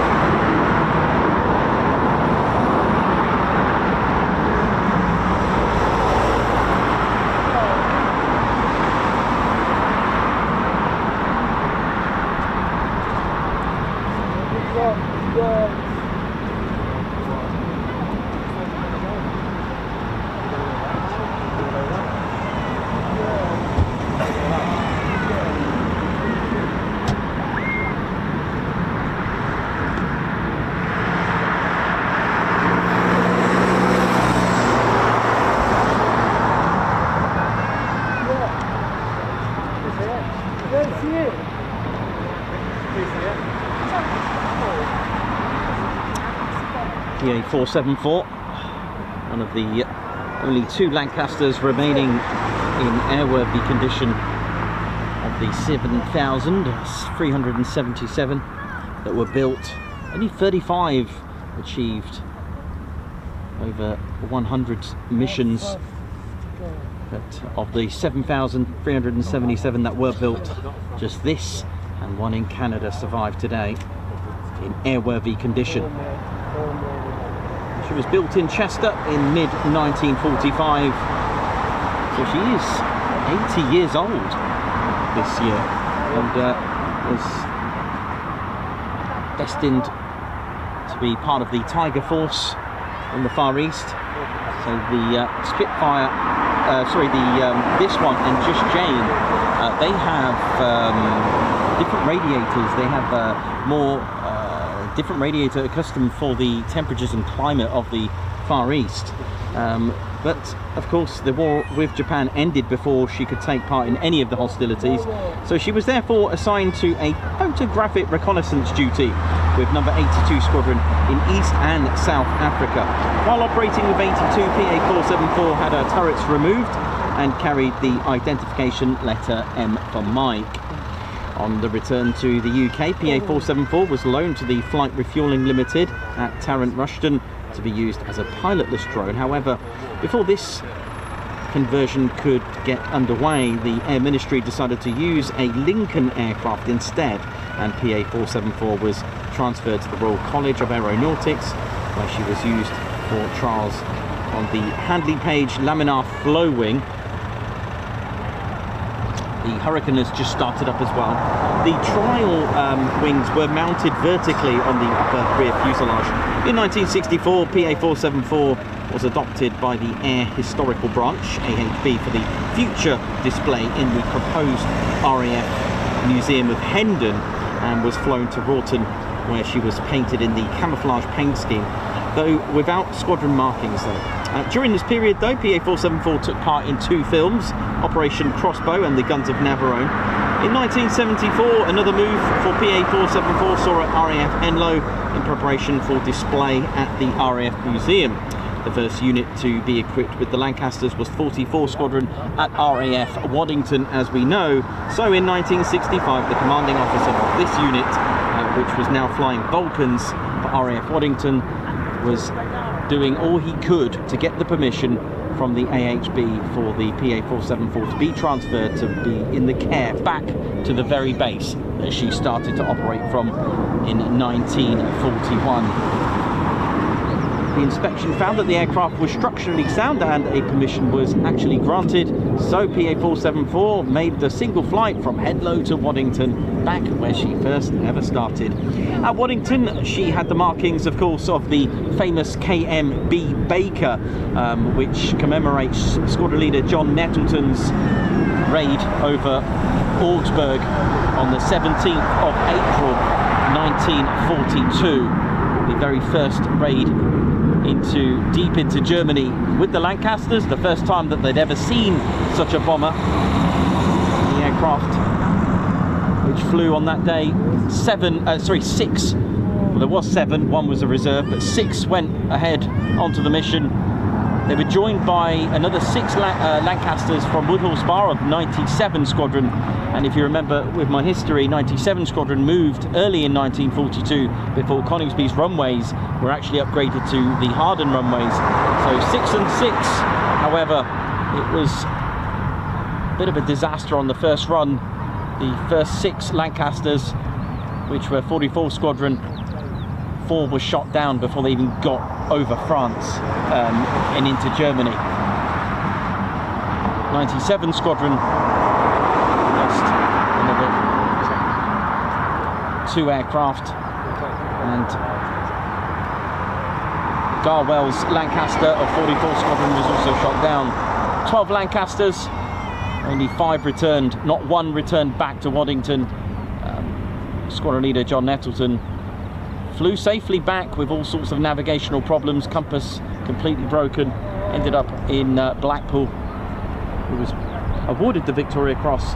Now, the restoration program began for PA474, and by 1966 work was progressing well. Both the front and rear turrets were in place. Permission to fly the Lancaster regularly was granted in 67, although the restoration continued. The aircraft eventually joined the BBMF in 1973. Now the BBMF then would keep the Battle of Britain flight, so the addition of this Lancaster added memorial to the title as well, so they became the Battle of Britain Memorial Flight. 3 years later, they moved to RAF Coningsby. Oh, the Battle of Britain movie. There's another one. So here we go, the Hurricane and the Spitfire are taxiing right now.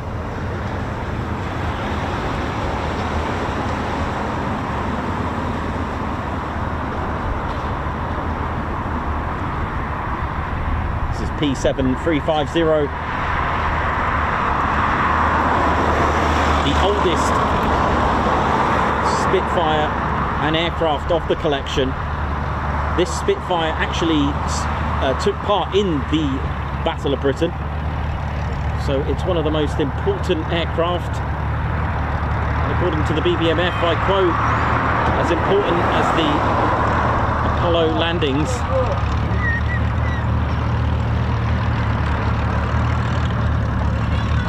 We've also got the Hawker Hurricane, the last Hurricane to have entered, was believed to be the last Hurricane to have entered Royal Air Force service. Markings that we can see on this with that tail band from fin to the bottom of the where the rear wheel is, and with RF, that's the markings of 303 Polish Squadron, that's the Romeo Foxtrot. It's got 303 markings sort of at the 2 o'clock or 1 o'clock of the roundel look, just behind the canopy. The RAF BBMF do change delivery every 5 years.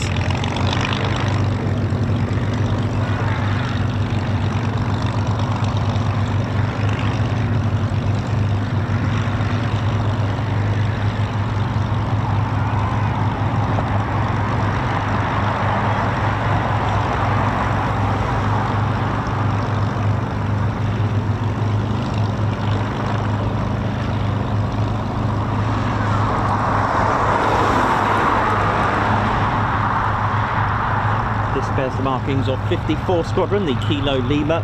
There is a significance with the Kiwi on there regarding I believe it was a New Zealander, I think it was, on this one. There was a story that was told to me many years ago at the BBMF hangar, literally when I first sort of started the channel, or at least was thinking about it with Ted.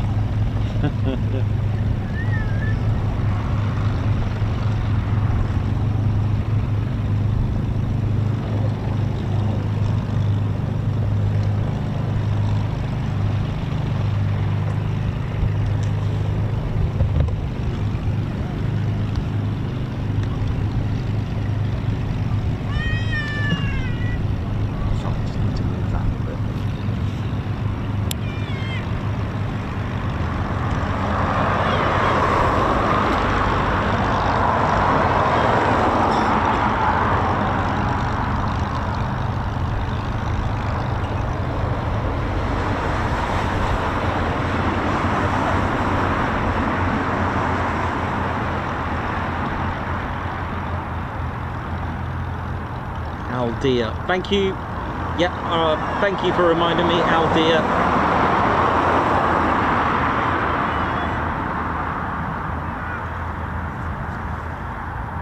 And there is a bit of a story with that, because Kiwis don't actually fly, right? So there is a bit of a story. I can't remember the story, I'm afraid, off the top of my head. There is a story why it's actually on there.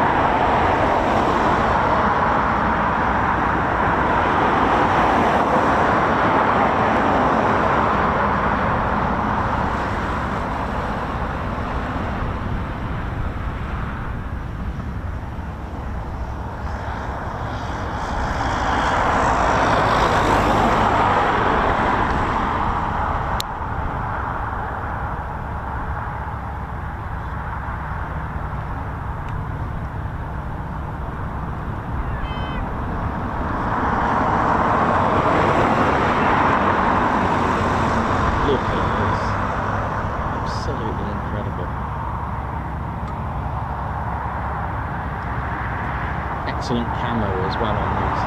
Look how well they work.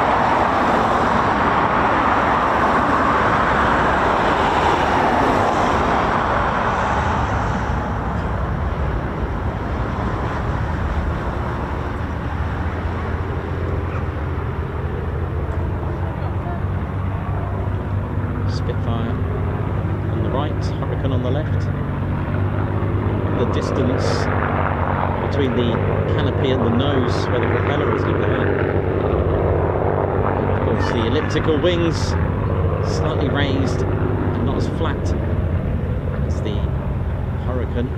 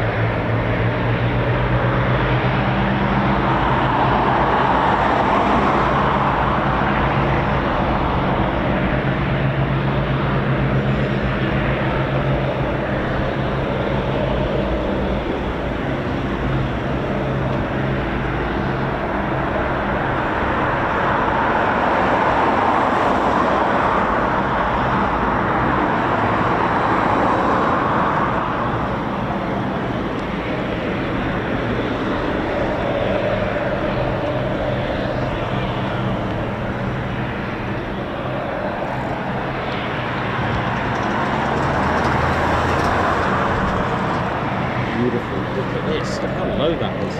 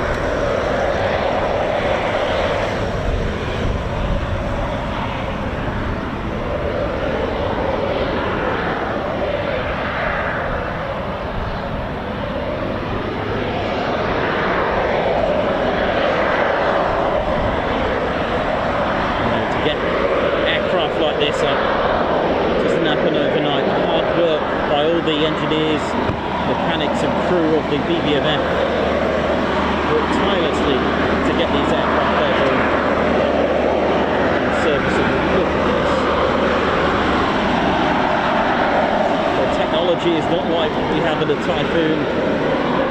A very delicate aircraft with historic significance as well. I'll just wait for them to run in. I'll just see what's going on the ground for a minute. They regroup at Woodhall Spa like they did before. Hopefully we get the full display again. But, no worries.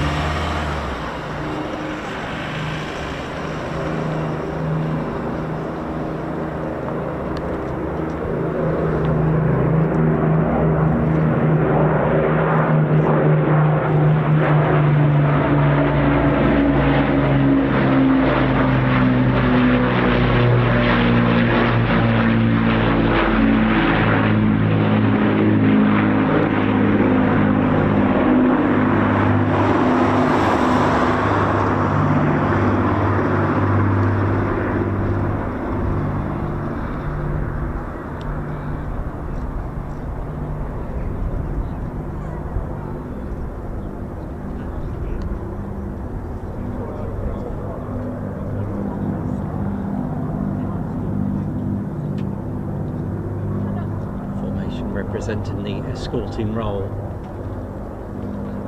As fighters protecting their bomber.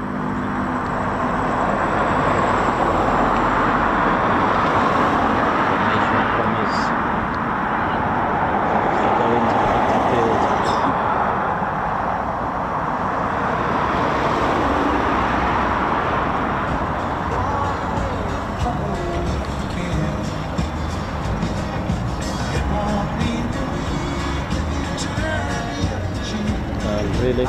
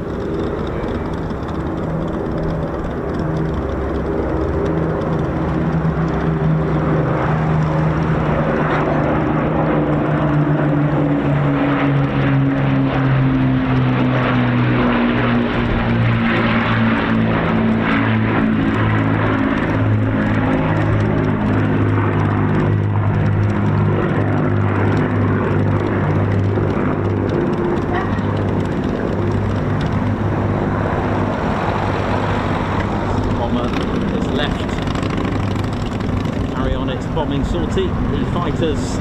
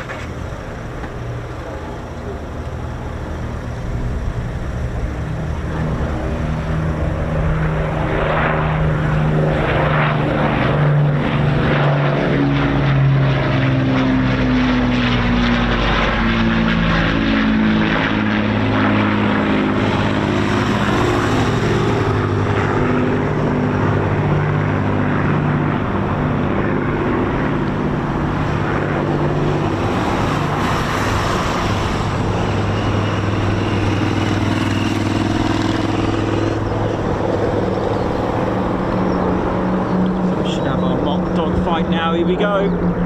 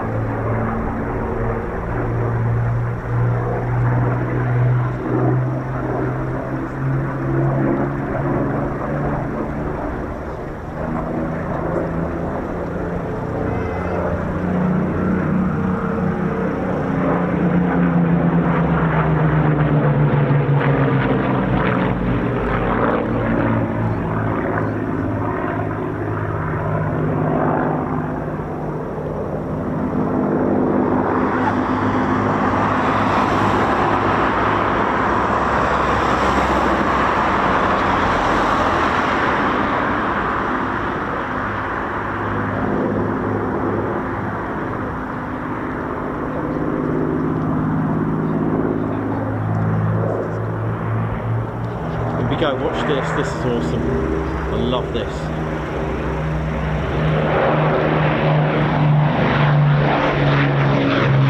Something that the Red Arrows will do now.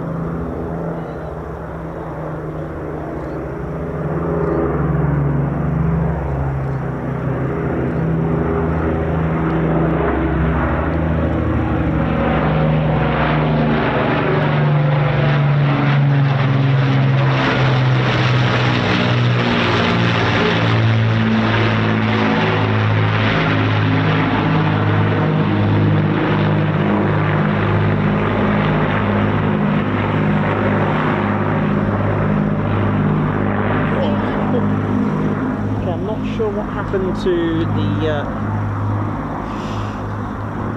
maybe they're going to join back up again. Not sure what happened to the Spitfire.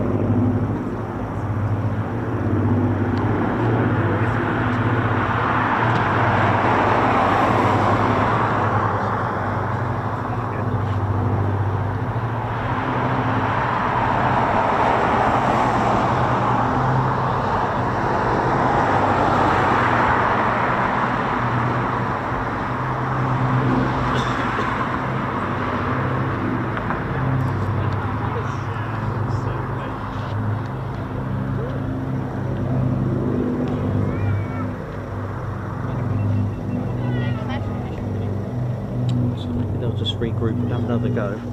I'll just keep you posted on that. That wasn't quite full display. I hope there was no issue or anything. We'll just have a quick look.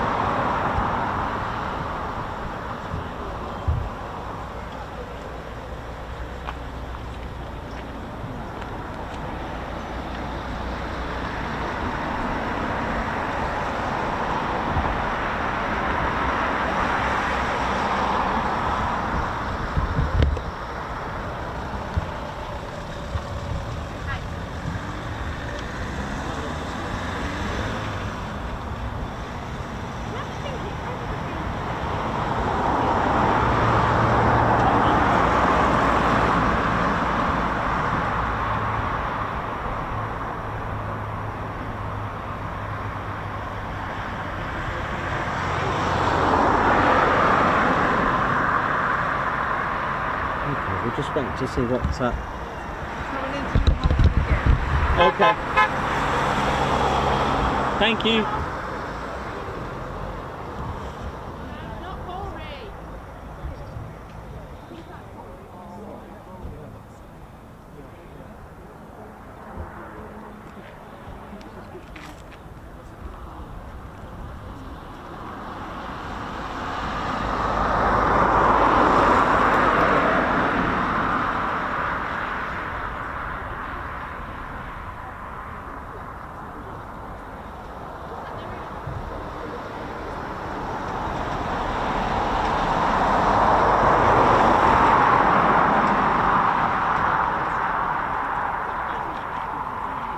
Okay, so they're just into holding at the moment. I can see the two fighters with the Lancaster at the moment.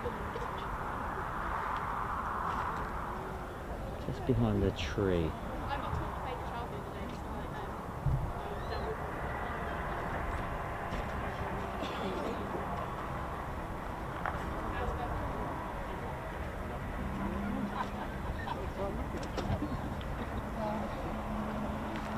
Okay, here we go again.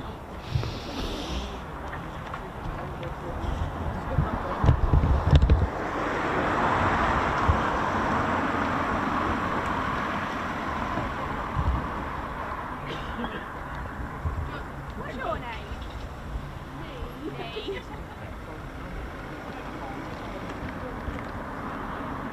Oh, good boy. Yeah, that's right, it's on. It's needed a second. Yeah, thank you. Here we go again. Kids going places.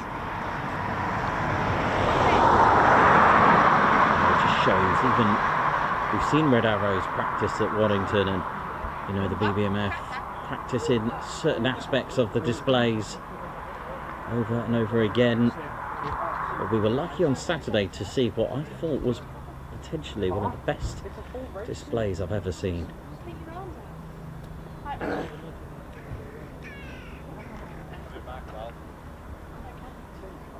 Here we go. Do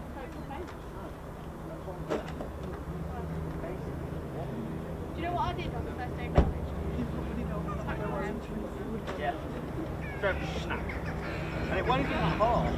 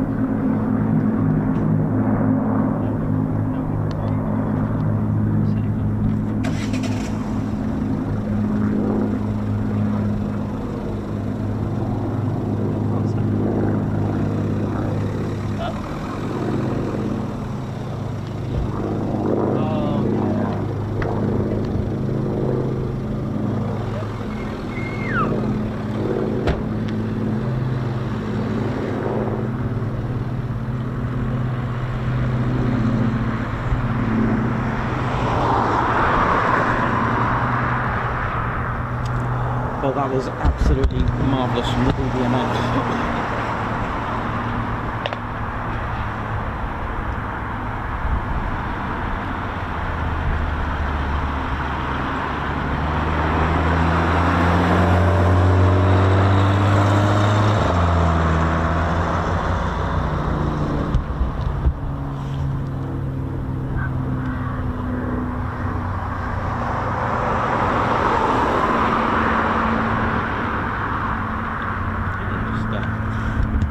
Into land, here we go.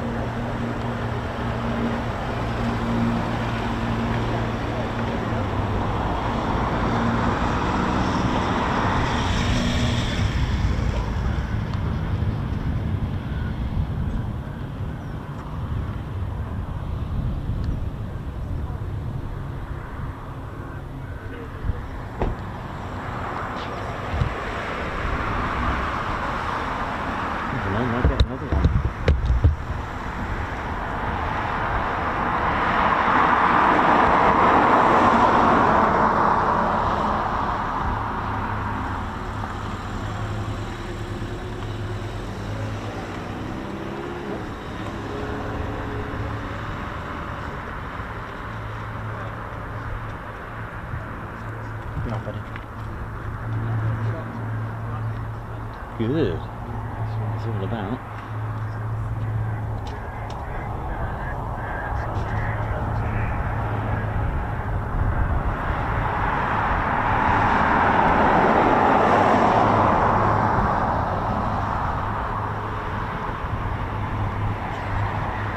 I mean, this just looks amazing.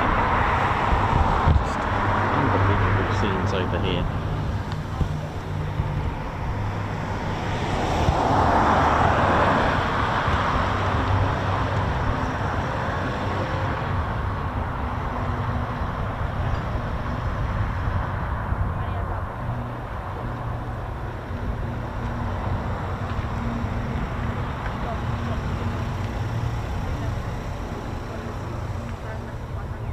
By the way, I bought these for my mum and these were amazing.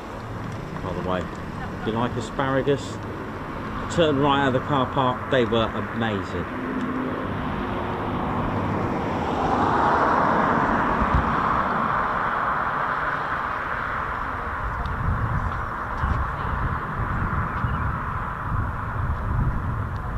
Oh, look at this, my shot I wanted. It's getting lower than a mower now.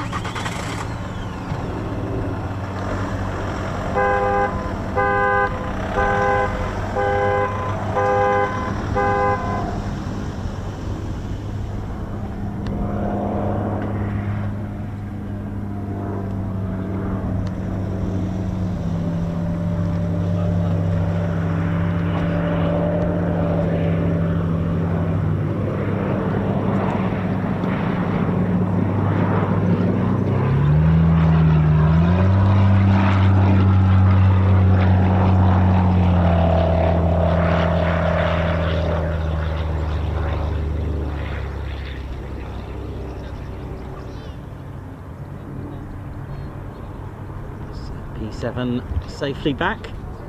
That's time for LF363 Hawk Hurricane.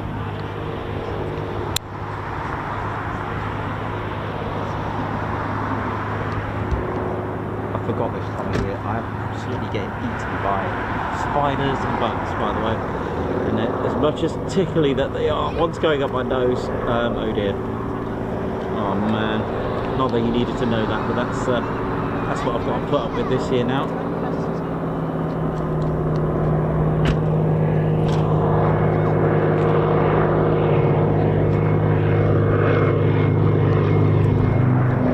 Oh man. The Lancaster's gonna really long break.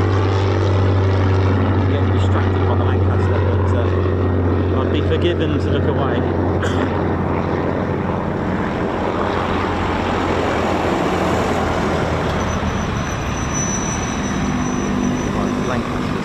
Getting rather exciting.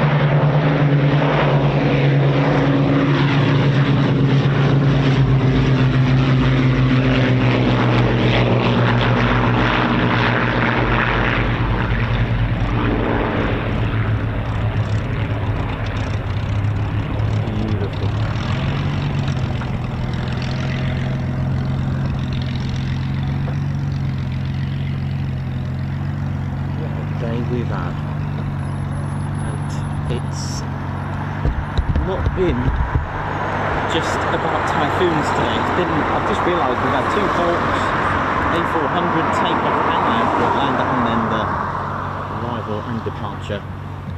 We have had typhoon action, two lots of sorties, and you know, for the BBMF.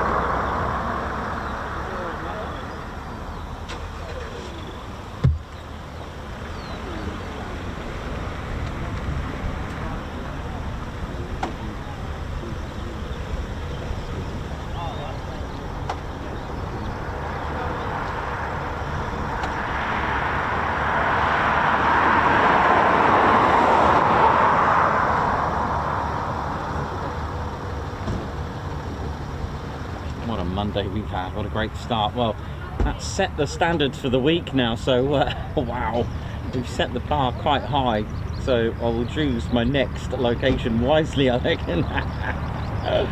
Oh dear. I'll find out where we are. Make sure you hit the notification bell button so you'll be notified the day before where we're going to be. It allows me to make these little, you know, it was so difficult for me to choose where I was going today. It was in an RN, and here we are today, so I used a bit of gut feeling. Beautiful. I mean, look how iconic this is. Look at this.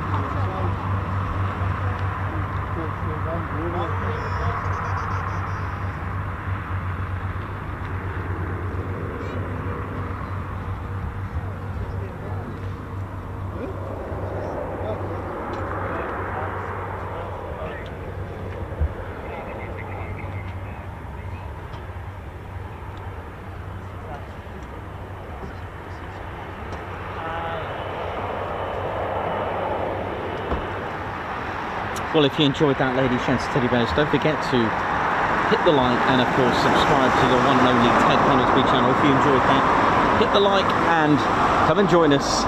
Come and help us get to 100k subscribers. We are very, very close. First stop, though, we'll do 95k. One step at a time, isn't it, Ted? One step at a time, and I hope you've all enjoyed that today. And I think you'll all agree that was a stunning day today at RAF Coningsby, Ted's home.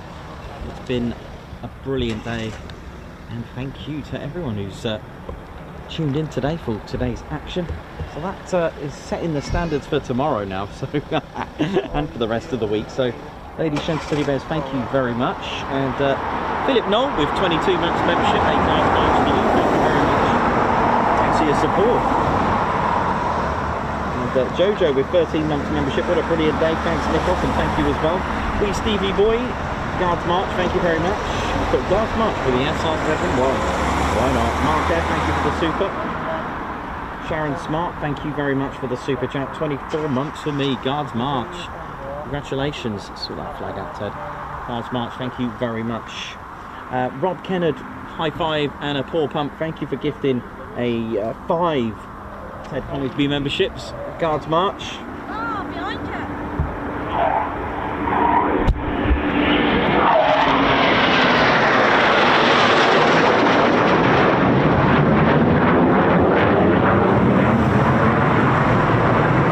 Well, you won't get Guards Marches like that very often.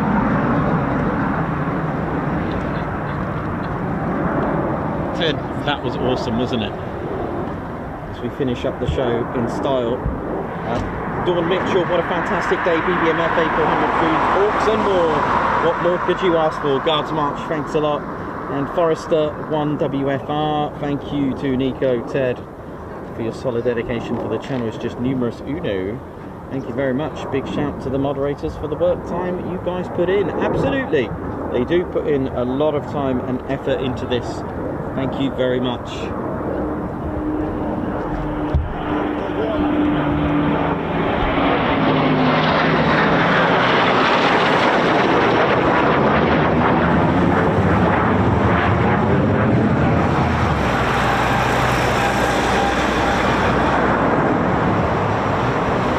Beautiful.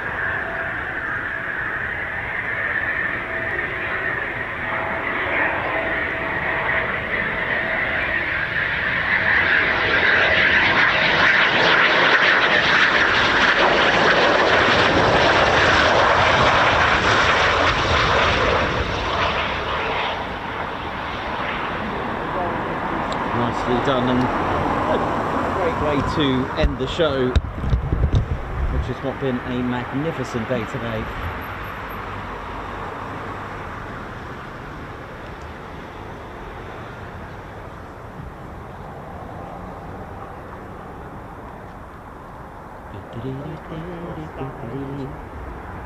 You're all right. Thanks a lot, ladies, gents, and teddy bears. Well, so we've set the level quite high now. We've set the bar quite high for the rest of the week. Our first show of the week, and what a great one it was. I hope you all enjoyed it. It was absolutely amazing. So thank you very much, all of you who have tuned in, and I hope you've enjoyed it. And just hit that notification bell button so you don't miss out on our latest and greatest live streams and videos. I hope you've enjoyed it. RAF Coningsby, thank you very much. And do you know what? All the visiting crew, thank you very much as well. And our RAF making us proud. BBMF, an absolute salute for that. That was absolutely magic. I hope you've enjoyed it as well, ladies, gents, teddy bears. And we'll see you on the next show, which tomorrow, right? Yeah, cool. So, hope you enjoyed it. My name's Nikos. I've been your cameraman and commentator. This is our squadron leader, Ted Coningsby, and you've been watching the Ted Coningsby channel live here at TED HQ, aka RAF Coningsby. Hope you've all enjoyed it. So, for the last time for today, and see you soon. Wish you well. Hit the button, Ted. It's a kebab wrap.